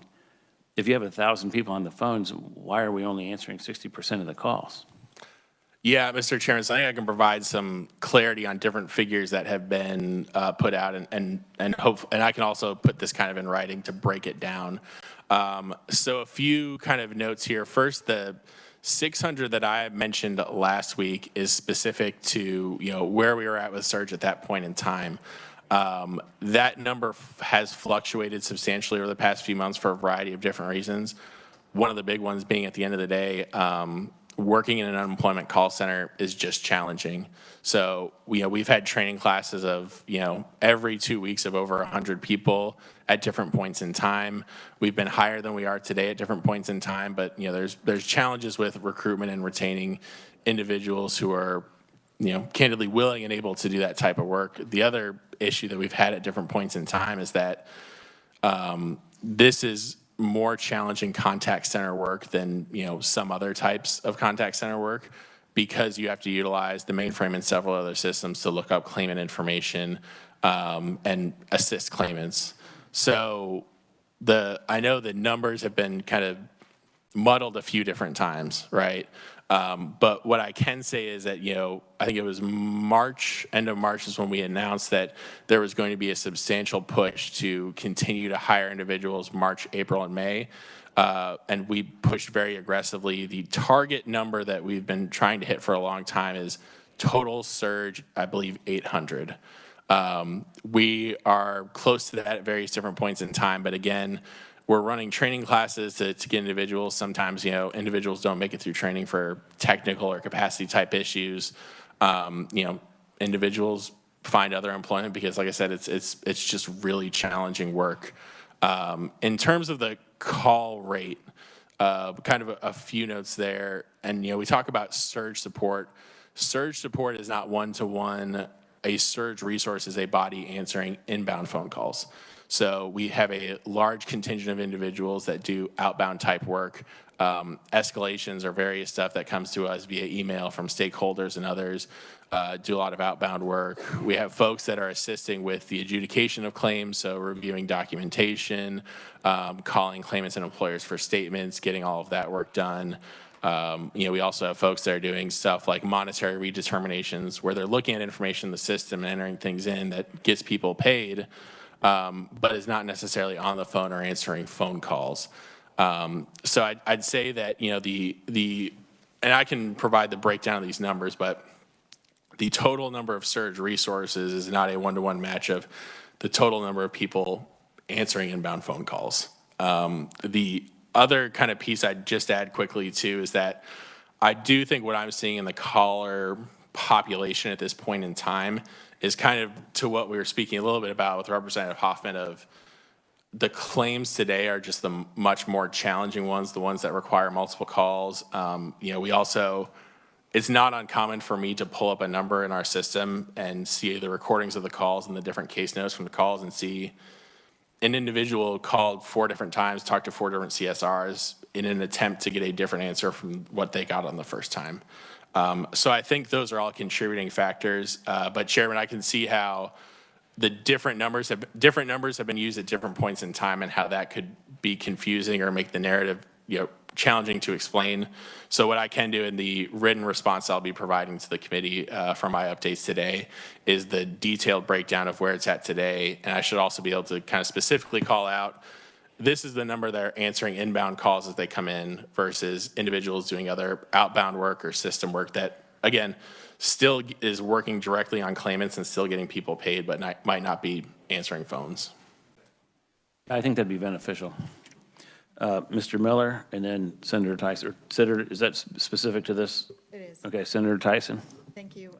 I would also ask when you plan to start ramping down on the call center. We've heard that the claims are leveling off. They're more what is back to quote unquote normal. And so why are we so ramped up on the number of individuals still with the call center? Thank you, Mr. Chairman. His analysis, maybe. Yeah, no, so I'll kind of, a few comments on that. Thank you, Mr. Chairman, Senator. The initial claims have kind of returned to that normal level, but we still have a substantially larger continued claim population across the federal programs. What my thinking and the discussions we've had at the agency is we expect to start ramping down pretty aggressively as the federal programs end, because we know, kind of as I spoke to earlier, the continued claim population is going to get much smaller essentially overnight. One thing that I've kind of cautioned in various different arenas throughout the course of the pandemic is that when the federal programs end on September 4th, we won't have as many continuing issues. We won't have the same continued claimant population we have today. There's still going to be a substantial amount of cleanup work in various different capacities that we'll need to do. There will still be claimants that are working through the appeals process. There's data that we'll be really cleaning up with our claimant population that will need to be in a better place so that we can modernize. But Senator, and that's something that I can certainly provide more information on at the next council meeting, kind of specifically what we think the time frame is. But if I'm going to speak at a high level here, I'd say that we're probably through September 4th going to see the volume we're seeing today, if I had to guess, and then we'll ramp down very quickly after that. I'd imagine it'd be pretty busy the first few days that those programs expire and people no longer receive payments. Yeah, Mr. Chairman, that's my expectation as well.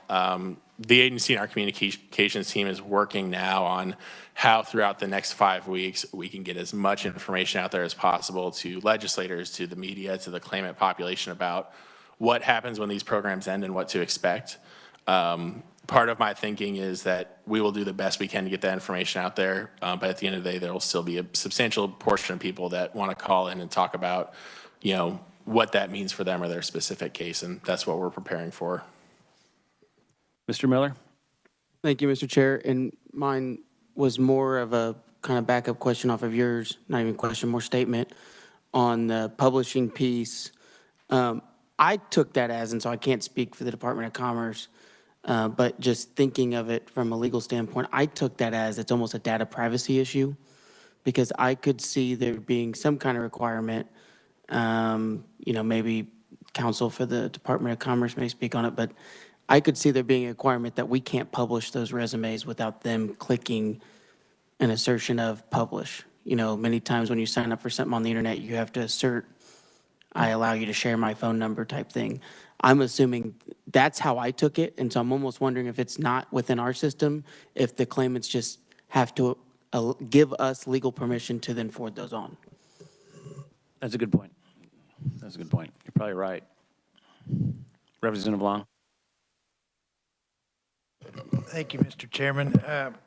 In regards to my reemployment, one of the sectors that probably got hit the worst was, of course, hospitality. Waiters, maids, servers, bartenders, that sort of thing.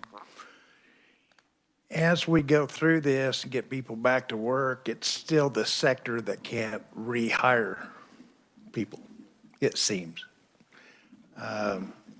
Is your My Reemployment Plan, does it have any statistics yet of succeeding? Do you have any figures yet as to is it laser focused? Is it doing any good yet? Yeah, Representative, so I think what I've observed anecdotally tracks with what you were saying, and what I've heard from my colleagues in other states.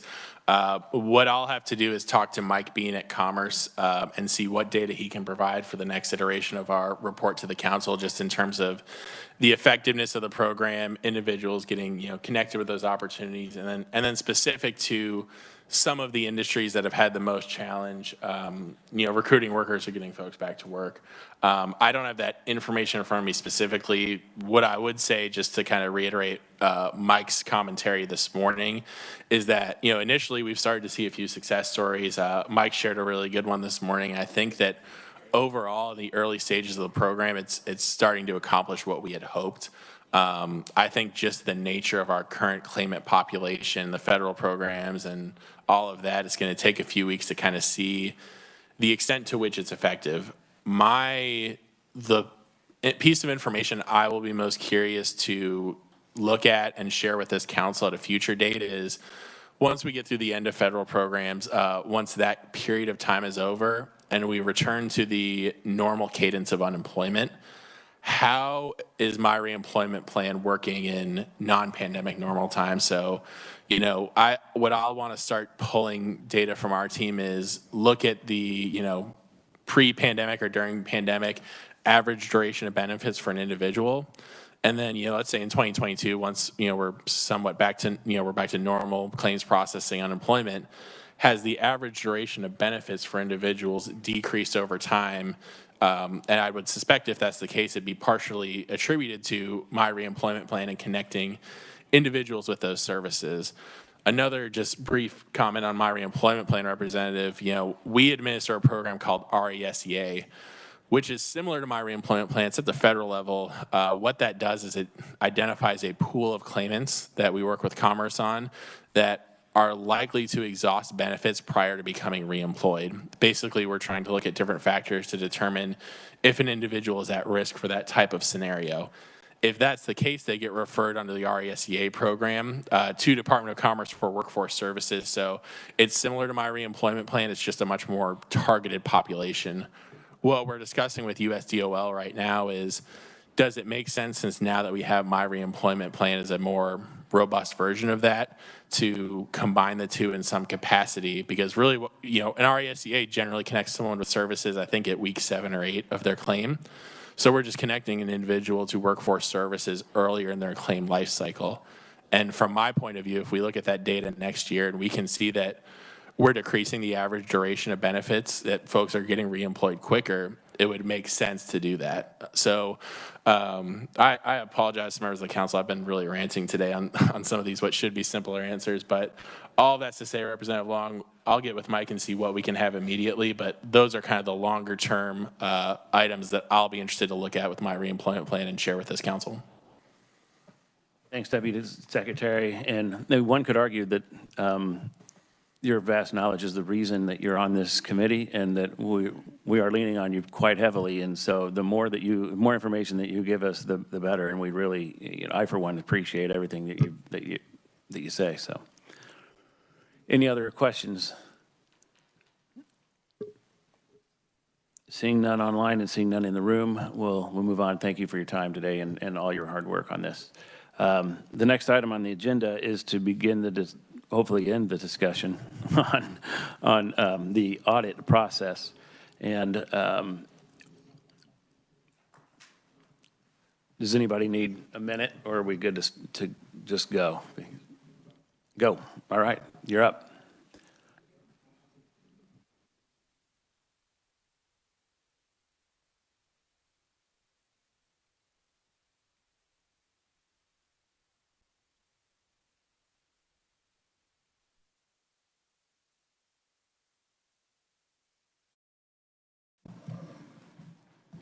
Director Tom Day.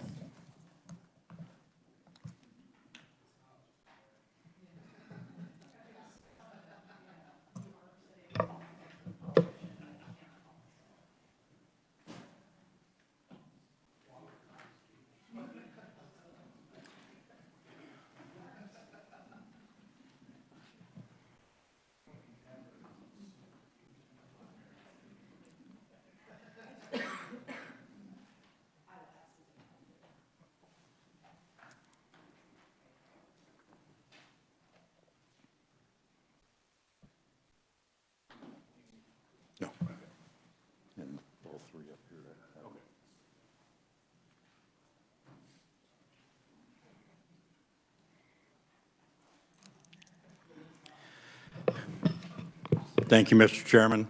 I am Tom Day, Director of Legislative Services. In front of you is a new version of that shows track changes of the last version that you saw, so that you could tell where the comments came from, where the comments were made in the committee, and then so that the changes were made within the document. Also, you can see the document there as well. And I will stand for any questions. Oh, I'm sorry. I'll go through the document. This version in front of you has the watermark on it, draft 7/22/2021. And to start with, I'm just going to go through the entire document with all the different changes that were made. And you can look out to the side to see the comments that, if there were, who made the original comments and or requests, and those changes implemented inside this RFP. I have not changed any dates throughout the entire document. We just left the dates in there because we knew that they were going to be changing. And at this point, it's just easier just to leave those dates in there, and then we'll change them once official dates get put into the document. So the first major changes occur on pages 18 and 19.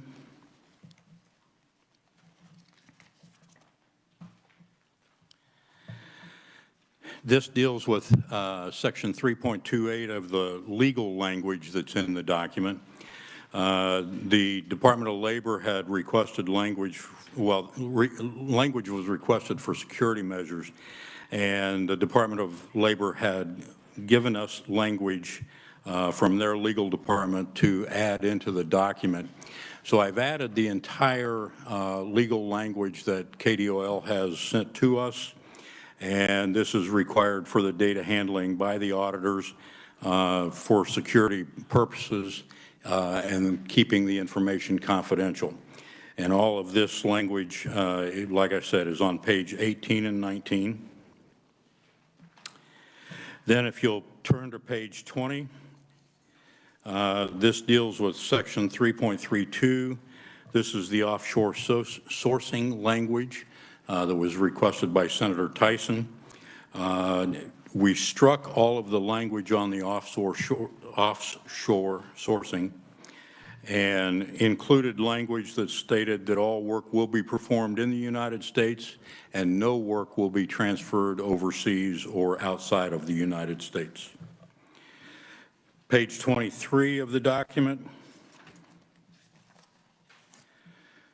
under the specifications, one of the issues, the last version that you saw, about a third of the way down the page, it's stated that the Kansas Department of Labor is responsible for paying the costs of the audit, and there was also language in there that said subject to appropriation.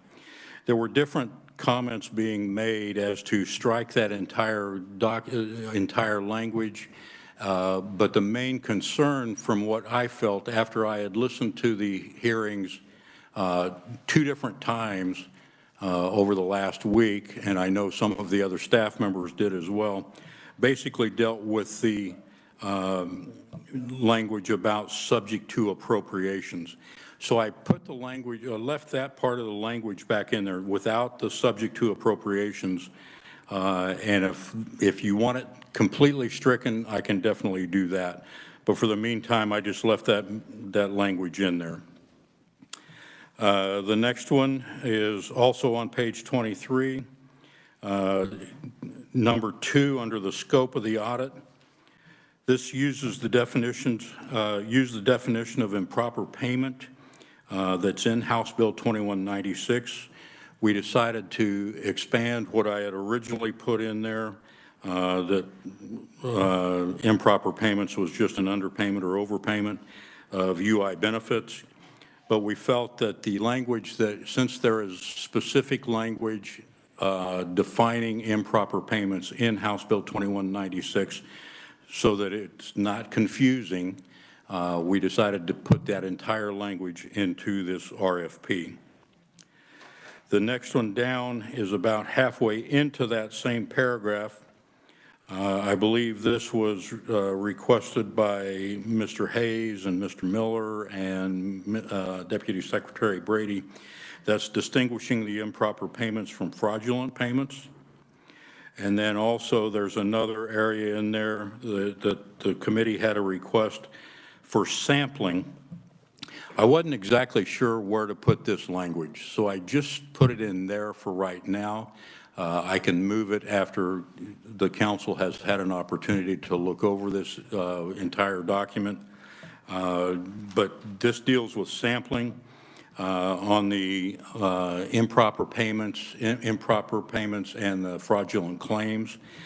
There was discussion in the committee last week, if you recall, about not doing all of the claims and not doing all of the fraudulent payments and just using a sampling. So I threw in there a sampling of no less than 5% of the fraudulent claims and no less than 5% of the improper payments. That 5% is strictly arbitrary, could be changed to 10, 20, or 50%, but knowing how many claims that there are sitting out there of improper payments and fraudulent claims, I thought even 5% would be a pretty hefty number of claims for the auditor to review. Again, that's strictly arbitrary. It could be changed at any time. Then on page 24, at the very top of the page, Mr. Hayes had requested the addition of password changes. So I put in there claimant profile, password changes, and PIN resets. Or I put in password changes to add to the rest of that. Again, on page 24, number 3, on the data breach within KDOL, an evaluation that provides likelihood of a data breach within KDOL. There were different comments being whether that's external or internally within the agency. The external piece is taken in another spot, so I just put in the Department of Labor into that one. And then Senator Tyson also requested expanding clarifying language allowing vendors to explore the fraud that extends beyond what was reported and contemplated by this council. The next one down in that same paragraph of number 3, the human resources security measures language from previous security audits that was requested from the Legislative Post-Audit Committee and Mr. Stowe. That's the language that we have come up with for that those security measures where KDOL has controls. This also examines the issues that Senator Tyson has asked about, as well as other council members, regarding that ensuring staff were properly background checked and trained in IT security to ensure their handling of secure and sensitive information. Page 25. After many comments made throughout last week's session, it was decided to delete number 3 in that list of now 5 items. The comparison of the number of per capita claims, and Chairman Tarwater, you asked that that be done by the Legislative Research Department to compile that information. The next one down is a Senator Tyson request as well, and that's examining the fictitious employer scheme fraud claims. Originally, she had a different terminology for that, but Deputy Secretary Brady, I know, had requested the term being used as fictitious employer scheme fraud. And so we added that language in there, and Senator Tyson wanted that for the same look-back period of the 5 years and include 20 and 21. Let's see. The next one down is adding a new 4. It actually changes 5 to 4. Making recommendations. This was from Senator Pittman. Making recommendations for future unemployment insurance systems and practices. And then a new number 5, and that's examining the and noting the timeframes of leadership and personnel changes at KDOL. Also assessing crucial milestones and lining those up with the different things that happened over the past 18 months. And this was Senator Tyson and Deputy Secretary Brady's request for both of them. Then we get down to the bottom of page 25 under contents of proposal. Senator Tyson had asked that we make sure that the chosen vendor includes work status, which includes citizenship or work permit, the security level, and affidavit of completed satisfactory criminal history and employment background checks of each individual who may be assigned to the project in the vendor that is chosen through this RFP process. Then on page 27, there was comments made by, I believe it was Senator Tyson and Mr. Miller regarding the vendors and fixed bid costs or time and materials costs. At the time, it was discussed whether that should be optional, whether it should be strictly a fixed bid cost bid, and so I put language in there at this point just to say that preference would be given to vendors with fixed bid costs versus time and materials. And we could definitely make that an either or just strike the time and materials, and that all bids would be a fixed bid cost. Then a little further down on page 27, before the meeting last week, and I had forgotten to put these in, it was discussed that the additional items, and these will all change based on the changes that took place on page 25 and 26, that we needed to break out the additional items bids, because those were not statutorily put in. Those were requests out of the council as well as others outside the council, 2 council members. And these items we decided to break out so that the vendor could bid on one, all, or none of these additional items, unless you wanted to make them mandatory, and then we wouldn't even call them additional items. But those are the different areas that were in the version you saw last week, but then, that have been discussed. And like I said, those need to be changed to line up with the new 5 items that are on the previous page. And they will be deleted because of the deletion of number 3 and now the addition of new number 4 and new number 5. With that, Mr. Chairman, we can begin discussions of this entire document, and we will take notes to figure out what changes you may want or need, and then probably review the tapes 3 or 4 times just to make sure we've got it right. I thought I was the only one that rewatched these things all the time. So, all right, council. You're all welcome to weigh in on the process here. I think, I don't know that any of us have been through this before, but I think the best way to do it is to let Director Day kind of start over, go through the changes that were made to the document, and we'll weigh in on them if there are any issues on those particular changes. And we can group them however the director would like. But there are some things in here, as he was going through, that judging from what Senator Tyson's comments were this morning on the RFP process that was put forward for the modernization might have inadvertently weeded out some good companies. And we want to make sure that while we want to request this information and we want the individual background checks and all that, we want to make sure that we get as many bidders to the table as possible so that we can make an educated decision. So I'd like to keep that in mind when we go through some of these requested changes that we made. And I'll turn that over if anybody has any input on the process. Senator Tyson? Thank you, Mr. Chairman. I have a couple questions, if I may, just on the dates. Sure. I just had a little bit of, I want to clarify.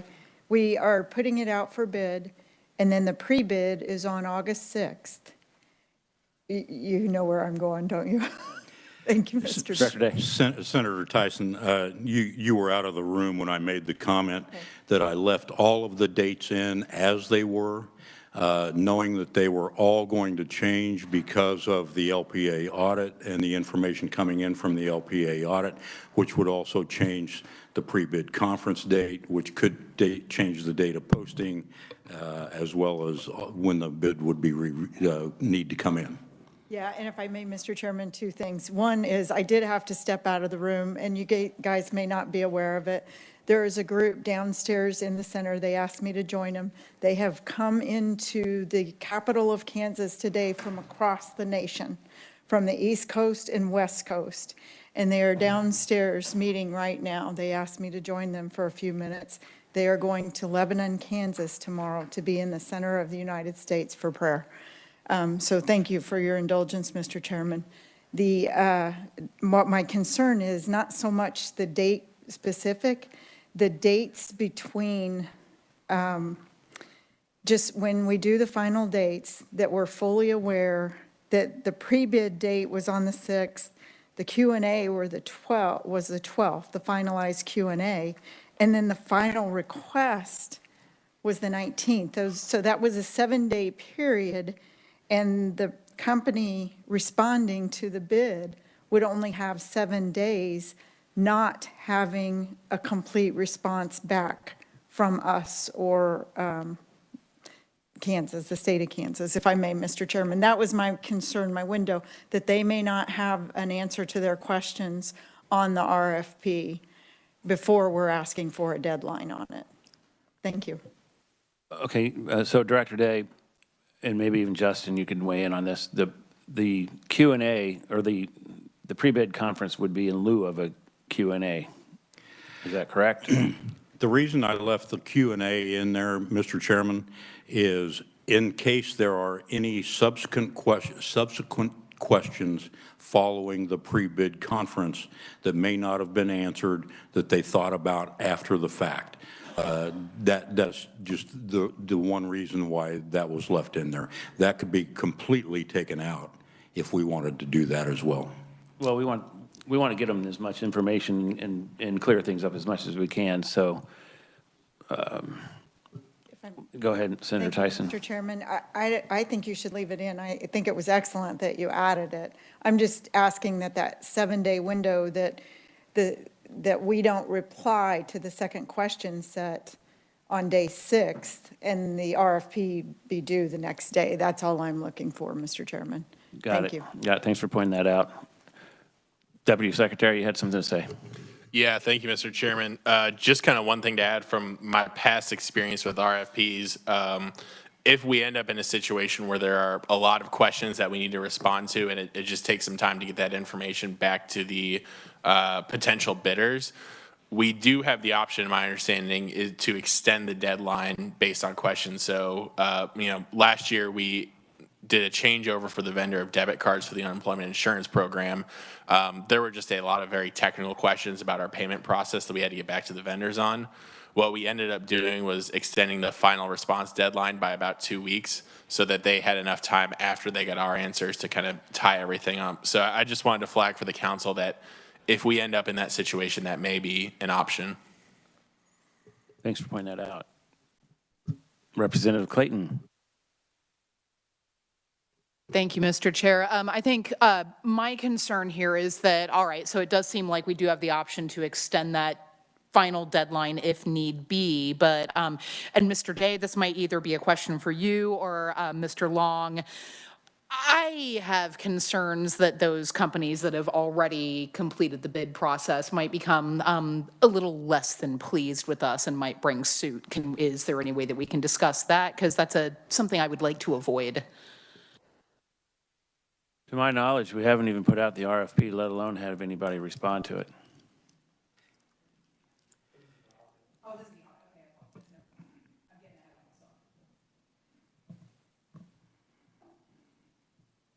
Sorry, Mr. Miller had a... Mine was just kind of on a couple that were throughout. I think in particular on the additional items, subsection 2 and subsection 3, list some dates. This may be a better question for the reviser, but we talk about looking back 5 years, and we talk about looking at full calendar years of 2020 and 2021. My recollection of the statute, and I mention this because under the scope of work-based bid, it's outlined it in the first paragraph that the statute calls for an audit between March 15th, 2020 and March 31st, 2022. But then as we move down in actual items of the audit, we talk about look back 5 years, look back in the calendar year of 2020 and 2021. More my question is, do we even have the authority to look at full calendar years? Because I believe statute only gives us authority to look at from March of 2021 to March of 2020, or March of 2020 to March of 2022. The statute's pretty broad. It says not limited to, but Director Day. I was going to make that same comment that these are strictly additional items. The required items are the dates that you talk about. The March 20 to March 2021 or whatever they are in the bill. But these were additional items that were requested by all the different council members and or others. And the reviser may have a different opinion, but I believe the chair is correct that it is written pretty broadly. Charles, you want to weigh in on that? Thank you, Chairman. Yes, it is written broadly, and there is that language as Director Day mentioned. And I would also defer to Reviser Long if he had any other thing he wanted to add. Jason, Reviser Long. Jason Long with the Revisor's Office. No, the language of the statute does give the council discretion to add additional scope of work requirements to the audit in addition to what is required by the statute under the language. Okay, so, but all that being said, you might be correct. It might be burdensome, which is why I kind of like the way the director laid this out as to what that might cost during the pre-bid conference. Then we can weigh in on a final decision on whether or not we want them to do that after we hear back. Any other comments before we start, or comments on the process? Seeing none. Director Day. Mr. Chairman, I think the easiest way to do this is just start with all the changes, each individual change, and go through. And, you know, if council members like or don't like them, then we can discuss them at that point. The first one will be on page 18. And this is a lot of this language under the confidentiality legal pieces that the Department of Labor put into this document, or asked to have put into this document, deals with a lot of the federal laws that they also have to follow. And so that's why I put the entire language that KDOL had requested. And I don't know if Deputy Secretary Brady has any comments on that, but we did want to include everything. Deputy Secretary. Thank you, Mr. Chairman. And kind of along, you know, one of my updates earlier, I kind of mentioned we have a lot of different federal data sources that our federal partners want to ensure we do everything we can to protect. I think this is probably fine if this is okay for the RFP. I'd also say we could probably summarize this section for the RFP and then make sure the more detailed language here is put in the actual contract with whatever vendor selected. So I'll leave it kind of the will of the council, but I think the agency would be perfectly fine with a more summarized version of this for the RFP, and then just ensuring the detailed language makes the final contract. Yes, if I recollect the conversation, you did state that that was standard in the contract once you have the contract, but it's not necessarily in an RFP per se.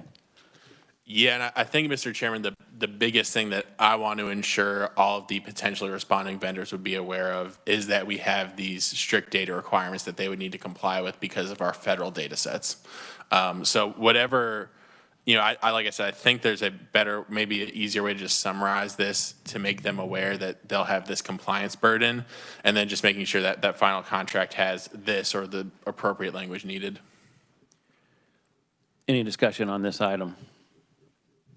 Any issues with allowing the Deputy Secretary to submit a summary of what may be in the contract and leave this out for the contractual contract? Yeah, contract. So, Director Day. Mr. Chair, I appreciate that because their legal team would have a much better idea of what they need in there versus myself and or the revisor's office. And so, you know, we could try and summarize it, but we probably might leave something out. Okay, Deputy Secretary, can you make a motion then for a summary and to put this, leave it up to your legal department to put it in the contract? Yeah, I make that motion that a summary will be provided to legislative research of this specific provision, and then the KDOL legal team will, if it's the will of the council, ensure that this specific detailed language is included in a final contract. Seconded by Mr. Miller. Any discussion on that? Seeing none, you've heard the motion. All in favor say aye. Against say no. Motion passes. Thank you. Director Day. The next section, Mr. Chairman, is 3.32, the offshore sourcing on page 20.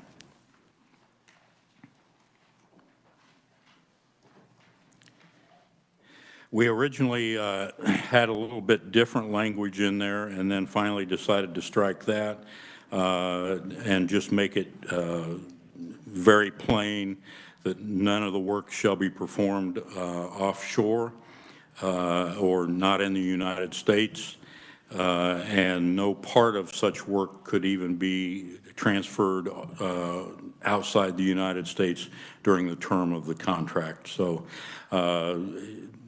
Revisor Long may have a little bit more information on that, but he felt that there was a possibility in previous language that we might have, that the company may have already had something offshore and they weren't moving it. So we wanted to make it clear that no work could be performed outside the United States.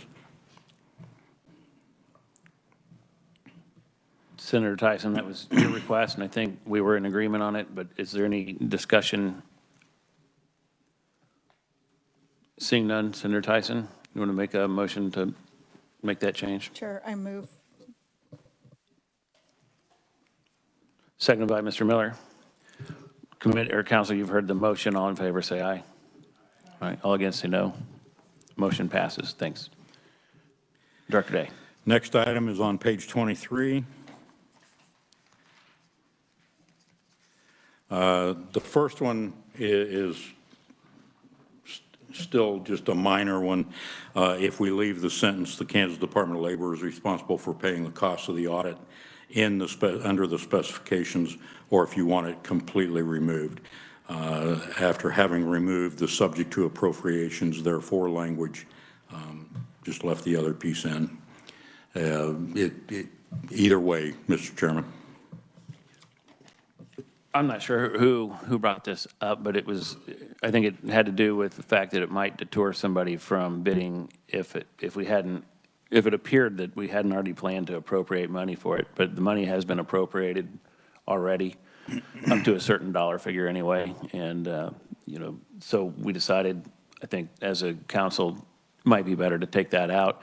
It is addressed later in the cost section, is that correct? Or there was another place that you had it, I think, Director, is that correct? In the very front end of the contract, it talks about that the contract would be between this council on behalf of the legislature and the Kansas Department of Labor. Okay, any discussion on that change? Revisor Long. Thank you, Mr. Chairman. I just wanted to point out for the council that this contract will have the standard contractual language in all purchasing agreements that it is subject to lack of funding through appropriation. So if at some point in the next legislative session the legislature does withdraw or rescind the appropriations for this project, the contract can be terminated for lack of appropriations. That's just standard provisions in all purchasing agreements, even if that language isn't here in this particular provision. Okay, that's good information. Thank you. Seeing no further discussion, can I get a motion on to accept that language? Motion made by Mr. Oswald, seconded by Senator Olson. All in favor, say aye. All against, say no. Motion passes. Director Day. The next item is still on page 23, and that deals with the definition of improper payments that comes directly out of House Bill 2196. Mr. Miller, that was one of your concerns. Is there any discussion on that change, the change in language there? Seeing none, Mr. Miller, you want to make a motion? Move to approve. Second by Deputy Director. All, you've heard the motion. All in favor, say aye. All against, say no. Motion passes. Director Day. The next item, Mr. Chairman, is in the middle of that paragraph. It deals with distinguishing improper payments from fraudulent payments.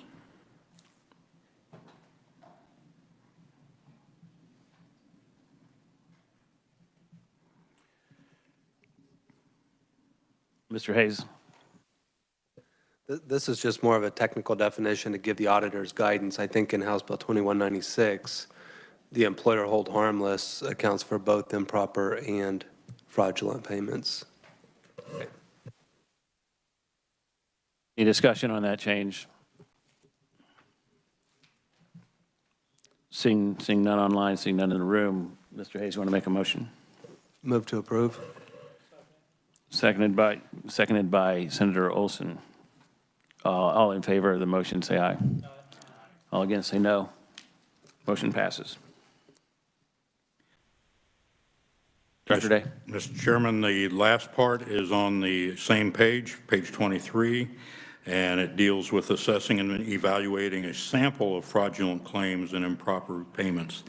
And I believe this was one of your items, or a discussion of the item, Mr. Chair, at the last meeting.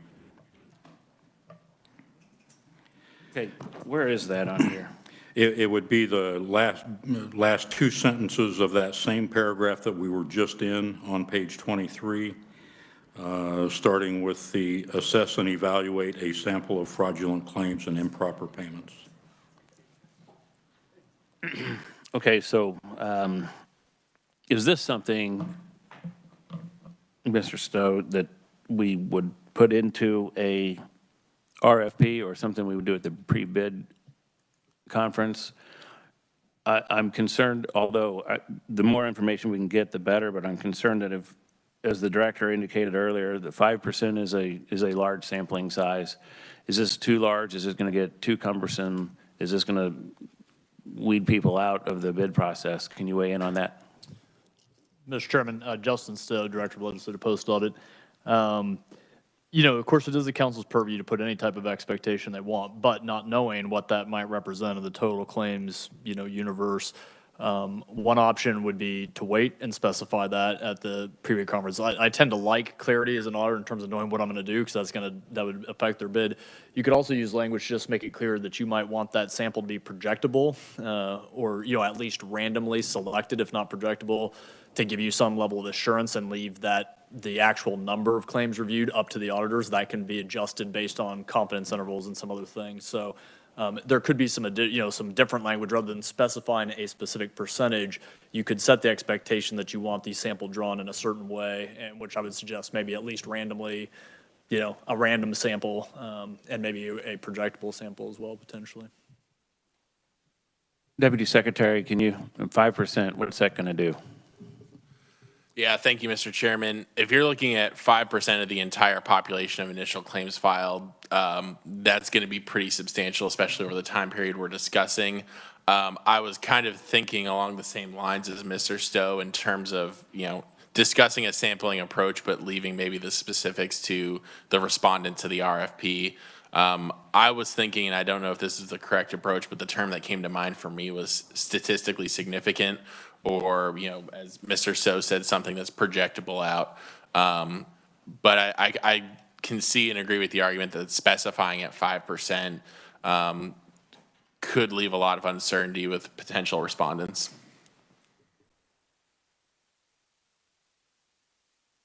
Senator Francisco. Thank you. I'm wondering if there's a reason to distinguish between the regular state unemployment and the federal programs in terms of identifying fraud. You know, certainly in terms of our businesses, we want to have some number at the end of this audit of this is how much we don't want businesses to be owed. But the federal payments would not be subject to that, because that would be, is that my understanding, it would be federal money, and maybe Mr. Brady can help us with this. Yes, you're correct. The bill specifically states that the state is responsible only for the state portion to reimburse, and so we wanted to make sure we captured that. Deputy Secretary. Yeah, thank you, Mr. Chairman. And I'm speculating a little bit here, but just for the members of the council, I certainly think that the bill makes it very clear, and, you know, this council is really what we're looking at is the state trust fund funded programs. I would have to imagine, I'd be curious to see what others in the room think, that at some point in the near future, the U.S. Department of Labor has to get very serious about auditing the federal programs. And of the thinking right now that, you know, having our scope focus very specifically on state-related stuff is a good thing, because I just personally think that has to come at some point in time from USDOL, and at the end of the day, it's their programs and their responsibility to do that. Right, and on top of that, I mean, we were almost directed just to pay everybody that submitted a claim, and so there's really, and there is no responsibility on our part to reimburse the federal government for that. Is that where you were going with that, Senator?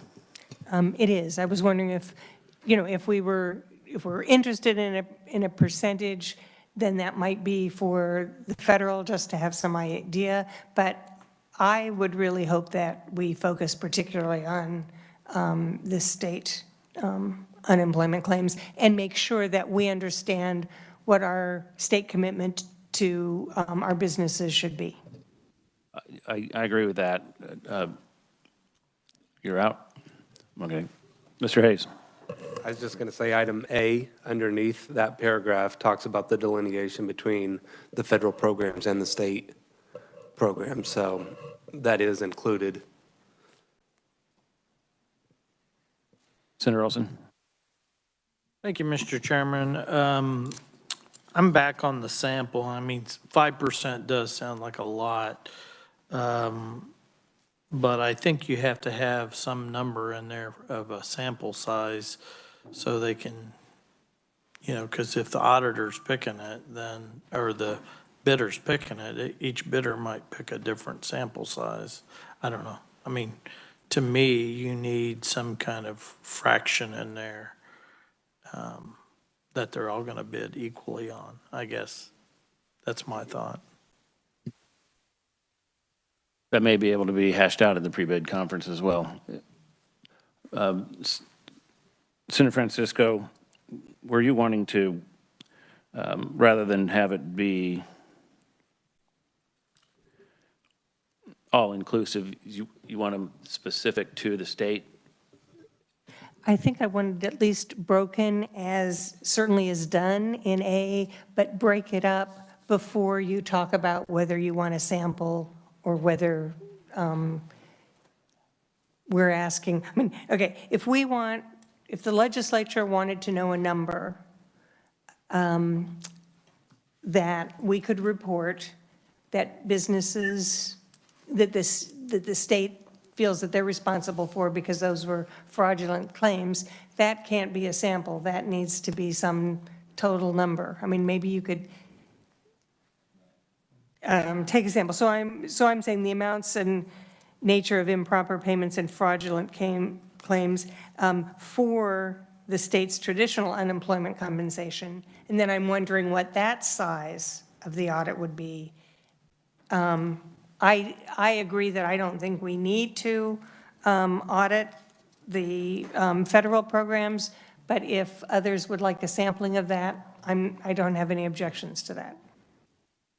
Right, it would be good to know how much the federal program fraud affected our state pool, because if we pulled the trigger quickly to pay the federal side of it and they were also attached to the state, it might have had an effect there.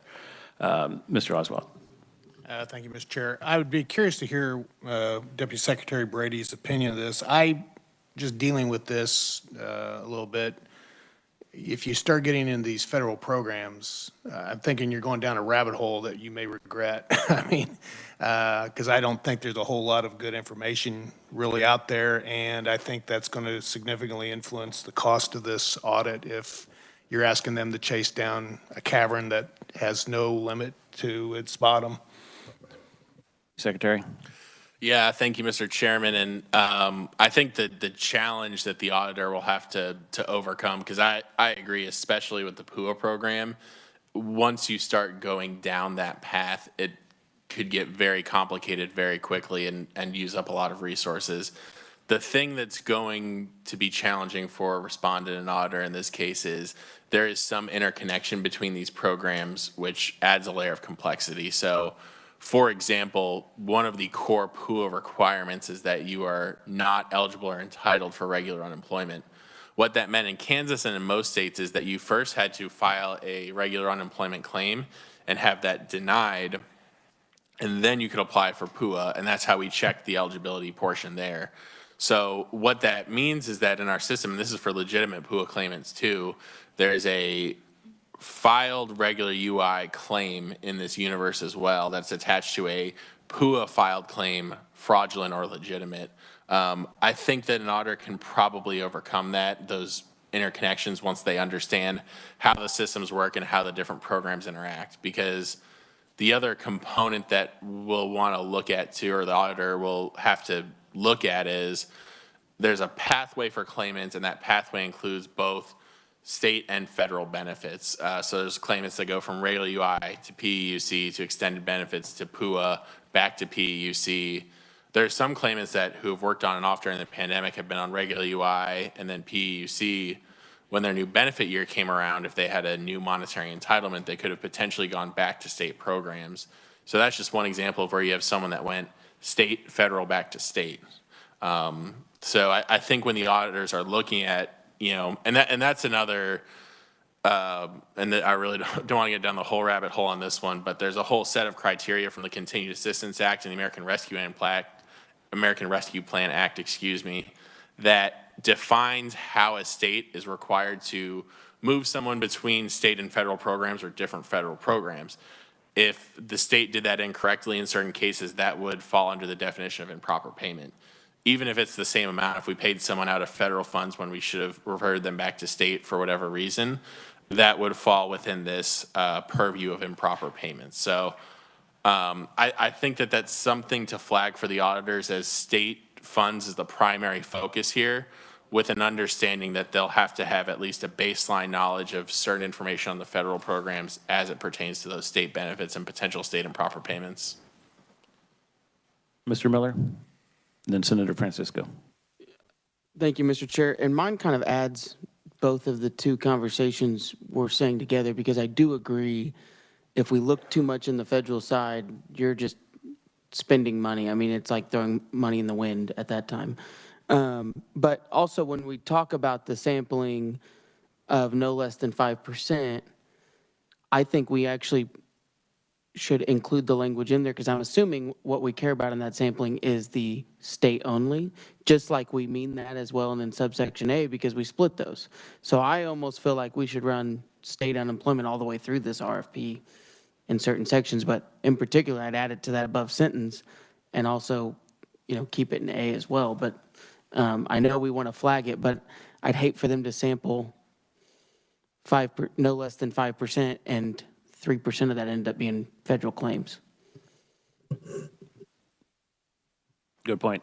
Senator Francisco. Thank you, Mr. Chair. So just in response to Mr. Brady's comments that state or federal payments that the state should have paid are improper, but we don't really care, right? So it's not going to be part of, we shouldn't have done it. We may want to know. We hope that the Department of Labor can tell us, but I don't think we need an auditor to be reporting that. So I'm leaning that we should just limit this to a review of state unemployment fraudulent claims.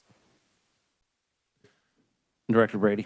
Yeah, thank you, Mr. Chairman. And Senator, I think your point's correct. I think that type of overpayment is not something anybody in this council would probably be overly concerned about. And there's other universes that are much more important. That's certainly not one that's keeping me up at night, that specific example. So I think to your point, Senator, perhaps the best way to phrase it is that, the laser focus should be on state fund-related improper payments. Okay, with all that,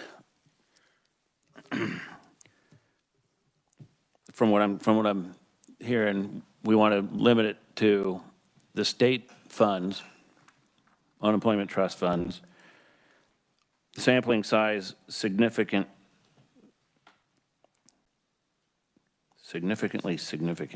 statistically significant, and projectable, and how many of them might have been triggered by the federal programs. Is that too broad?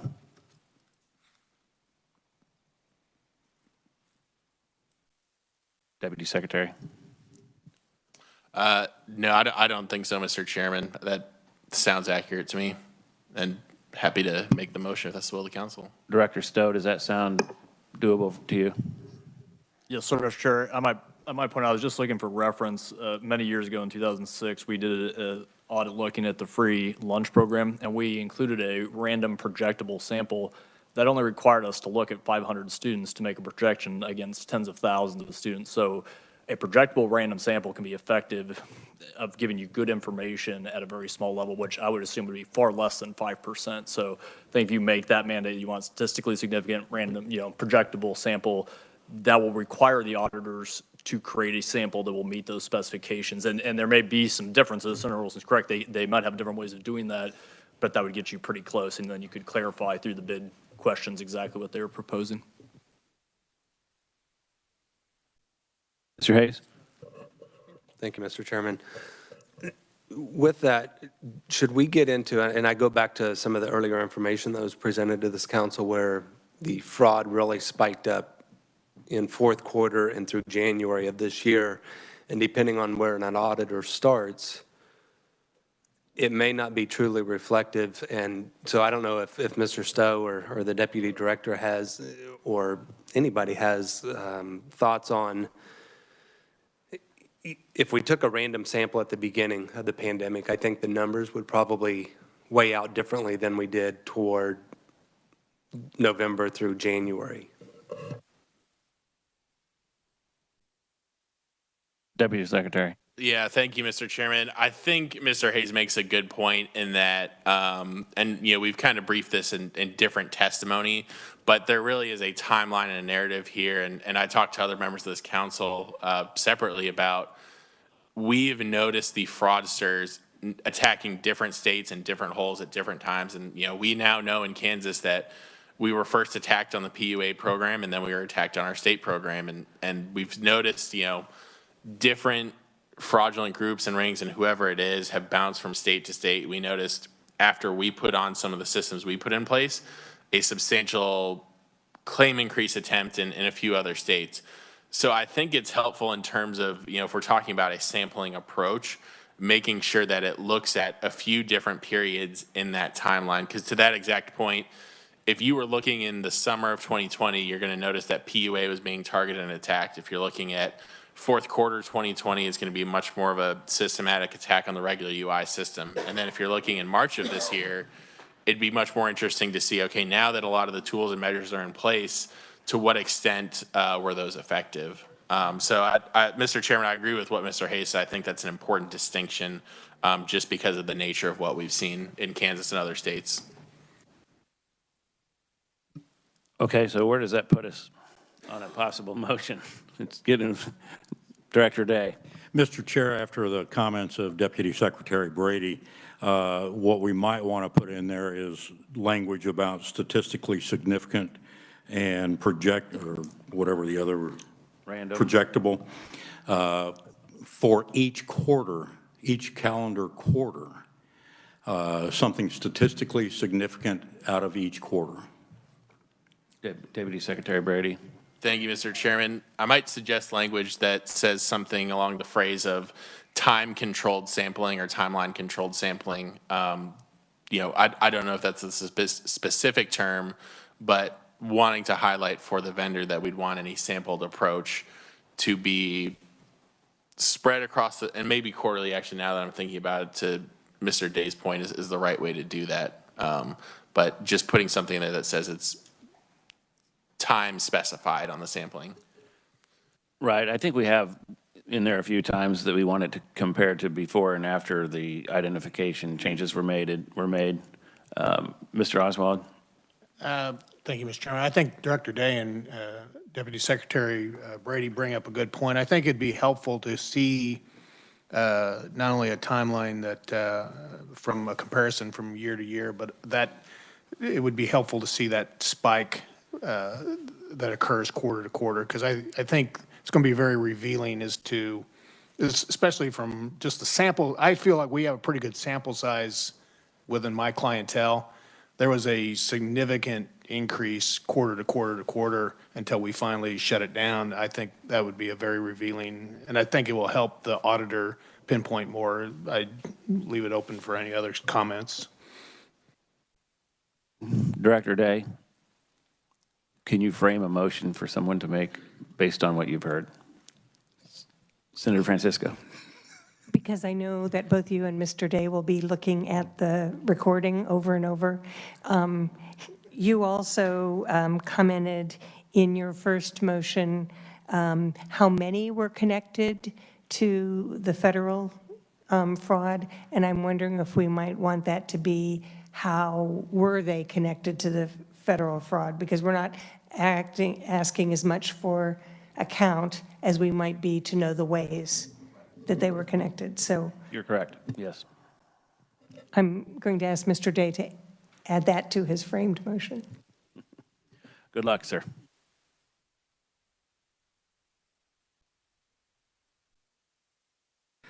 Mr. Chairman, I think the easiest thing may be to assess and evaluate a sample of the state claims and payments, a statistically significant and projectable sampling on a timeline-controlled quarterly basis, calendar quarterly basis, shooting from the hip. Director Stowe, do you want to second that motion? Is that acceptable? Do we need random in there? That's a lot better than I would have done from the hip, Mr. Chairman. And I think that will get the committee pretty close to where it wants to go, and then it can clarify during the pre-bid conference as necessary. Okay, so we'll remove the 5% and all that. This will replace that. Okay. Senator Olson makes that motion, seconded by Mr. Oswald. All in favor, say aye. All against, say no. Motion passes. Thanks. I think that would probably be the most difficult one. And it was my idea to start with. Next up, Director Day. Mr. Chairman, the next one is on page 24, just the addition of password changes into 2C.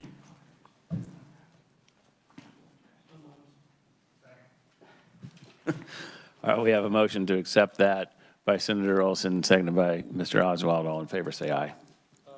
All against, say no. Motion passes. Director Day. Next one, Mr. Chairman, same page, number 3, that an evaluation provides likelihood of a data breach within the Kansas Department of Labor. Senator Tyson, that was your concern. You want to address that? As in a motion Well, or discussion? Discussion. Is there, I guess, is there any discussion? That was Senator Tyson's, one of Senator Tyson's recommendations. I'm seeing no discussion. Senator Tyson. Do you want me to move the motion? I'll make the motion. Thank you, Mr. Chair. Okay. Seconded by Mr. Miller.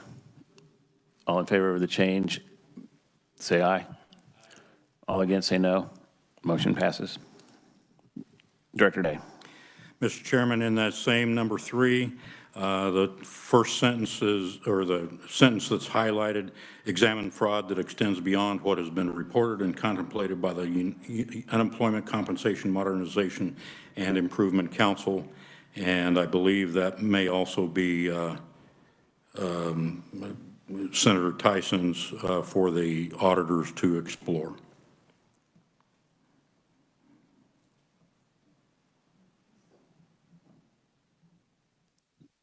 Senator Francisco. Thank you. This is what I had a question on. How would the auditor know what has been contemplated by the Unemployment Compensation Modernization and Improvement Council? Mr. Chair, if I might. Director Day. What I think the point of that sentence was, based on all of the information that's in House Bill 2196 and all of the different areas in 2196 that are to be explored, would give them an idea of what the Employment Modernization Council knows and what has not been contemplated. Senator? If we're basing that information on the bill, would it be better to refer to the bill than to the council? Since it's, I mean, it's black and white in the bill. Yeah. Senator Tyson? Thank you, Mr. Chairman. If I may, I think this was the section on human error that we were talking about that got out of context. I know this is a complex issue and the terminology is different with different individuals, but, and Senator, you were not on the committee last time. My concern is over 90% of fraud or breaches of data are human error. And we don't know where or what created this scenario in the state of Kansas. And as the Deputy Secretary stated earlier in this meeting, he agrees this needs to be looked into. I definitely think it needs to be looked into. The last time there was a legislative post-audit was 2015. And so I don't think these were my words. In fact, I know I wouldn't use the terminology beyond what has been reported, but I guess that makes sense to use that. But Mr. Chairman, this is a very important part of the audit, I think. And if we need to rein in the scope, I understand that. But to me, there does need to be a third party taking a look at vulnerabilities within the system and the human factor of the system. Thank you, Mr. Chairman. Yes, I think we're all on the same page on that. I think the question was around how we're going to present it in the RFP, because it's kind of unclear that the way it's written here is kind of unclear as to what we're doing. Deputy Secretary. Yeah, thank you, Mr. Chairman. And I think I have a friendly amendment here that could provide some clarity for the RFP and the potential vendors. I would say, adding on to that section 3 to say for the auditor to examine any avenues for which fraud may have occurred, and then we could add a to include and specify anything we really want them to look at. But I think kind of just saying what we're trying to get at is we want to make sure that this audit looks at not just what occurred, but what avenues or pathways were potentially available for fraud to have occurred, and have an auditor look at that. So I think kind of phrasing it in that way is probably going to assist the auditors in understanding what our ask is and clarify that a bit. Senator Tyson. Thank you, Mr. Chairman. I would agree with that. Thank you. Senator Francisco. Good. I'm very comfortable with that because, and I appreciate the Senator Tyson's explanation. I'm not objecting to this. Yeah. I just want to be sure I could understand it if I read it. Yeah, I think that's kind of how we heard it. Mr. Miller, you had a comment. Yes, part of me, I was kind of thinking on the same pathway as Deputy Secretary Brady. But part of me almost wonders if we just kind of remove this sentence and build out what we're going to discuss next, which is the sentence after that says this evaluation should include a review of whether KDOL, a bunch of other words. But we add in there. Is that an attorney that just said da da da da da? Yeah. Wow. Exactly. That's how we usually work too. But almost just build out that sentence more to, because it talks about whether KDOL had controls and whether maybe we include, the human factor and build out some of the exact purposes that Senator Tyson's saying. So instead of having a crazy definition back to back with another one, we just build out and have one definition. I'm just thinking that might make it a little cleaner. It's all in the same section. I would imagine that we could mend the two paragraphs together. Deputy Secretary, could you restate your friendly amendment that was agreed upon by the bringer of the initial change? Yeah, thank you, Mr. Chairman. So my suggested language would be to add on to that existing paragraph 3 or put in somewhere more appropriate. The auditors should examine all possible avenues for which fraudulent activity could have occurred within the unemployment insurance program. And then if the council would like, we could add to that to include and then list out anything we want to specifically highlight for the auditors. Which, Senator Tyson? If I may I change the wording just a little bit? Say not to include but not limited to, in case they discover something that's outside of our list, just to capture.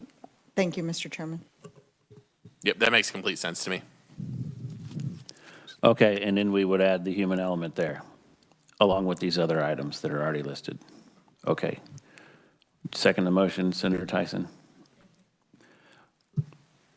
Motion brought by Deputy Secretary Brady, seconded by Senator Tyson. All in favor, say aye. Aye. All against, say no. Motion passes. Thank you. Director Day.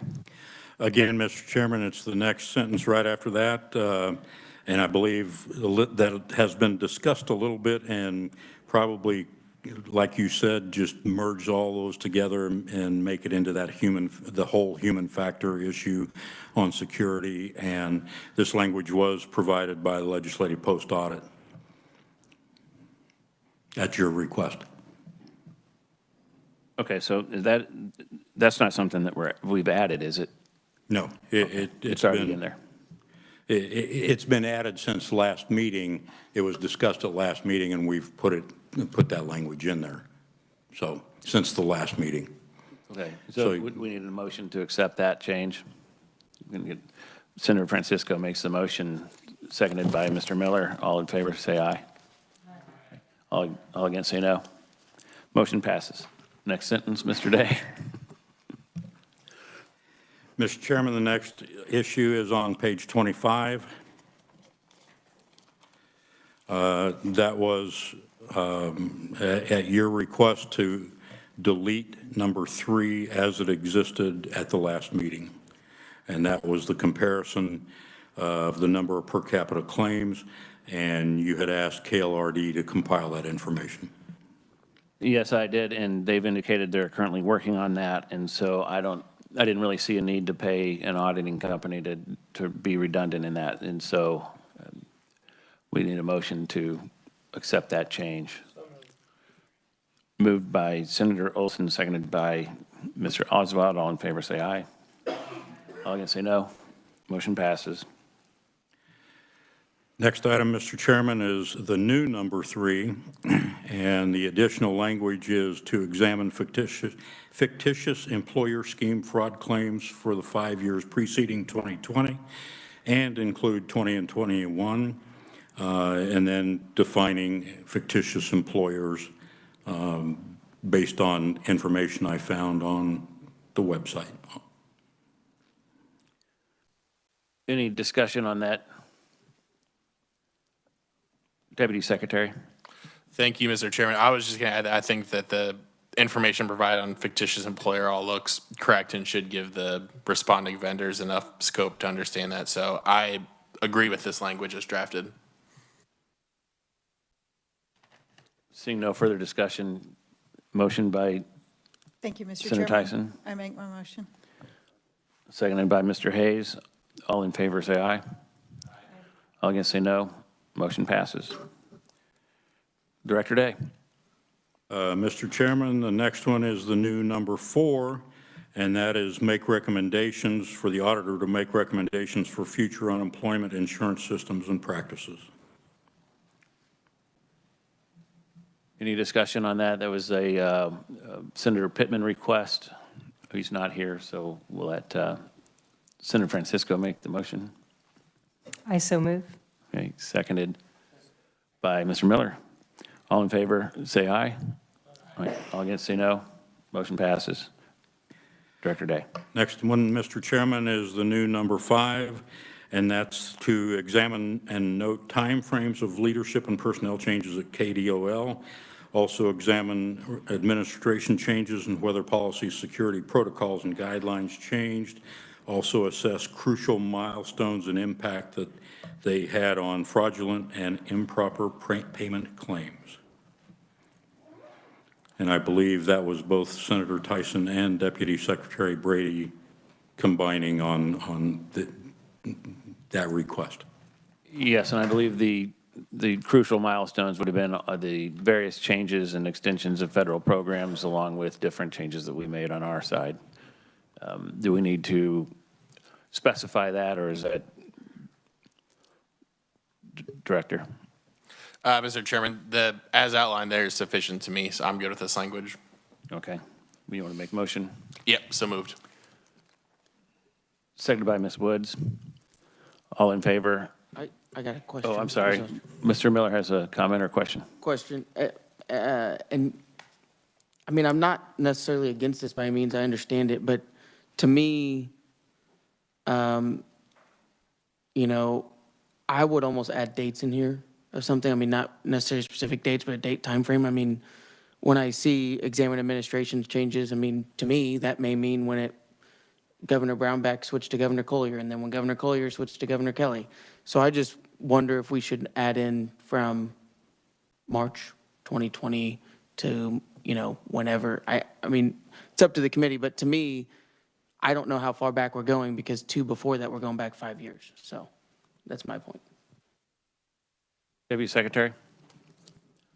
Yeah, and Mr. Chairman, I don't know if this is previously defined in this document or if we need to add it in here as well, but to basically say that specific requirement number 5, to Mr. Miller's point, should be assessed along the same time frame as the general fraud audit we're looking at. So March to that time frame that's defined in the bill. Okay, let's put the dates, those dates in there. Good point, Mr. Miller. Ms. Woods, did you have a comment or did you second the motion? Okay. Okay, so we have an amended motion now that includes the dates. Any further discussion? Seeing none, let's go, all in favor of the motion say aye. All against say no. Motion passes, and for the record, it was Deputy Secretary making the motion and Ms. Wood seconding it. Next up. Next item, Mr. Chairman, is still on page 25. It's under the contents of the proposal. This was Senator Tyson's request to include work status, whether it's citizenship or work permit, their security level, their affidavit of completed satisfactory criminal history and employment background checks of each individual who may be assigned to the project. And I will say that that is not Senator Tyson's language, but it's language that I gleaned from her conversation. Thanks for clarifying that. This is one of those things that I was talking about earlier, as far as, is this something that if we put in there, would it preclude someone from bidding this, or is this something that's normal, or is it something that we put in there that say they would be expected to, in order to contract with the state, they would need to bring this to the table? Do we need this for the RFP is the question. Senator Tyson. Thank you, Mr. Chairman. It's not, we could put it in the contractual that we expect it to be, but if we do it ahead of time in their response, we can decide whether it's a company that we want to go forward with.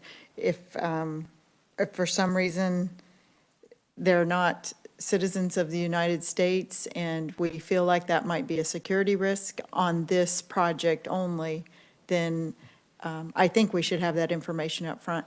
Based on legislation that both chambers passed this year, was to put E-Verify for all state employees and all contractors.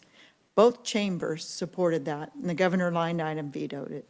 So this is just along those standards and continuing that effort that the legislature tried to put forward this year.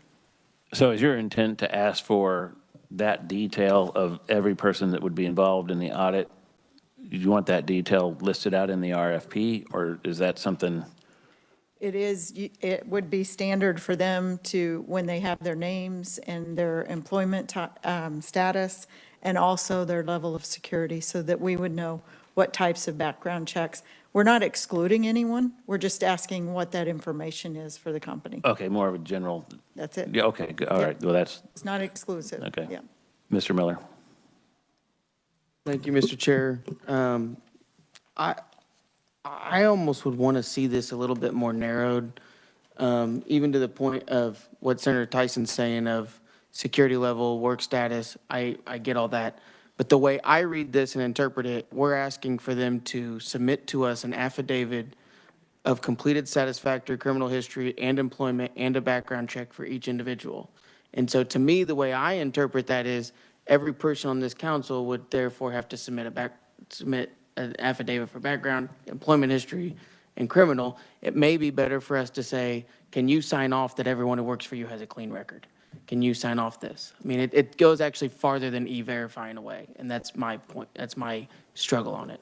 Yeah, I think you and I had the same line of questioning. I don't know that we just heard that wasn't the intent, was to get a detail of every single person, but I don't know that we want to narrow it down to just, can you say this? We do want to get Senator Tyson. Thank you, Mr. Chairman. I don't think, I don't see the language that asks for verification of, like, I've had a secret clearance before, and I put that on many applications, my resume, you know, my family member has top secret. You just state it, you don't verify it, you don't put a document in that proves it, and then the company looks it up and does the verification later. We're just asking this be part of the inclusion to the RFP, just a statement of fact. Do you have a background check? If most people don't, they don't even know what level they have. Mr. Miller.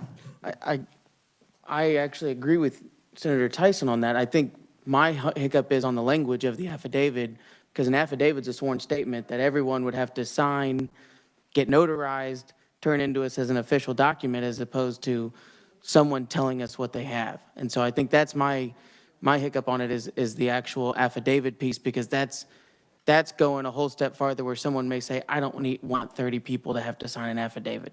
Right. So I think that there's been a little bit of discussion on the side over here. I don't think that the language that is in here was indicative of what the senator was asking for. I think if we delete the word affidavit.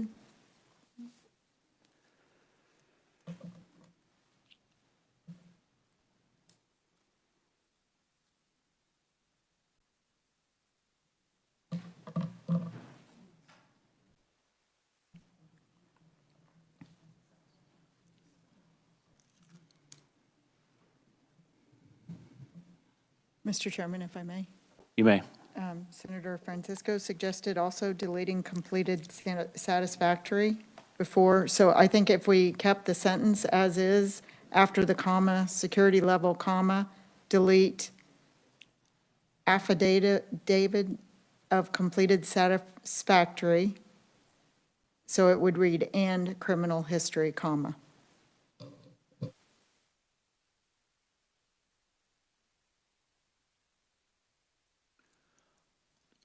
I'm not even sure where that is. I'm sorry. I'm lost. Director Day. Mr. Chairman, that's at the bottom of 25. It's the last paragraph there. And I might interject, since the chairman called on me. My whole thinking of putting in the affidavit was that the managing partner of this audit would be the one, or an officer of the company would be the one signing an affidavit, not every individual signing an affidavit. It'd just be the one affidavit for every employee that's on the list that we are requiring their security level and all of that. Okay, that makes sense. Senator Tyson. Thank you, Mr. Chairman. I think we're on the same page. You just wanted the person to sign off that this information is correct. We don't verify it, that they have verified that it is correct. Okay. Any, Mr. Hayes? Could you just reposition the affidavit and put at the beginning of the sub-bullet, provide an affidavit for all individuals, including names, titles, etc. And I think we would want to include satisfactory criminal history, not just, but I think this is going to be pretty standard for anybody that's going to be submitting an RFP too, so. So we're looking for an affidavit from an executive in the company for their employees that would be working on this project. Is that correct, Senator Tyson? For these items. I think that would be correct, Mr. Chairman. Thank you. Okay. And Mr. Chairman, there is another place in the front end of this, the whole document, the RFP, where an officer of the company or the managing partner of the company has to sign off that they are the ones submitting this proposal, so it wouldn't be anything for that same person to be filing the affidavit when they get to the back end of the proposal. Okay. Any further discussion on that item with recommended changes? I'm seeing none. Senator Tyson. Thank you, Mr. Chairman.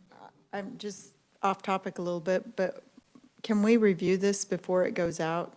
I know we won't review it as a group, as a committee, but get an email so that we can read through it Yeah, we'll discuss that later. as we end, but we are allowing some leeway for some people to submit the language, and so it would be important for us to have a couple of days to look at it and either say yes or no, this is what the intent was, and make further changes, but we do need to be cognizant of a timeline.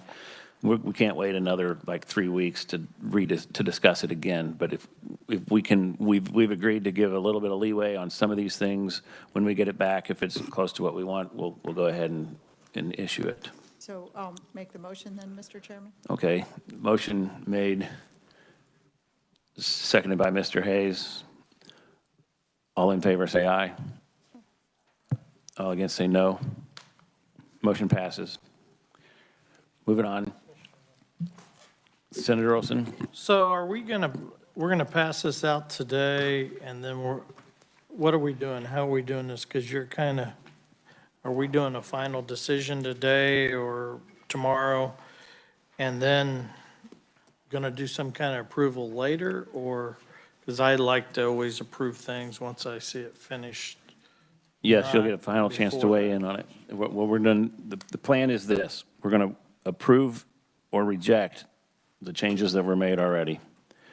There are 1 or 2 items so far that we've allowed a little bit of leeway that we will receive the language. We will not have a meeting on that. The final RFP suggestion will be sent out to the committee. You'll have a day or 2 to review it and get back to us if there's any concerns at that point. So we're just going to review it. We're not going to vote on the final changes. No, we're voting on the changes now, but there will be some with leeway. If there's some problems, if there's significant problems, then we won't move forward. Okay.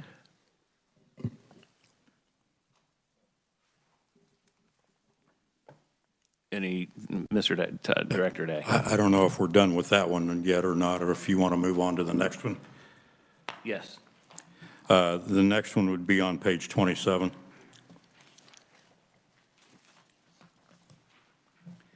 And that will be the language about the fixed bid cost versus time and materials, whether we want to make it specific, only fixed bid costs, or give them the option.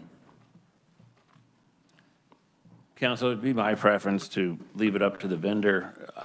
If we dictate one or the other, I'm afraid we might leave some bidders, potential bidders, off the table, and it doesn't necessarily mean we have to go with one or the other, but it would be nice to know the ones that can give us a fixed bid versus a material and time bid. But I certainly would like to make sure that we give every opportunity to this council to look at every bidder.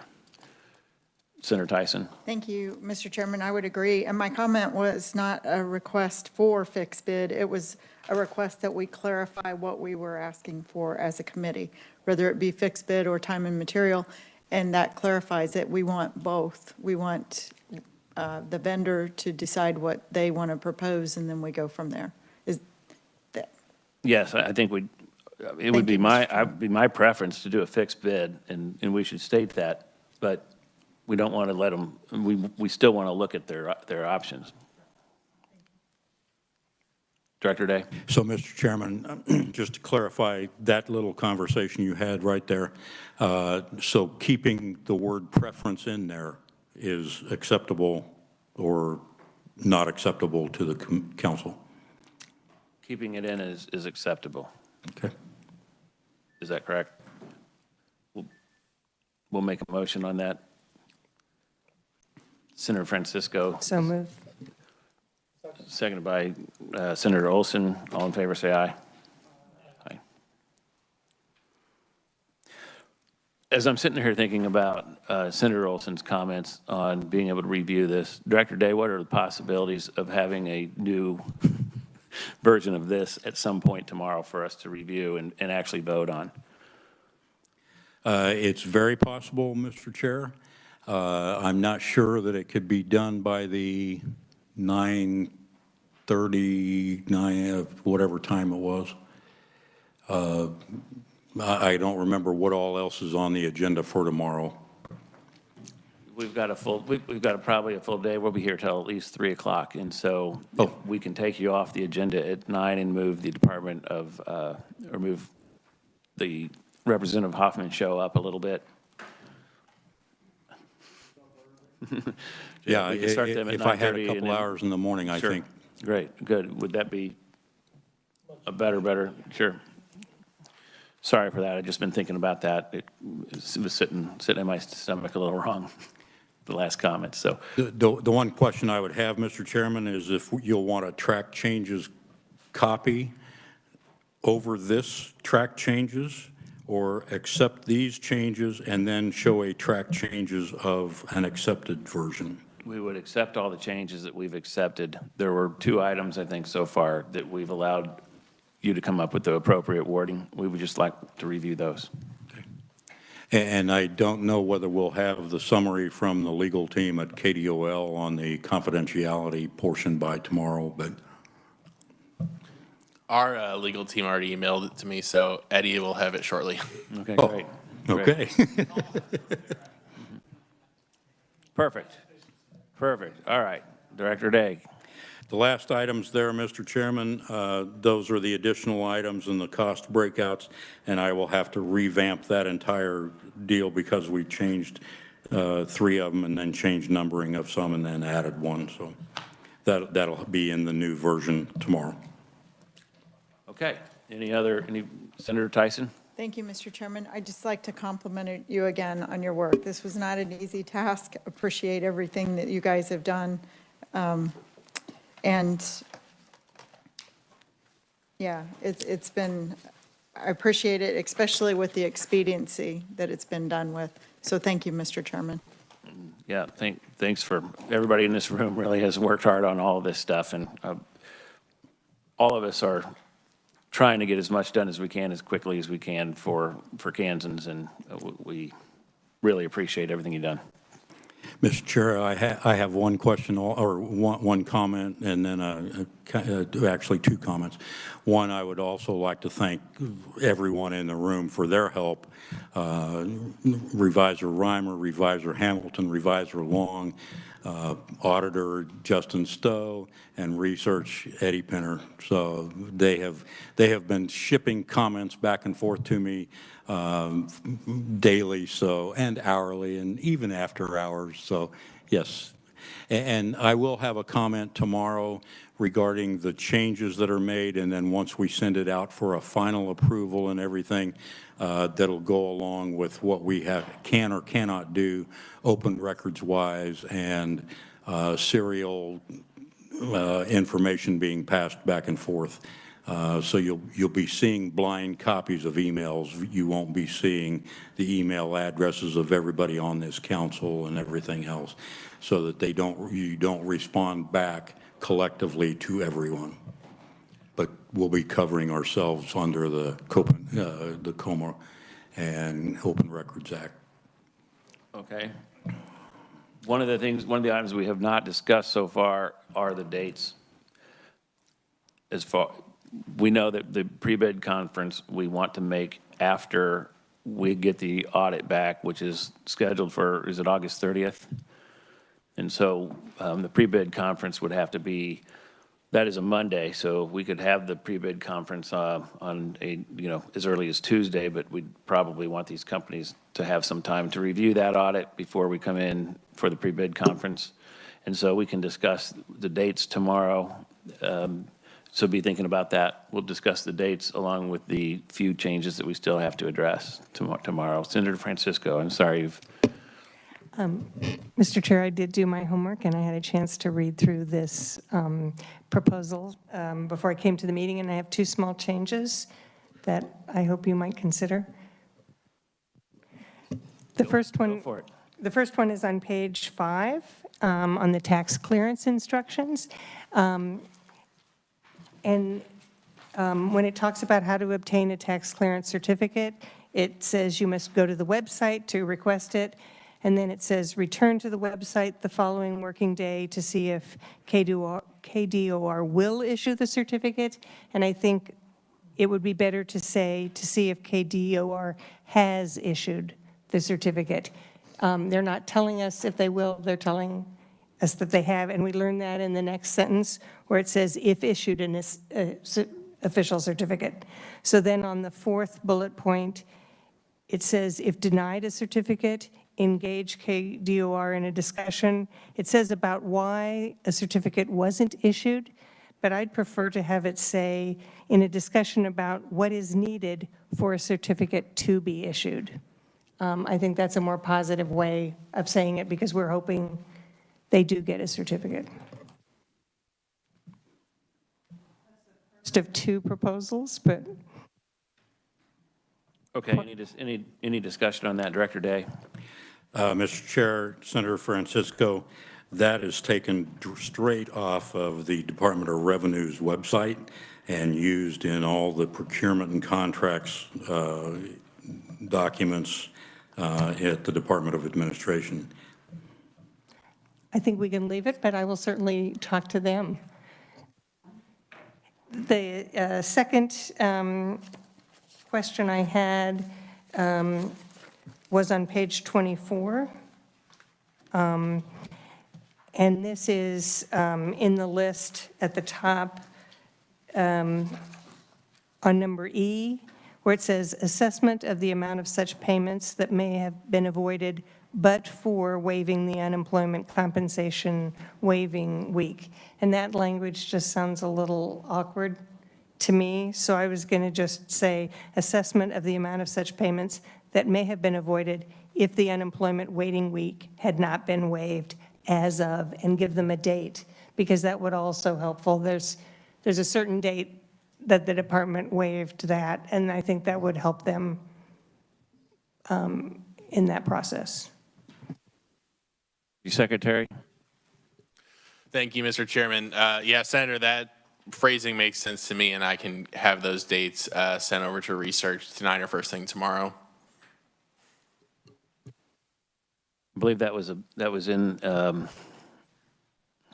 bill, a House bill, I think, that we passed towards the end of right at March, right when we closed down everything. So we can get that date out of statute.